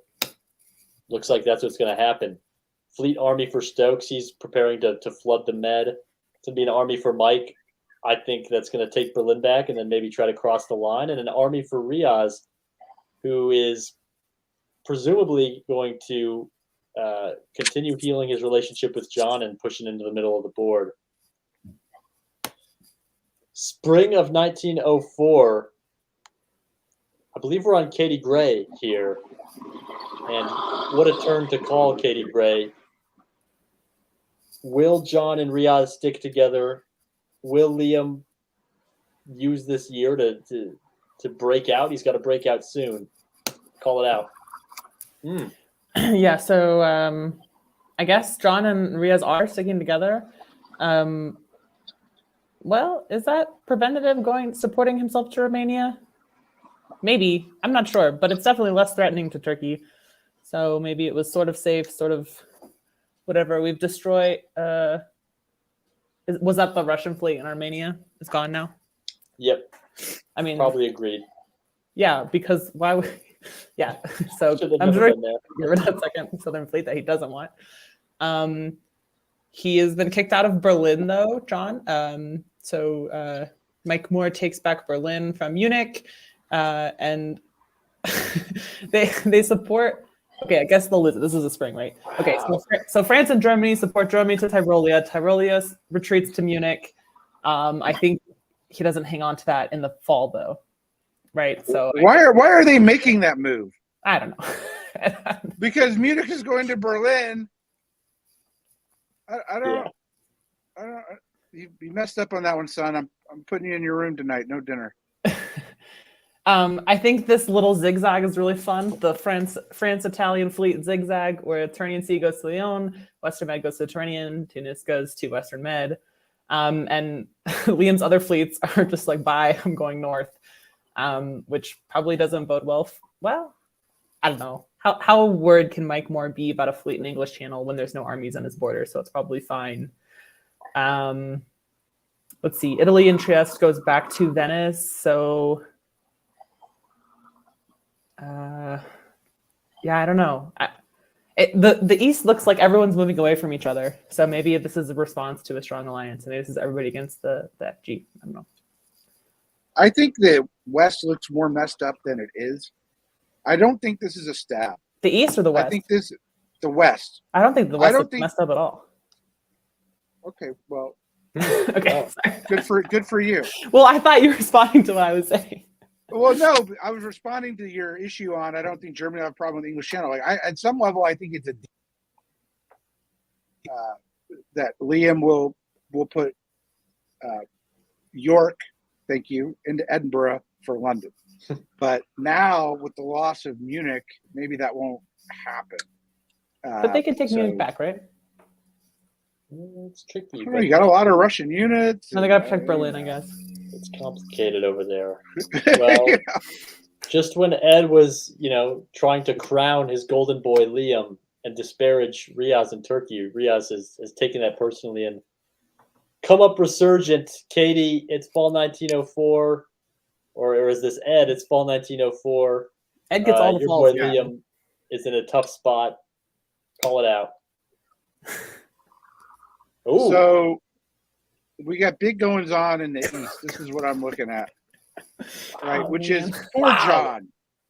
John does something. He moves west, getting Riaz on side. We're not going to fight anymore, Riaz. We're on the same team. We're going together, and I don't even know, but let's just say Riaz is like, "Are you going to do what? You're going to Budapest? You got to do. We're going to do." So, yes, I'm going to do it. And so Riaz, the king, the world champion, right? He is a world champion. He won the WDC. He's a world champion. Although it seems like, and I'm not trying to keep us up, there's a lot of world champions these days. World champion in diplomacy is pretty cheap. Are you one too, Ed? It all depends on how you define the world. That's a no. I'm a champion in my heart. In my heart. Lawyer of the Year runner-up. Well, you didn't announce who the runner-up was. I don't know if I was able to get that close. But anyways, look, 3 for Riaz, obviously fantastic for him. While he's helping Liam into Naples. So it's like, this is just a move on Eddie also. This is just like Riaz going, come and get me. You can't get me. Because what's John going to go get him with? Anyways, quite the disaster. And somehow, after all this, who made it to Venice? I think Piedmont's in Venice. Yeah. No. I Yep. think so. Piedmont got to Venice. That's France and Venice. That's 2 builds for Liam Stokes. Wow. Good for Liam. Liam Stokes And he's is in as they say at the end of Act 1 and Goodfellas, and he did the right thing. He paid his tribute. He got Germany and Edinburgh. He doesn't take London. Instead, he takes the North Sea, which, if I'm France, is a lovely place to be. Mm-hmm. But we thought Germany would be back in Munich. Not only does Germany not get Munich, he also loses Berlin. A rough turn for Mike Moore. Liam Stokes is going to put down 2 units, really controlling a lot of this board, but very spread out. Mike would be able to build, but he's got nowhere to put it. John Jameson's going to pull 2, and Riaz Birani can build up to 3. This is a spot where I'm not shocked if we see a wave, at least a fleet Smyrna, at least an army Khan. The question is, does he build a second fleet or a second army? I'm not going to wait to find out. Let's see what he puts 2 down. armies. Yes. You got it. 2 Yes. armies. And 2 armies for Liam as well. But also, Riaz, how much does Riaz care if Liam tops his board? Probably not that much, right? I mean, if he's doing the close second thing, like, depending on how the other games are going, as long as he's right there in contention, like, it's good for him if he has a good score. It's also good for him if Liam is scary and people are defending against Liam. If Liam's a scary person and not Riaz, like, Riaz helping Liam into Italian centers is all good for Riaz. Both of them are teddy bears, but not Care Bears, but teddy bears. I love the double army build from France. Okay, he has to build Army Paris because of Munich. He's got a lot of German centers. It's time for the Delta variant to strike, I think, here. Maybe not, but what's Germany really doing for him? He doesn't have a Russian enemy anymore. Russia's going to be fighting Turkey, so he can be that fleet. MAO can move to Irish, and he can take Edinburgh and London, and maybe Holland. Move the channel. At the end of move the channel. Well, but we're going to have to wait to find out if the Delta variant does indeed strike, because we've reached the end of 1904, and we're going to switch over to board 2, because this game is not happening in a vacuum. There's another game and other scores to be mindful of that the players were certainly watching as they played it out. So it's down to Riaz and Liam on this board. If we go back to board 3, it was really down to, Hars was making a bid, but really Dave Roberts of the top contenders is really the only one in it in his board. And as we head over to board 3, I'm going to replace Katie with Kartik here. What a and downgrade. talk to some of these players. Nobody in the top 5, but certainly people with play. Bye, Katie. And hello, Kartik. Thank God. I thought she'd never leave. Ed, you're on top. Saying. So round 3, board 2. Round 3, board 2 has Jason Maspum. It has Adam Silverman, Brian Pravel, Ed Sullivan's pick to win it all, not looking good. Germany, Chris Brand stepping in, not in the standings. Italy, Sabi Ahuja, Russia, David Miller, who's I think is right outside of serious contention, but anybody's in it with 15-plus centers. Turkey is Andrew Zick from the Bay Area, another person who needs a monster score if he wants to contend. So it's Adam and David if they get 15-plus. Anybody else has a shot, maybe with 17, but probably a solo is what it's going to take. Kartik, what's your read on this dynamic? How do you see this playing out? So I think this could be a really, really interesting board. David Miller in Russia, I think, is exactly where he wants to be. He is a very talented player, and if he is given an advantage, is someone who knows how to press it. So I think like his performance in VDL game number 7, where he put up 71 summer squares points, is a testament to his ability to be able to take a small advantage and make it something big. So definitely watching out for that. I'm watching out for Adam Silverman in England. I think the two of them and their performance will determine basically this tournament. I think most of the other players don't really have much to fight for outside of something like, a solo as a way to try and make this victory happen, as you said. I'm reading it totally differently. First of all, I think Kartik, I don't know what you're smoking. You need to smoke these and not what you're smoking, okay? Okay. I think you know what he's smoking. Look at him above the shoulders. I think you know what he's smoking, Ed. Go on.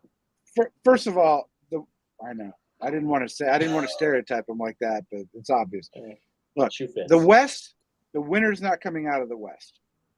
Because no matter what, because Chris Brand is playing the West. Not because, here's the thing, when you're a tournament director, you have this obligation, right? You sort of feel like, I want everyone to have a good time. I don't want to eliminate people. And I hate it when I have to deal with people like that. And then I just want to kill them. And I don't know if Brian and Adam will work together to do that.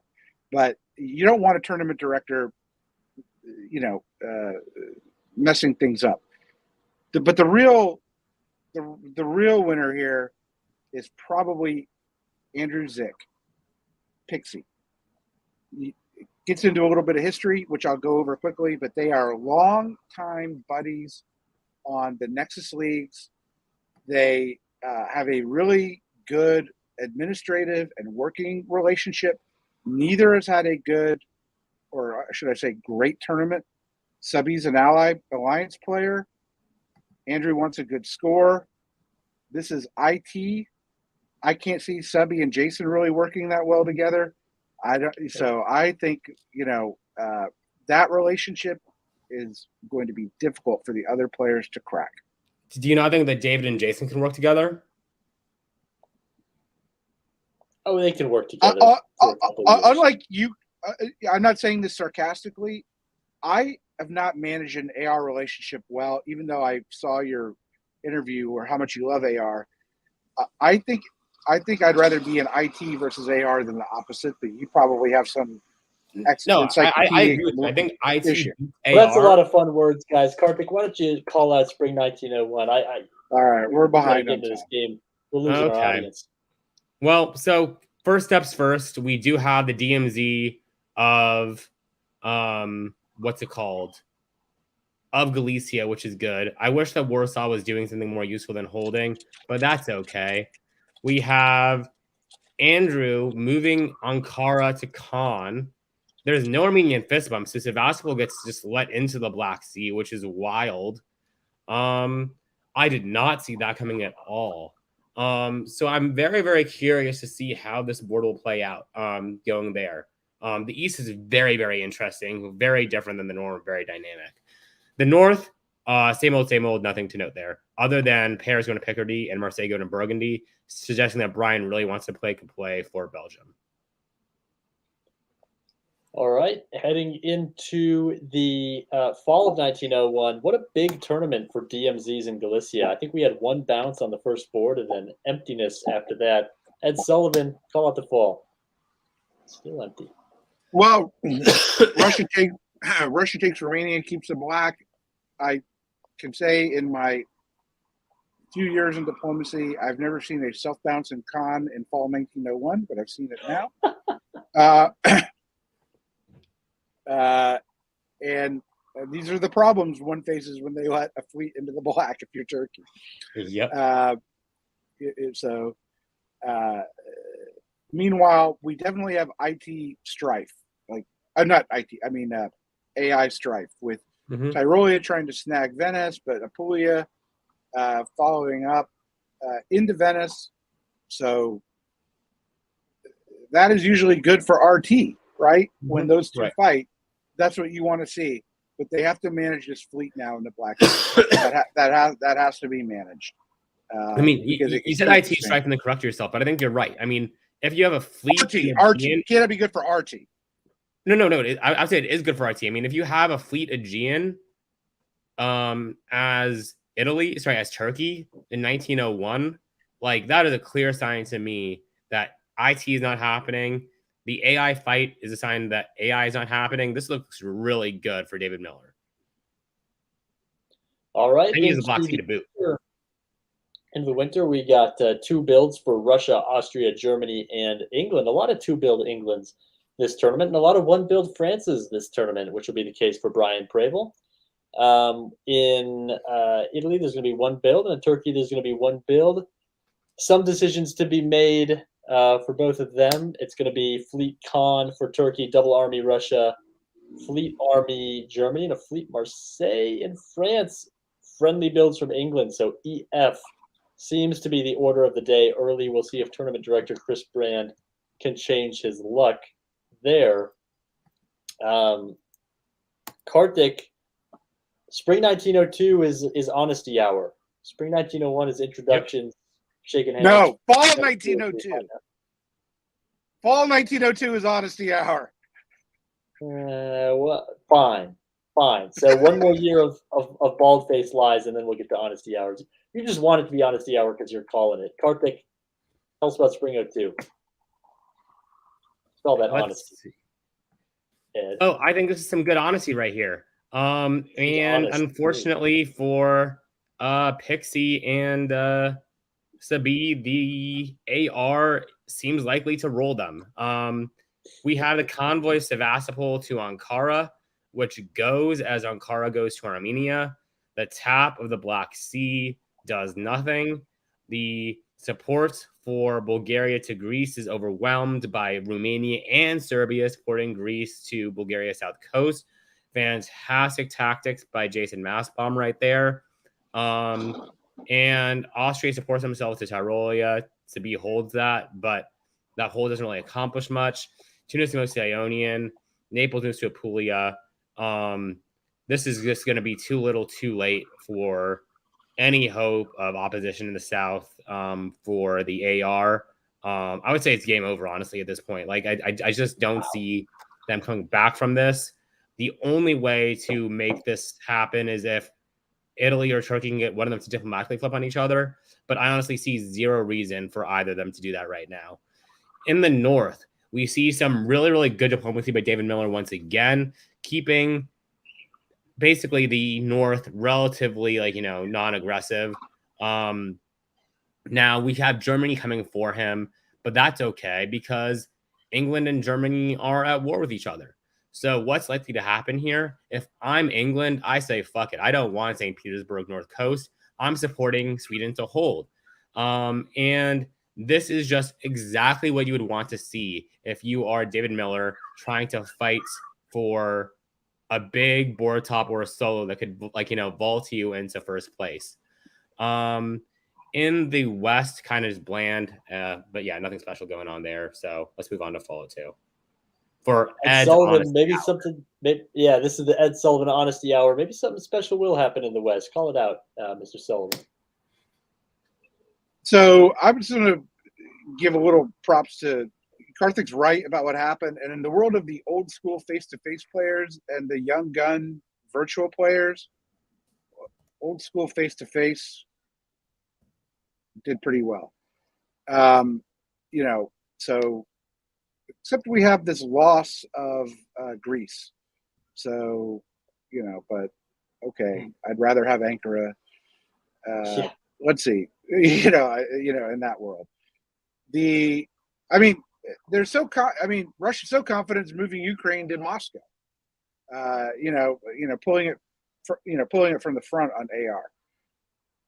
Meanwhile, I don't really understand the Spain to Portugal move by Brian Preble. I don't understand. I don't think this is a time for patience. Should have gone somewhere. It could have gone to Mid-Atlantic or Western or something, but I don't like that. But it doesn't look like anything really happens in the West. Like nothing changes hands.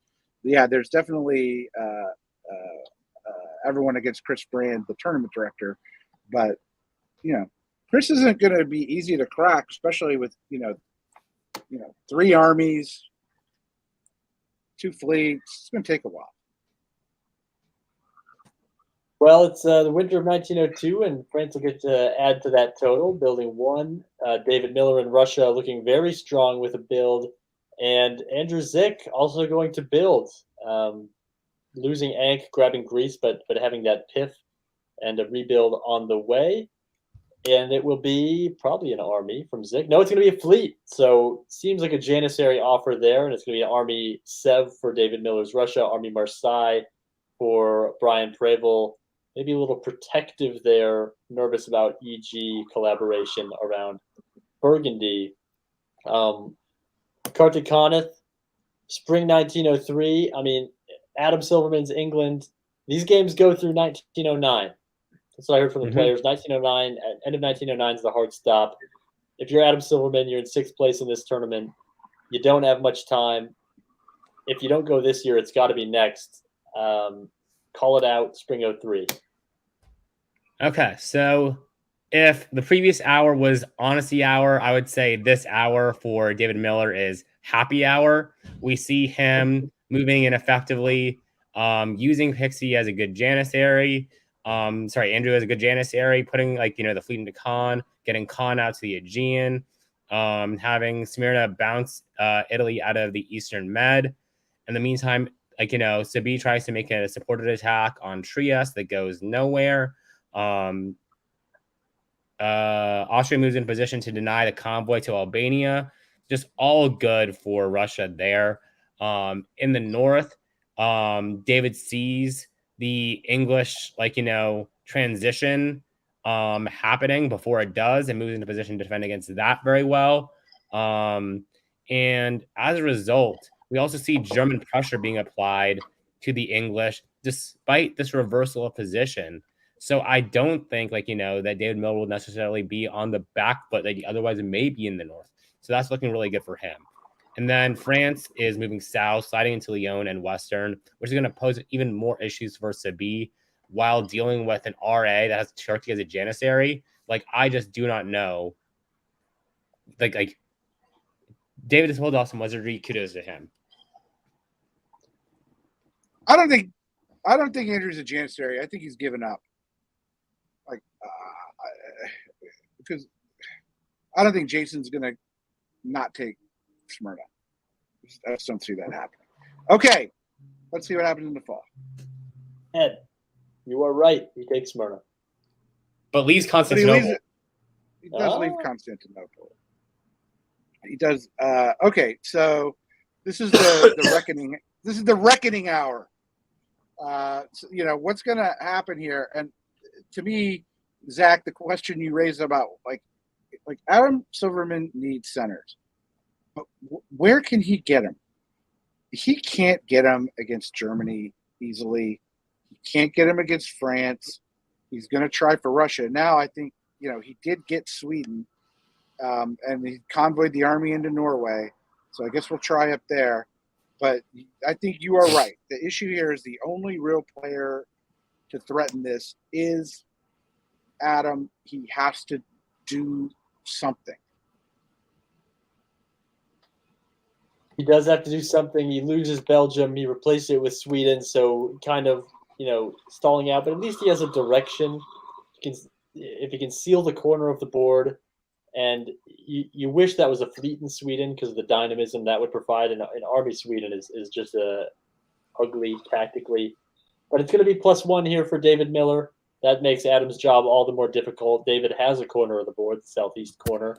A build for Brand, who is playing quite well this weekend despite having nothing to play for. And then -2 for Zick. He tried to be a Janissary, but what good is he to anybody? I mean, as a person, he's lovely, but his pieces are not useful on this board for anybody, and that makes you a poor candidate for Janissarying. So he's going to pull a G in an Eastern Med. It's going to be an Army Warsaw for David Miller and an Army Berlin for Chris Brand. Maybe we see them starting to clash a little bit in the spring of 1904. Kartik, is this the year that the board opens up? Is this the year that we pivot into the mid game? Run with it. Survey says maybe. So we see. Oh, maybe there's a misorder on backstab or something like that, because it seems that Italy, so that Russia picked up both Kana and Smyrna here. So we have Finland support Baltic and to Sweden, which makes sense because there's no way for them to really hold Baltic there. Blows up the army, which is good. They do lose St. Petersburg here, but I think that might be temporary, potentially. I think you could I think it's temporary. Norway. You could top Right. Norway here and then – oh, no. Yes. And then support Finland in there with 3, and I think that should go. You have Galicia and Warsaw moving to the line. And with Prussia being there, with Galicia being there, they should be able to stop anything from happening negatively in the around Austria, so with Germany and Italy collaborating. So that's really interesting to me. Also, something of note is how France and Italy sort of daisy chained into Albania, while Tyrrhenian Sea is now in Ionian Sea. That's a wonderful position for Brian Preble to be in, because guess what? In the fall, he can just say, Sabi, thank you for your service. I appreciate you being here and playing, but I'm going to take Naples and Tunis now and go up 2, which I do not think would be an unreasonable thing to do here, because I think you do actually want to empower Austria to be able to fight against David Miller at some point. So I think I would go for the step if I was him. Bonus points if you can somehow pull a support into Venice for the 3rd. Right. Hold on. I don't think St. Petersburg is guaranteed because Baltic can cut Livonia, right? But no. So Livonia would be the mover. Finland offers support. Finland can't be cut. So Finland supports Livonia. Moscow supports Livonia to St. Petersburg. Yeah. That's great. This is why you're in charge of our alliances. So I'm in charge of Zach's alliances, but Karthik's in charge of mine. But the thing with Brian here, I mean, like he might get 3 if Piedmont goes to Venice. Mm-hmm. There's no way he gets Venice. Well, why wouldn't you? If you're going to take the 2, you might as well get a shot. Dropping it down to Tuscany for position. Yeah, he's very conservative, that Brian Preble. Well, let's see what he does at Sullivan. Fall of 1904. Honesty hour. Oh, he's too nice. Oh, he's too that's no good. I'm just imagining what Brian would say if Brian was in Zach's chair right now. Because I don't think he'd be saying, I don't think he'd be giving a lot of compliments. It's also actually not good in a sense that, now Aegeans and Ionian, there are issues, right? Like if he did this for an alliance move, I don't know how much help he gave. So I think he at least needed to take 1. But I guess Western goes to Tyrrhenian. Anyways, look, for what it's worth, Russia takes back St. Petersburg, points to Karthik. And it looks like Germany was getting a little concerned. Chris was getting a little concerned about Adam. So we see some, movement there. I'm not certain of much in this game about like what's going to happen, except Germany pulling Baltic back and Russia retaking St. Petersburg and keeping Sweden is good news for David Miller. That's to me, nobody else is planned. Wow. Yeah, I think David if France Miller- had stabbed Sabi, I think there's a chance that he gets something, like, that France could top, but now I just don't see anyone else besides Miller topping. And Miller's score to beat, I think he needs at least 16 for a shot. He might need all of a solo, depends on how the other boards break. He's going to build Army Warsaw, no choice. It's going to be an Army London for Adam Silverman. And Adam, time is running out. He's on life support here. We're going to switch away from the game and bring Katie back. We're going to send Ed back to his chili con carne Fritos and circle back to board 3 Chili here. cheese. My apologies. Chili cheese. Frito pie. Fritos. You'll crinkle those backstage. Here's Katie. And this is the player list for round 3, board 3. The situation that we were at is as follows. Winter of 04 has adjudicated thusly, and Dave Roberts hanging around at 6. His position is not incredibly dynamic, but if somebody on this board is going to threaten for the tournament, it's going to be him. Kira's ship has kind of sailed. And Harj is the strongest player on the board. You like him to top, but it's hard to see him getting enough out of this to push for a tournament win. So, Katie, you're back on the stream. I hope you were able to enjoy some Frito-Lay's products backstage. Go ahead and call out Spring of 1905 for us.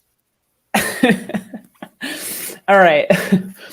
In 05, we have Dave and Harjo not on the same page about splitting up Matt Shields in Russia, so they bounced in Moscow, or maybe that was planned, but and Turkey didn't have anything else to do besides follow with the convoy. Greece moves to Albania and Aegean to Ionian, so I think that AT is still going relatively strong here. I think this is all positioning to be able. Well, I don't know. Trieste went west to Venice, and Venice went down south to Rome. So Austria and Italy still. I don't know. It's been a while. I don't remember what's going on in this game, but I don't think they're getting along well, and I think they're still not getting along well. But I think it's all going to work out just fine for Turkey. In the West, we've got France taking MAO, but Italy helping England into Spain. This is the spring, so I guess he can't keep Spain necessarily, but it's sort of a guess with Portugal. We'll see what happens there. And Matt Krill in Germany is moving. We're into Burgundy, so pushing into France a little bit. We've got also at the same time supporting himself to Norway. So if he was not fighting England before, he might be now. This is a kind of a weird stab for Norway, if this is a stab, but I can't remember. He's in Norwegian, so maybe he was in North. Were they fighting? I don't know. Well, I think the story of the West has been that nobody's really been working together in a comprehensive way. I mean, there's been a lot of every person for themselves, and that's, I suppose, what kind of shows in the move. And for Krill, it can't be that way. You can't get off the launch pad unless you have a strong ally, and Krill needs to get into the stratosphere if he wants any chance. Fall of 1905. Kartik, everything's still looking good for Harj, looking increasingly desperate for Dave Roberts. Take it away, Connor. Okay, sure. So I was literally going to say I don't think Italy survives, or I think Italy goes down to 1 this turn. This is not how I thought Italy was going to go down to 1. I thought Naples was going to get taken by Naples and Rome were going to get taken by Austria here. Instead, Rome supports Venice and defends Trieste. So Austria builds 1, Turkey will build 2. It's just a really dominant position for Turkey here. and I don't see anyone trying to stop him in the south. Now, the only thing that would stop him from topping is Germany just outpacing him in the north. And that I see as a very realistic possibility, because it seems that France and England have mismanaged their diplomatic relations so much that when the choice exists for France, they'll prioritize defending against England over defending themselves against Germany, which allows Germany just to walk into Paris right here, and walk another army into Burgundy. And who knows how much more Kira will let Matt walk into, and who knows how much they'll be able to stop them from doing so going forward in the near future. So yeah, I think this is looking really good for Matt, really, really good for Harjo, really bad for everyone else. Yeah, just a big old mess in the West. +2 for Matt, -1 for Kira, and it's going to be +2 for Harj as well. Greg Matthews was looking bad at various points in this game, but he's stable. Not dead yet. Not really much of a threat to top, but you can see him becoming a junior partner to the winning alliance here. He's going to put down an Army Vienna. Double fleet for Harj. That makes sense. It's time to get into the med, and the armies in the middle of the board are cleared out, but replaced by a couple of fresh ones for Matt Krill. All of a sudden, Germany controlling the center of the board, but still with no friends. Katie Gray, it's a battle between Matt and Harj. Who is going to grab the advantage here in spring 1906? I love Turkey for this because there are no fleets in the south. There's one Italian fleet that just moved back to Tyrrhenian Sea, and Germany and France and England have been fighting this whole time. Those fleets are not going to coordinate. I think that if Turkey wants to stab on Austria or continued fighting against Austria, because it's not like they've been getting along, it's there. And those fleets coming around Italy are going to, I think, build us around Italy, and I think that's going to give Turkey the big advantage in this game. At the same time, he's pushing armies north. He's got into Ukraine, so Moscow is definitely on the table for next year. There's going to be 2 English units and 2 French units next to it with Warsaw open. You've got to think that England and Turkey are talking about how to divide that up, and then whether or not they stick to what they agree to, we will see. But Germany moving away from England, the fleet's going back in Sweden. Denmark is convoying to Prussia. Very clearly, I think, preparing against these eastern forces that are moving at him. While at the same time, Kira in France moves to Liverpool, and I assume will stay there for next year so that she can get the build. What else is happening? So either England or Germany will end up with Brest this year. I think that's what that means. I think they'd be able to work that out. Yeah. All right, a consolidated front for Harj. You just wish those fleets are there. It's going to take them a year to get those fleets into position. Fall 1906. Kartik, take it away. Okay, let's see. So here we see England and Germany cooperating well together to England's benefit, and to Germany's benefit to some degree as well. As Germany picks up Marseille, England picks up Brest and Moscow, and Moscow is denied a chance to retreat to Warsaw. So therefore, the Moscow army is piffed.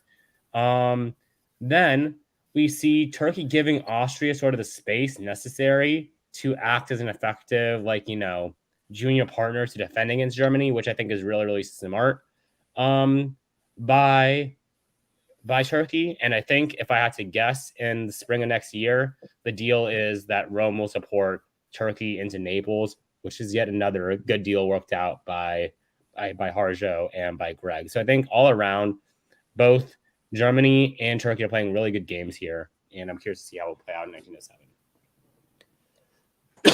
We could play, and we get into the winter of 1906. It's builds for Germany and England, courtesy of England's picking up of the unit in Spain. They had a retreat available to Lyon, but didn't take it. You want that rebuild to take Liverpool back.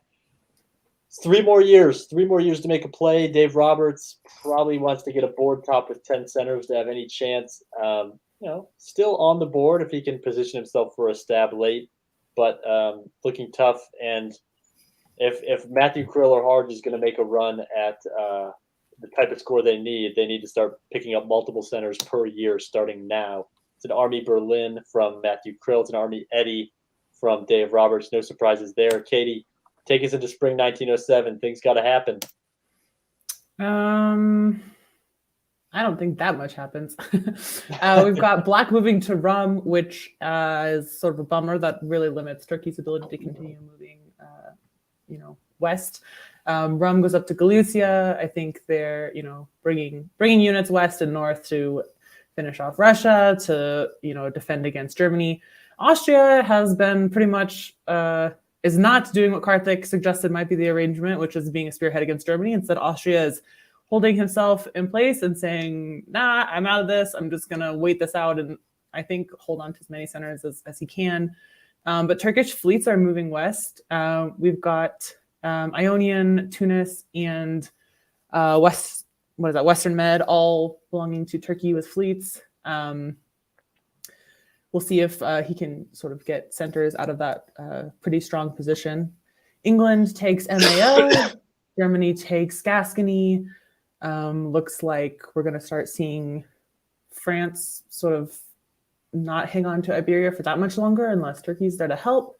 Meanwhile, France just walked out of Liverpool and Eddie followed. So maybe they're going to make a play for London. London is completely open. I assume that they'll just take it. But I don't know why they left Liverpool in the first place. So we'll see.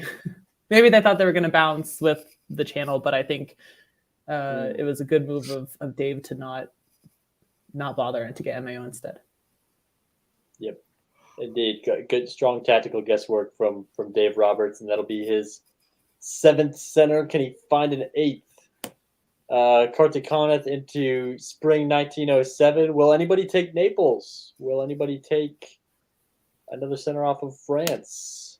I think if Turkey is not given Naples, I'd be very, very mad as a Turkish player here. Yes, and there you go. I'd be like, if he's not willing to support you into Naples, it's very questionable what the long-term path is there. And I think here it's clear what that long-term path is. There is a working agreement that they can come to. I like the move of Romania back to the Black Sea, sets up room for the convoy. The one thing I don't like is the fact that he couldn't get Austria to support himself to Galicia, which would have been nice to at least deny Germany that forward progress. That is really dangerous. And I think Germany does have a vested interest in doing that. So I'm surprised that isn't something that happened. In the north, we see Brest and Mao coming down south to try and have their impact in the west.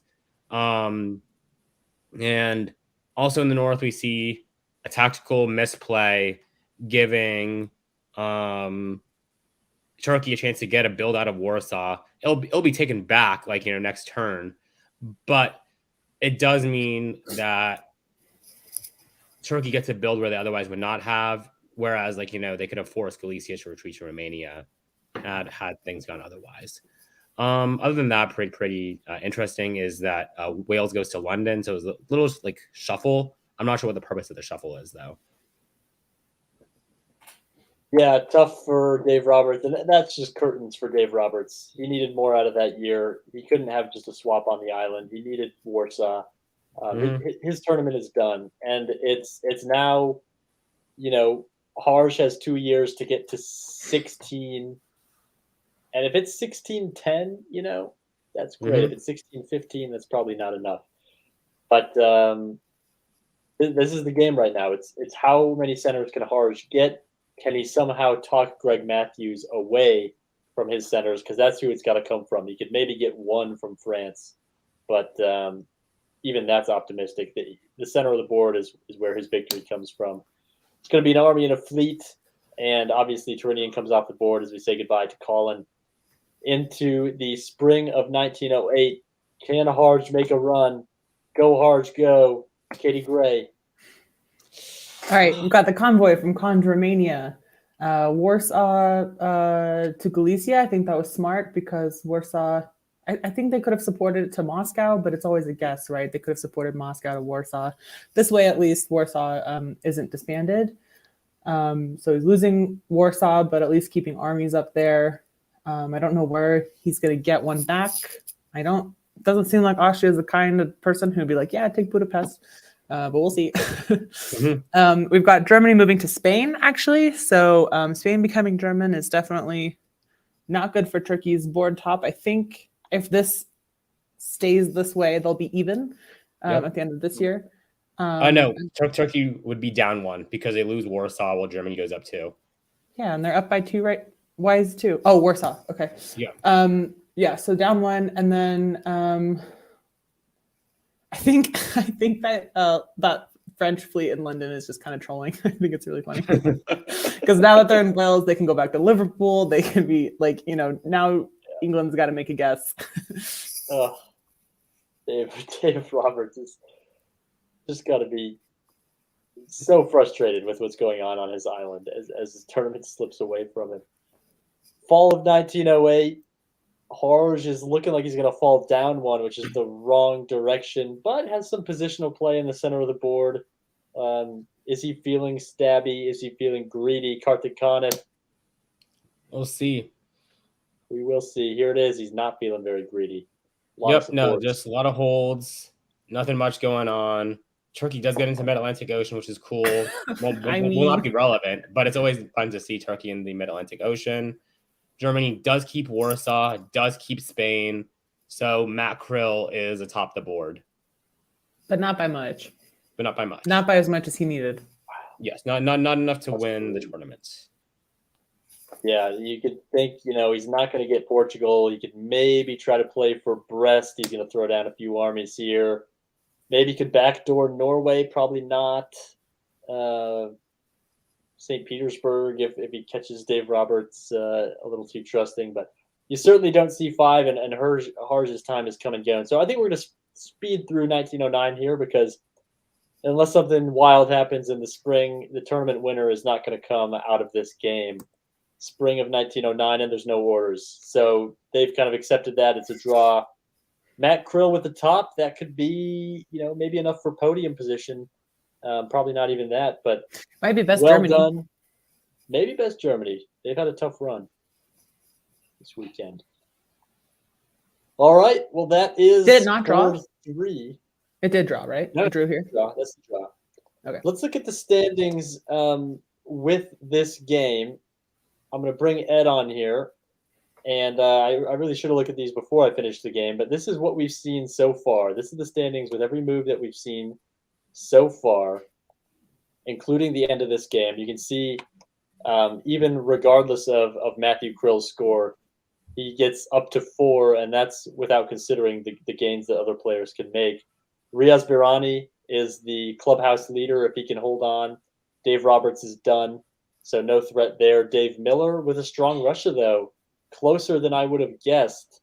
And then after Dave Miller, it's a drop-off. There needs to be a big swing of fortune. Andre's out of his game. Liam, it's exactly what we've been saying. He needs to get 15-plus in order to make up that distance. Adam Silverman, I think, is not topping his board, so this score could change dramatically if he comes out on top. But these are the names, right? Adam, Liam, Riaz, and David Miller. Those seem like the 4 who are still in this thing.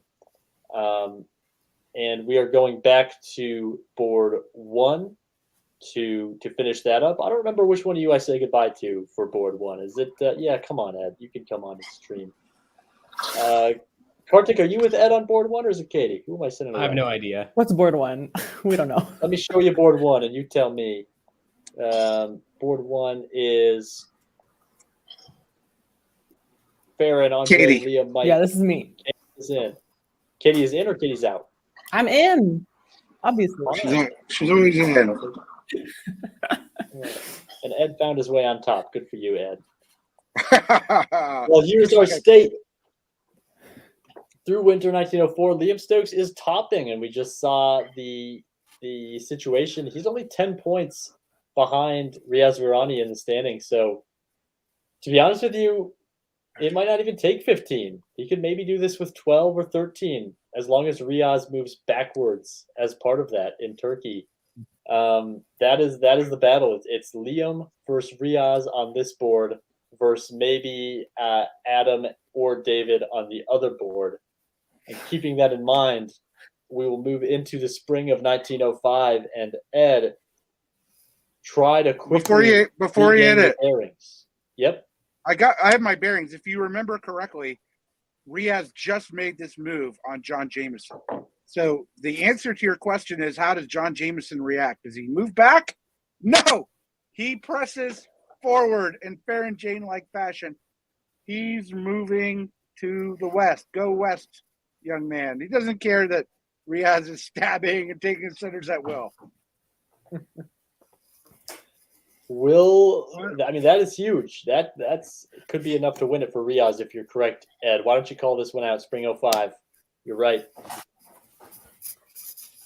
The thing is, when you're dealing with a hurricane, you got to be able to ride it out. And so, look, even as Riaz convoys in this route, this is really tough for Liam. Okay, when Russia is not upset. Sorry, that Turkey has done this. It's going to be tough for Liam to pull this out and get ahead, because there's an awful lot of centers ahead of Riaz, and the train keeps rolling all night long. I don't know if it matters too much, although he's trying to help Germany back into Holland, trying to set up a stalemate line, but that's not good when France needs centers. Okay, period. Wow, this is really difficult to see how Liam can turn the tables. It's too far gone for John. Even if John wanted to turn back at this point, he couldn't turn back. It's over. He's losing Moscow. He's losing Budapest. So Riaz has a clear path to at least 12. And for Liam to get a hold of this thing, he needs everybody else to basically be offended by the idea of Riaz winning. And who's offended by the idea of Riaz winning? Nobody is. Not John, Eddie, not Eddie. Fall 1905. Is there any way for Stokes to salvage this? 3, 2, 1. Now he tries. No, I don't know. I mean, okay, so we've got Riaz is in Moscow now. It's a little alone, so it may be gone next year. Yes, I see person. I don't know who this is. Is this Zach or is this Kevin? It's Kevin. I see it. It's I'll Kevin. get there. I'll get there, Kevin. So we have Riaz moving armies north and west, but Moscow's a little abandoned. We'll see if he can hang on to it. He's also moving fleets east, and at the same time, Eddie is also moving east. Eddie's put Western Med into Spain. He's trying to take back Venice from Trieste. John leaves Vienna, so we've got Eddie hanging on to that center at least. But John also stays in Munich, so I don't know. Somebody else can do the math. I don't know what the results of all that are. I think it's going to mean. I was going to say Eddie going up one. He's got no places to build. I know. Your job. I know. But also, Liam is taking Tunis, so he's losing Spain, gaining Tunis, keeping Venice. I think he stays even. I think Liam stays even, and I think Riaz goes up. With Budapest being pretty, he can hold on to Budapest, right? So Moscow he might not be able to hold on to, but he can at least hold on to Budapest, and he's still moving fleets. Liam is also moving his fleets south, so north is going to English Channel. He's taking London, which may or may not have been agreed by Germany. He might have said, hey, I'm going to need a build to deal with this Turkey problem. Though he's moving to Belgium, I don't know. I don't remember what's going on between France and Germany, but it doesn't look terrible for Liam, but it does look really good for Riaz, I think. Even though John is moving back. Okay, go back, Zach. Go back. Eddie Brisson just took Liam Stokes to school. Liam thought they were going. Oh, he supported him to Marseille. Oh, yeah, that's really great. That's great. From Piedmont, and then takes Spain. Yeah, that's beautiful. And for beginning and players and people of intermediate ability, always think about doing this if you have the opportunity to do so. Because it's fun. It's the best. Yeah, wow. That's great. Good for Eddie. I mean, he's been around. He knows all the tricks, right? He knows it. He knows all the tricks. He invented most of the tricks. Well, John Jameson only has to pull one, so he can put up a little bit of a fight against Riaz. Riaz, I think, surprised by his own fortune, didn't think he'd be building three, so he pulled the fleet into con, and now he can't put them all down. Eddie Gerson, despite his old savvy tricks, is going to pull one off the board. Liam's going to stay level. But Riaz now significantly ahead of this tournament, and if he tops this board, I don't think anything short of a solo on the other one is going to beat him. The builds are Fleet and Army for Riaz. What else would it be? Munich, that's what John's got to pull. Ruhr for Eddie. So spring 1906, it's will the board rally to Liam's side? It sure doesn't seem that way based on what we just saw. Ed Sullivan, take it away. If Eddie Brisson is working with Riaz, then no. Well, he is. Yeah. Well, duh. Captain Obvious Katie. All right. So anyways, just call this Riaz may lose Moscow, but otherwise improves his position here. Convoying to Sev, getting into Galicia. Yeah, the army got piffed, not the end of the world. Meanwhile, Liam has to react to the situation, gives up Marseille, which has to go to Lyon, gets army in Gascony, army in the Mid-Atlantic. But it's a whole bunch of mess. Yeah, he takes Munich. Maybe Germany will let him into Berlin. But this is a disaster for Liam. It is. And, he's in Munich. It's John Jameson. What's terrible for Liam is that his centers he can take are Russian, but you almost don't want to take Russian centers because Russia's got armies in a position to hurt Riaz, and that's what you want to do. So it's a lose-lose. You're damned if you do, you're damned if you don't. Not shocked if he pulls Munich into Tyrolia here, but that's probably overthinking it. Fall 1906, Katie Gray. He does. But still loses the center. Still loses the center. Germany takes it back, which can't really fault him. It's his home center. Let's see. Turkey goes back to Ukraine. Turkey takes Budapest from Trieste. I wonder how much Eddie's agreeing to all of this, because last turn, as the chat mentioned, Riaz tapped Rome, which didn't really make a lot of sense because it prevented Trieste from moving to take Venice. But Eddie is still moving west. So despite that, and despite Budapest taking Trieste, Eddie is still moving away from Riaz. So, I mean, if Riaz can be attacking his ally, his Janissary, and it's still working out for him, then amazing, good for him. So France keeps Marseille this year, but loses Portugal. Doesn't get Munich. I think that's it, right? Because he doesn't take Rome, doesn't keep Venice, or he doesn't lose Venice. I think it's even. All right. Well, Riaz mystifyingly continues to tap Rome against his own interest, but he's still going to put down 2. Mike Moore, courtesy of taking Berlin and Munich back, is actually level with Liam Stokes. It's up 3, but can only put one of them on the board.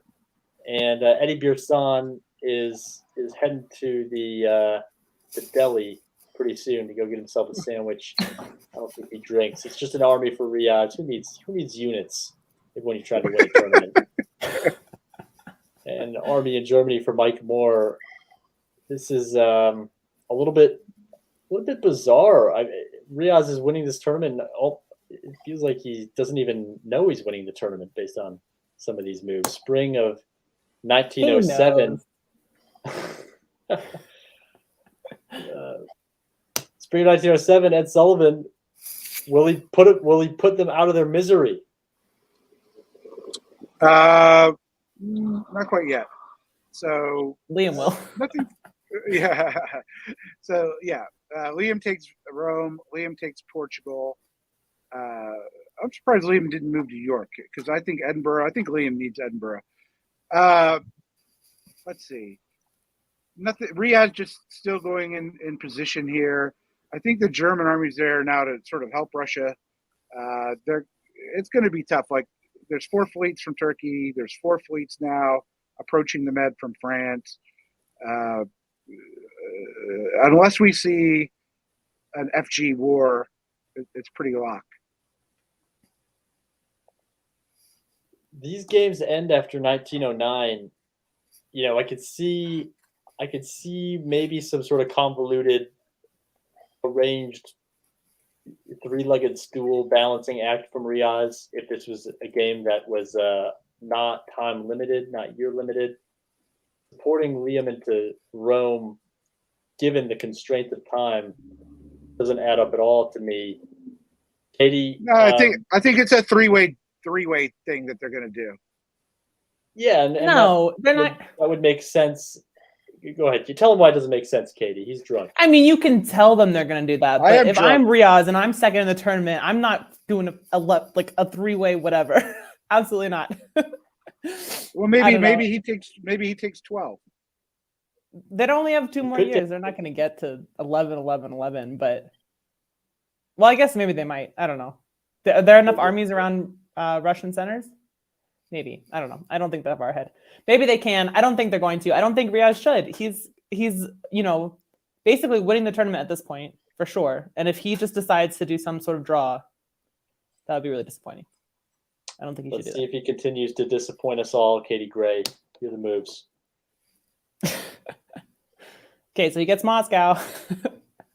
He can take Vienna next year. Based on guesses. They're bouncing in Tyrrhenian Sea. Whose army was in Tuscany that's gone now? Was that Italian? That was Italian. Doesn't matter. Would have been pulled anyway. I don't know. I don't know what they're doing, but I don't think Riaz should draw with them. Maybe he will. I don't know. Watch him wave. He's going to wave at least one of these two, isn't he? No, he won't waved be. them both. He waved them both. Riaz is waving. He's waving goodbye to his tournament win. I don't like it. Why? David and Adam are chomping at the bit on the other board as David gives away centers, or as Riaz gives away centers. Look, I I don't think Riaz might be thinking here 12, 11, 11, I saw in the comments, but I think what he's really thinking is I can't hold off. Well, I don't know if he thinks he can hold off FG, but it is time limited. He could How much have is it? before he was helping France into centers.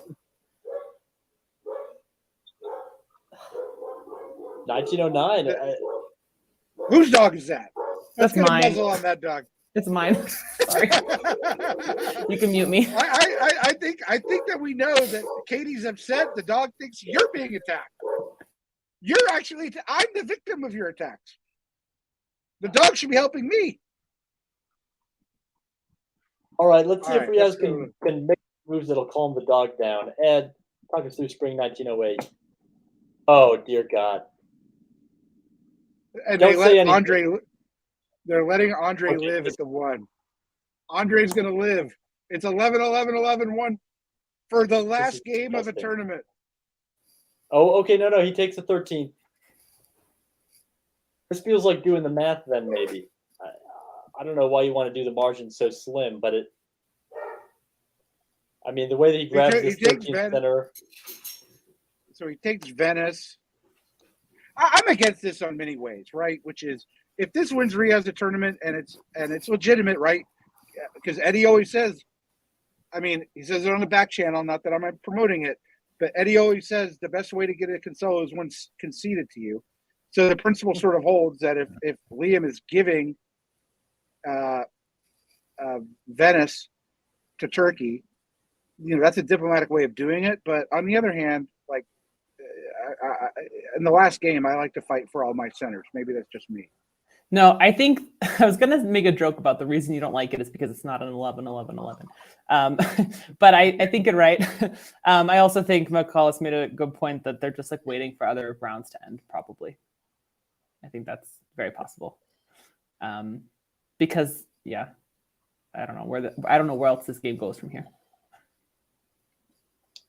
Well, I am shocked if this is anything but a draw. Yeah, draw. No orders. Okay, so that's it. That is the end of board 1. Riaz gets his 13. basically donates 10 or 15 points to charity, and I don't know how Canada's fiscal year works, but I don't think he's going to get the tax credit for that for a long time. I assure you, they don't believe in tax credits in Canada. They never heard of that expression. So here are the standings after this monstrosity has played out. The standings are as follows: Riaz with a commanding lead. His final score puts him 23 points above, or basically 24 points above where Dave Miller is right now. And Dave Miller is sitting at a roughly 9 center Russia through 1904. So to make up the points, he doesn't need a ton. Maybe he needs to get to 14 or 15 to win.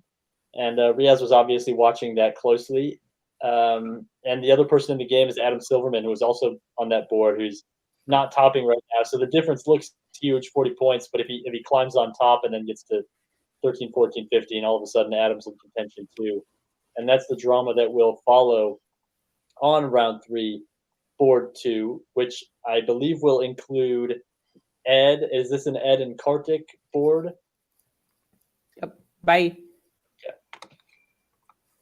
Well, Katie, hold that thought because I need to. All right, bye. Kartik, welcome Time to back. upgrade, baby. Put you above Ed. Okay. This is the final board. Dave Miller in a commanding lead. Adam Silverman in England, really with not a lot of tempo, but it's a winnable tournament for him if he's able to change his luck, and he's got plenty of time to do it. He's got 5 years. It's if one of them can get to 14, there's a chance, and if neither of them gets to that number, then it is Riaz who is your Cascadia 2023 champion. I'll page over to the most recent set of moves. We see David Miller claiming one off of England, kind of with no enemies here. AI are fighting.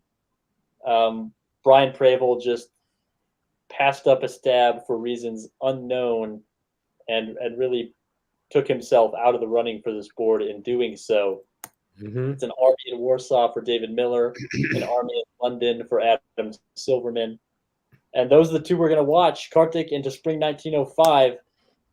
Call this out. Orders in. So we have in the West, Germany trying to make a move on France, semi-foiled by the self-bounce in Burgundy. But Belgium does slide into Picardy. So there will be a little bit of chaos that France has to deal with. And this is why Brian not taking Tunis and Naples last year is so bad, because as a result of that, he's so open and so vulnerable. He now needs to win a guess and hope that he can have those home centers be open in time to make what he needs to have work. Now, the upside is that Russia's coming for Germany here. So maybe Germany will just be like, oh, well, I have to turn around, can't do anything anyways, and just hold. But there was no need to take this risk, and he could have been in the driver's seat had he just stabbed Italy last season. Now, in the rest of the board, basically due to a brace, Ionian ends up holding despite having two supported attacks going on against it. So that's pretty cute. And yeah, onto the fall. It's very cute. Fall of 1905, and the way that David Miller's arrows, just everything he's doing is unopposed. Will it stay that way in the fall? Ed Sullivan. Well, he doesn't get Berlin. He attempted to get greedy there, right? I mean, he could have taken Berlin with the fleet. He didn't do it, but that's okay. Let's see here. In the South, nothing happens. Brian does keep everything, even though Brest was at risk. I think credibly Germany had to move back. So exactly. I don't think that he had too much to worry about there. And he goes down to Tuscany. So Brian will get another center. Tournament favorite Brian Preble rehabilitating himself. But it's now a question of, can this board rally against Russia? And I see no real evidence of it when Germany, Italy, Austria are working crosswise, and Turkey, even Pixie's still helping David here, or is it Pixie? Yeah, he's still helping David. So this is really, it's coming up aces for David Miller. You got to build North Coast though. Agreed. Got that build, and I would agree. 2 for Brian Pravel, a year later than we thought and hoped, but he will put him down now. Chris Brand in Germany is going to take one off, as will Sabia Huja's Italy. And it will be a Fleet South Coast, or not even South Coast, it's Sevastopol Sevastopol. for David Miller. I guess he's really worried about the yeah. French.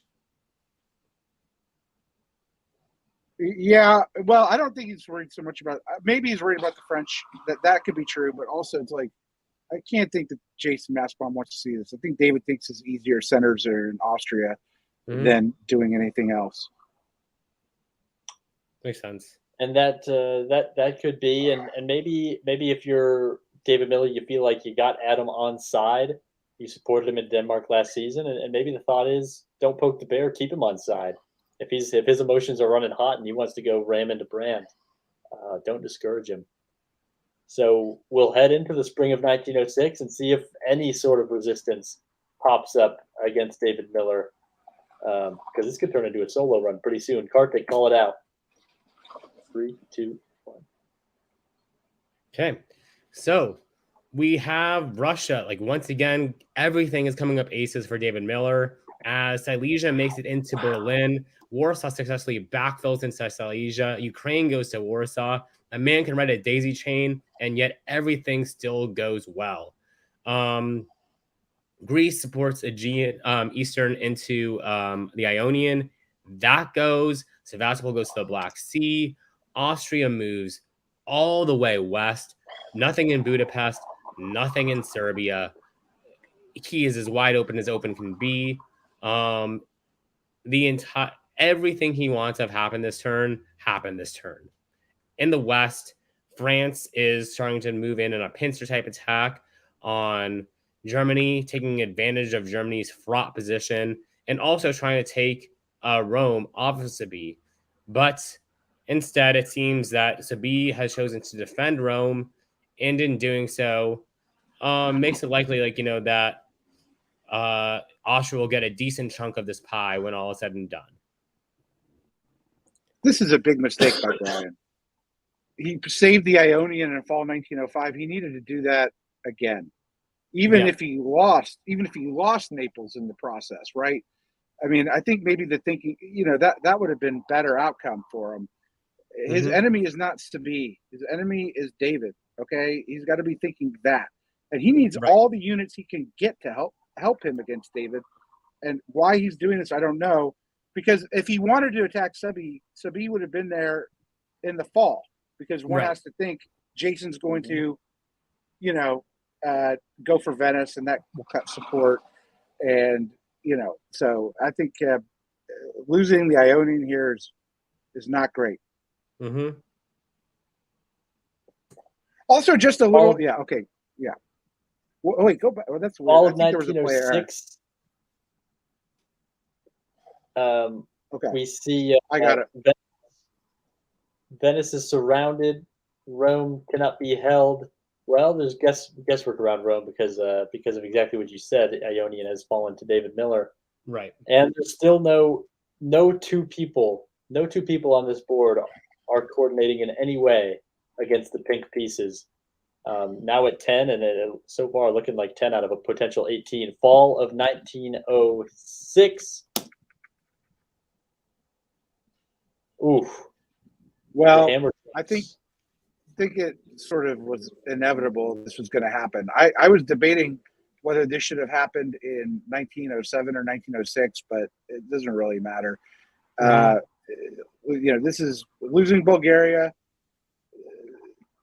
That's what that fleet Sevastopol was there to do. There's not enough years for it to get out and be useful. Right. Taking Budapest, guaranteeing yourself, I think, Vienna in 1907. That's bad. Saving Berlin. So 3 builds, if I'm reading it correctly, for David, puts him at 13, and it's looking good. Period. Mm-hmm. I'm not 100% that this is a stab. I mean, Jason himself has done this to other players as Russia when he soloed last year. So this may be Jason sort of paying it backwards a little bit to people who helped him. Maybe he just wants David to win. Could be, and the emotion you got to remember, emotions on the board too could be playing a part. We've seen the moves, but we don't know what type of feelings have gotten involved, what type of animosity is there. Jason's a guy who will hold a grudge. Sabi's a player who might hold a grudge. Who else on this board? Silverman, Master. We got a few players on this board who can mix it up emotionally and make their victory condition that the other person dies, and that could be what we're seeing. Maybe Jason is paying it forward, or maybe he's paying it back to something that happened earlier in the game. +3 for David Miller here. Army Fleet still not focusing in the north. I think he's going to let Adam Silverman be his fleets in the north. Like they said in Pulp Fiction, when you start on a journey of revenge, build 2 graves, and we can see that between Jason and Sabi. Or real quick, just thank you. Get your Tarantino right. That's very important. Both of you, just give me a percent. Just give me a percent, starting with Kartik. Solo probability.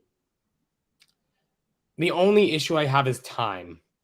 If this was an untimed round, I'd say 100%. Here, I'll say, I don't know when these end. It seemed After like the previous 09. one ended in 1909. So I would say 33%. Ed, numbers aren't your thing, but try. 7.5%. He needs a better fleet presence north than he does. That's what Russia needs to solo typically. Right. And I see Vienna, Trieste, Serbia, Greece. Everything else is more difficult. Spring of 1907. I believe this is yours, Kartik Kaneth. The solo run continues. The march through the center of the board. What do we have? Right. So we see Sev going to Black Sea, Bulgaria going to Khan, Budapest bouncing the Austrians out of Trieste, which I think is a reasonable order. We see an attempted attack on Munich, which does not go. We see an attempted attack on Denmark, which doesn't go.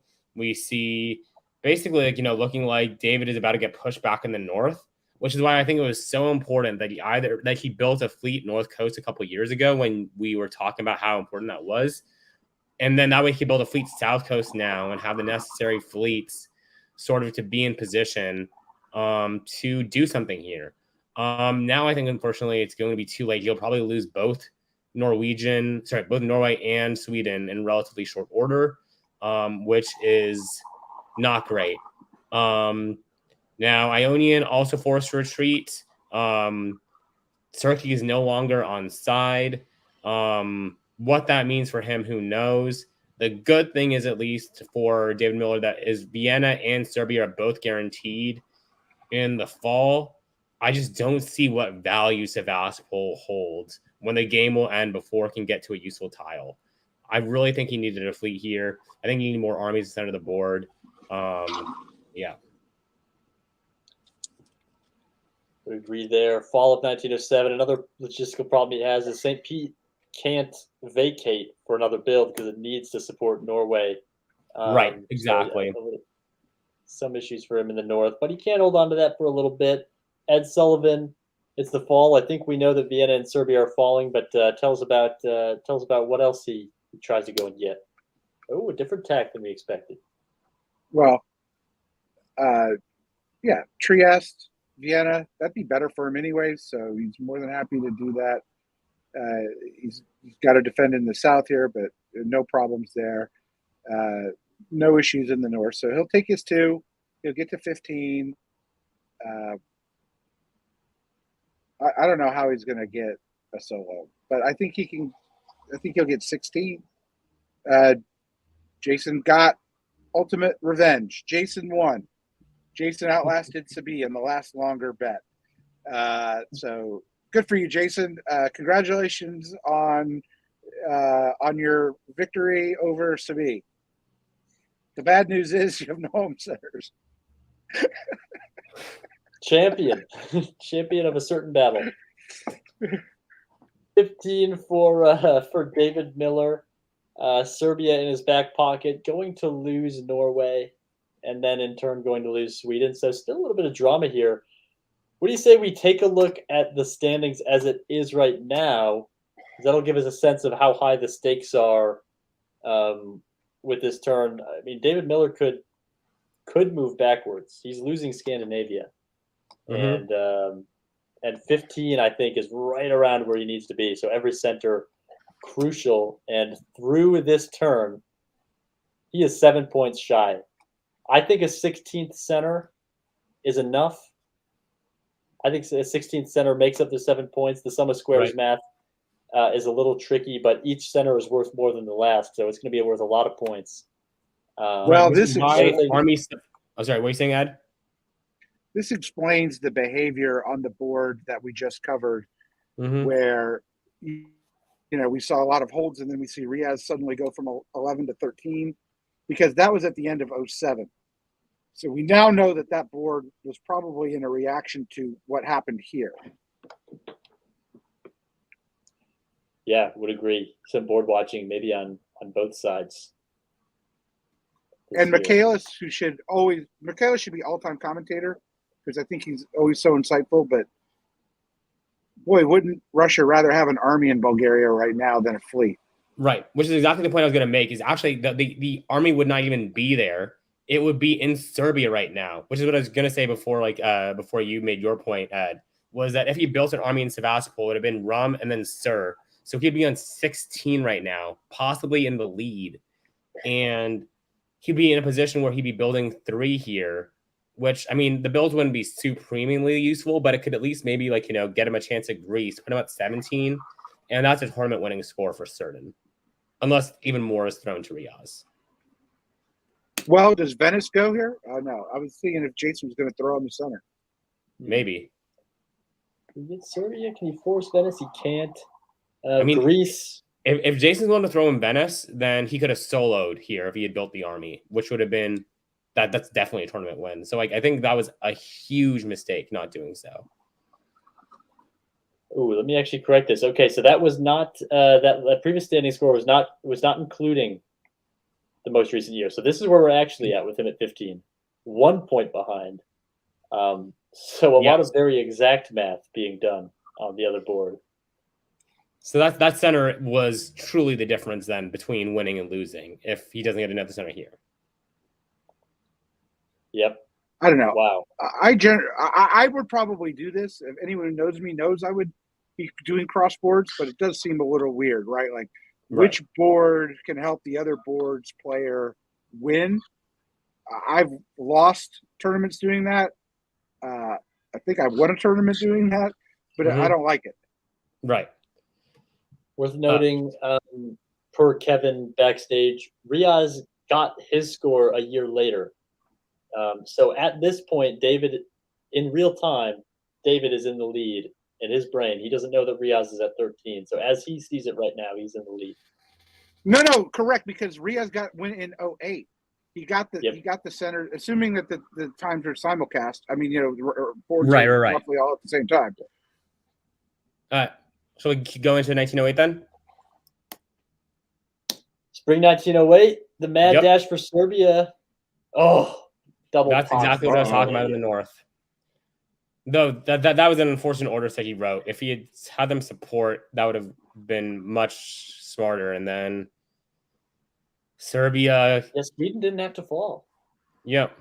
Neither did Norway. If St. Petersburg had support held Norway, that doesn't fall either. I mean, he does need to fear Norwegian sliding to Barents and Helgeland going to north. So I get why he was trying to be aggressive here, but I don't know if that's the way you want to be aggressive.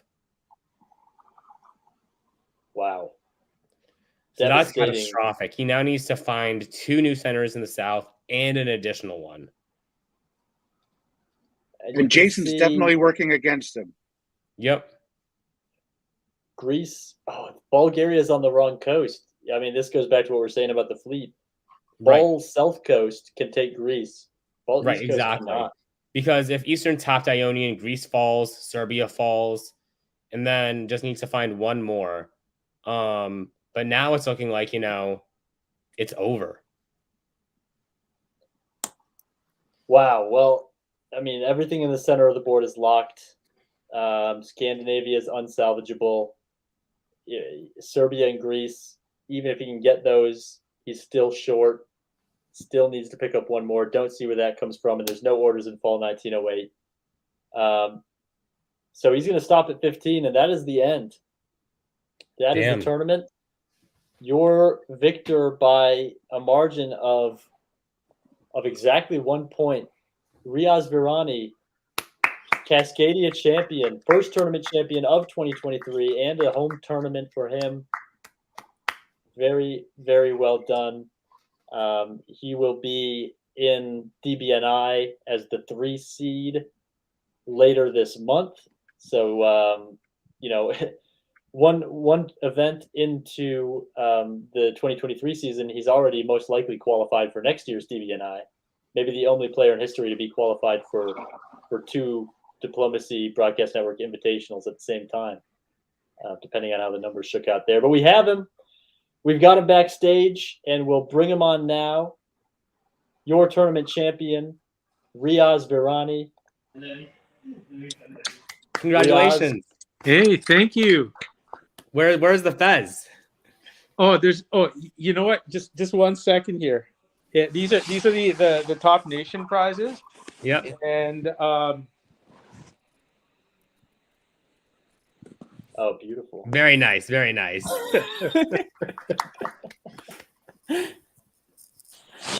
So I have to wear the turkey one, right? Right, exactly.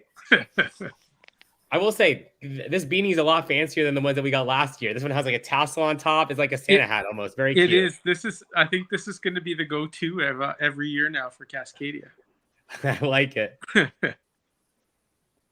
Did you win too? I haven't been paying attention to this whole stream. I won 3. You won 3? I won 3. 3 of them? Oh my god. Wear all them. Put one on each of your ears. Yeah, that's a good point. I can't do it, but I'll just put one. Oh my gosh, Yeah. Amazing. How does it feel to win your own tournament? Does it feel like you rigged it a little bit, or does it feel like you won it legitimately? Hey, everybody, come to my tournament where it's at my venue, and I win. Well, all the subliminal messaging we put in all the hotel rooms, it really paid off. Riaz, did you think offering your guests free breakfast played any part in your win? I'm not sure how to answer. It's more the subliminal messaging that we put in the hallways that really helped. What was that? Nice. What did you put? Let For Riaz those of us who top. couldn't make let it. Riaz top. Let Riaz top. Oh, okay. All over the place. Okay, well, he didn't really, except for the last game. It was a lot of shared nonsense, but okay. You Look. can't say that, Ed. You, Ed Sullivan. Did I hear Ed say shared board top nonsense? You did. I heard Ed Sullivan say that. You did. Okay, look, I'm going to congratulate you. That's 2 in a row, face to face, virtually. You've won everything. You've won everything. So just stop being modest. Tell the viewers the truth.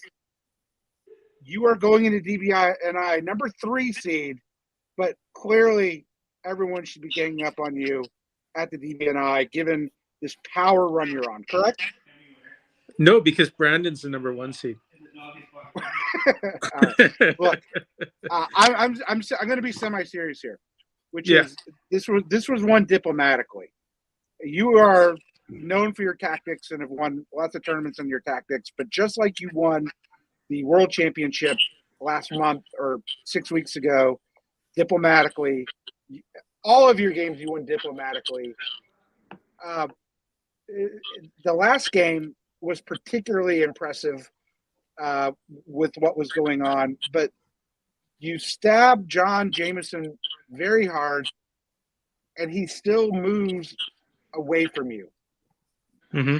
What I mean, that you won the tournament on that move, like on that fall move. I think it was fall or 5 or 6. You only came back a turn later after you stabbed him the second time. So what happened?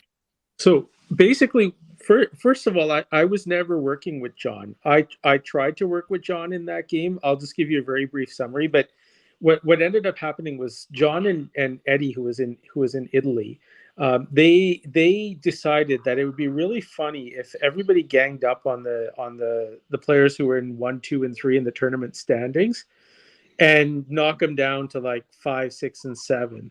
And so when they were ganging up on Farron, I kind of went to them and I said, Are the two of you actually going to work with me, or what's the deal here? Because I'm hearing a lot of rumors."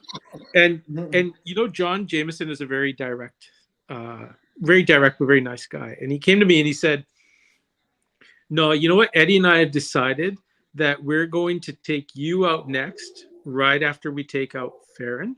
And there's nothing you can do about it, and we're coming."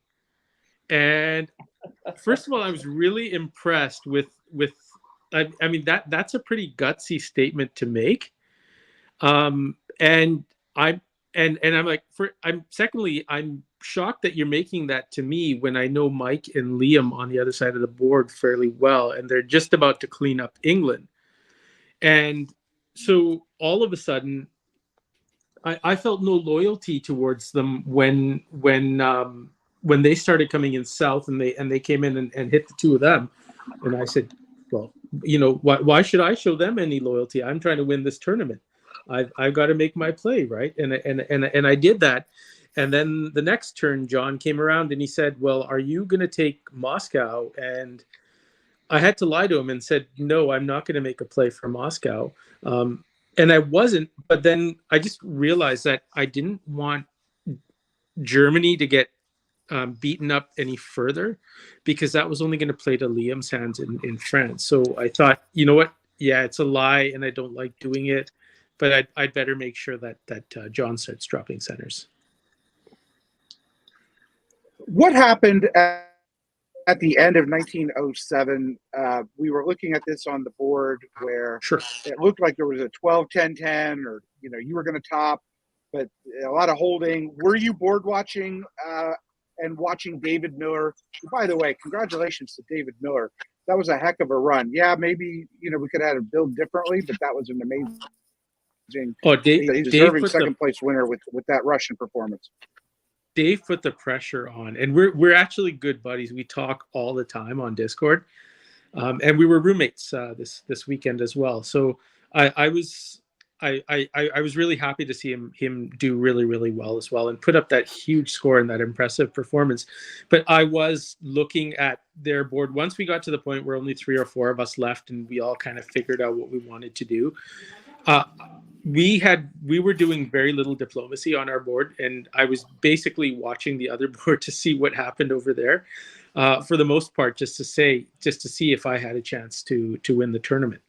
And so, yeah, we were doing a lot of board watching, and pulling out our phones and using the score calculators and seeing, okay, well, can we make this work? Can we do this? Because I didn't feel that it would have been right to ask them for 3 or 4 centers. But to make a pitch for 1, that was a lot more doable.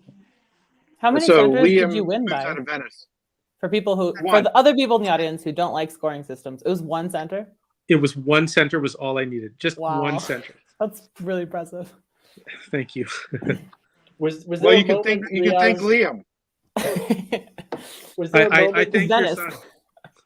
Was there a moment before you made that ask for them to give you the 1 center try that to you thought, change results there? Okay. El Presidente, why don't you start? Thank you. I should mute him. Riaz, was there a moment before you asked them for that center and they gave you Venice at the end of the game where you were starting to maybe kick yourself for not just taking it 2 years earlier when you kind of had the chance? No, there probably wasn't, because one thing that I learned, especially on this board, was, you know what, I mean, yeah, you can try to control your own destiny, but it's a game of diplomacy, right? It's a game where if you tick off the wrong people, you lose the goodwill and the potential to argue for that center. If I would have just gone hard after it, they would have protected it further, and I think it would have been a lot more of a difficult conversation. Whereas this was just like, hey, look, let's just all get along and just clean things up, and then at the end, if there's a chance, we can look at it. Fair enough, and it worked for you. I was fortunate. It worked for me. Yes. So I was asking, like, since Liam did help you win, was there a Canadian cabal tired of Californian dominance of Cascadia that worked together to ensure Dave's that not a from Canadian would win? California. David Miller is not from California. It was a joke about Shabana always winning Cascadia. Yes, Yeah. I know that, but I'm saying. Yeah, I It's, wouldn't say it's anti-American. Anti-American. I wouldn't say it was Good. anything like that, but I think that my previous history, because you guys probably know that the last two Cascadias I finished in second place. Right. And I think there was a pitch that I was able to make to the two of them that, look, we keep getting so close. And I keep getting second places, and we keep all talking about, wouldn't it be cool if like a Cascadian actually won this thing? And then I said, a Cascadian can win this thing. Come on, guys, let's do this. Like, let's make it work. It's one center, and I think the thing that worked out really well was we had a couple of game years to experiment. So I told them in 1908, why don't you just put me in Venice and let's see what the score looks like. And the score came out to be favorable, like by one point. And then at that point, it was more of a discussion of me saying, come on, guys, just keep me in there, let me win. Whereas if we would have waited until 1909 and I asked for it at that time, I think it probably would have been a lot more difficult to ask for a center than to say, just let me stay in the center. Mm-hmm. Oh, okay. So look, I admire this victory as a former Cascadia champion. I admire the victory, and it wasn't as close as we're making it seem, because David Miller lost Scandinavia. He was going down. He wasn't going to be able to maintain that lead, and those players on the board graciously drew at that point. The thing that stunned me about this tournament, and I think it really shows, to be humble here, my dominance in changing the hobby for the worse, is round one and round two, the amount of shared board tops, particularly in round one, the amount of early shared board tops, 1905, 1906. You were there for all three boards. Can you explain the dynamics of how people were playing? And was it the scoring system that changed behavior? Put on your analyst hat and explain why we saw a lot of games that we typically don't see in tournaments. I think what happened was we all started to discover that in this scoring system, there wasn't really a big difference in one center in finishing, with 9 as being a lone board top versus 2 of you having 8. I mean, the bigger deal is more that having a bigger gap in between first and second place. And so I think a lot of that played into it, where, it was an early round and everybody could say, hey, look, you know what? Let's finish this amicably. Everybody's happy. You know what? I may be giving up a point, but I may see you again in another game. And rather than dotting and taking one off you, let's both put ourselves in contention. And it's West Coast, so it's fairly Care Bear. Well, that we saw. Except for your savage gutting of John Jameson twice in a row. Riaz, it was a well-earned tournament win. 3 best countries. Hard to do better than that, even though 3 one rounds. of them was a 7-center Italy. During a 3 difficult rounds and 3 weekend best for Italy. countries. Amazing. Thank you. Just to wrap this up, the other best countries that Riaz allowed other people to win this weekend. By not bowling them. Austria, Dave Roberts with 9 centers. France, Andrei Gribikov, 9 centers. Germany, Matthew Krill, 11 centers. Russia, David Miller, 15 centers. Italy, Turkey, and England all went to you, Riaz Virani. And you are the deserving 2023 Cascadia champion. It has come home. It's back to the Canadians. It's back to the Cascadians. And so congratulations to you on that dominant victory. You get the last word for the broadcast because you're the champ. So you say some words, and then we're going to cut it off. Okay. Well, first of all, Chris Brand runs, a fantastic event, and thank you, all of you, for putting this time in, putting all that time in. I haven't had a chance to go through any of the commentary, but I really look forward to doing that. But the biggest thank you here goes to Baby Shersha, because Siobhan was not able to make the tournament. And if Siobhan was at the tournament, I don't think I would have won, because she's such a good player. She is the queen of Cascadia. So thank goodness for newborn children. God bless them all. Thank you, Baby Shersha. Thank you, newborn children. And congrats to our newborn champion, Riaz Virani. Thanks to everybody for tuning in, and have a good night. We are out of here. Thank you.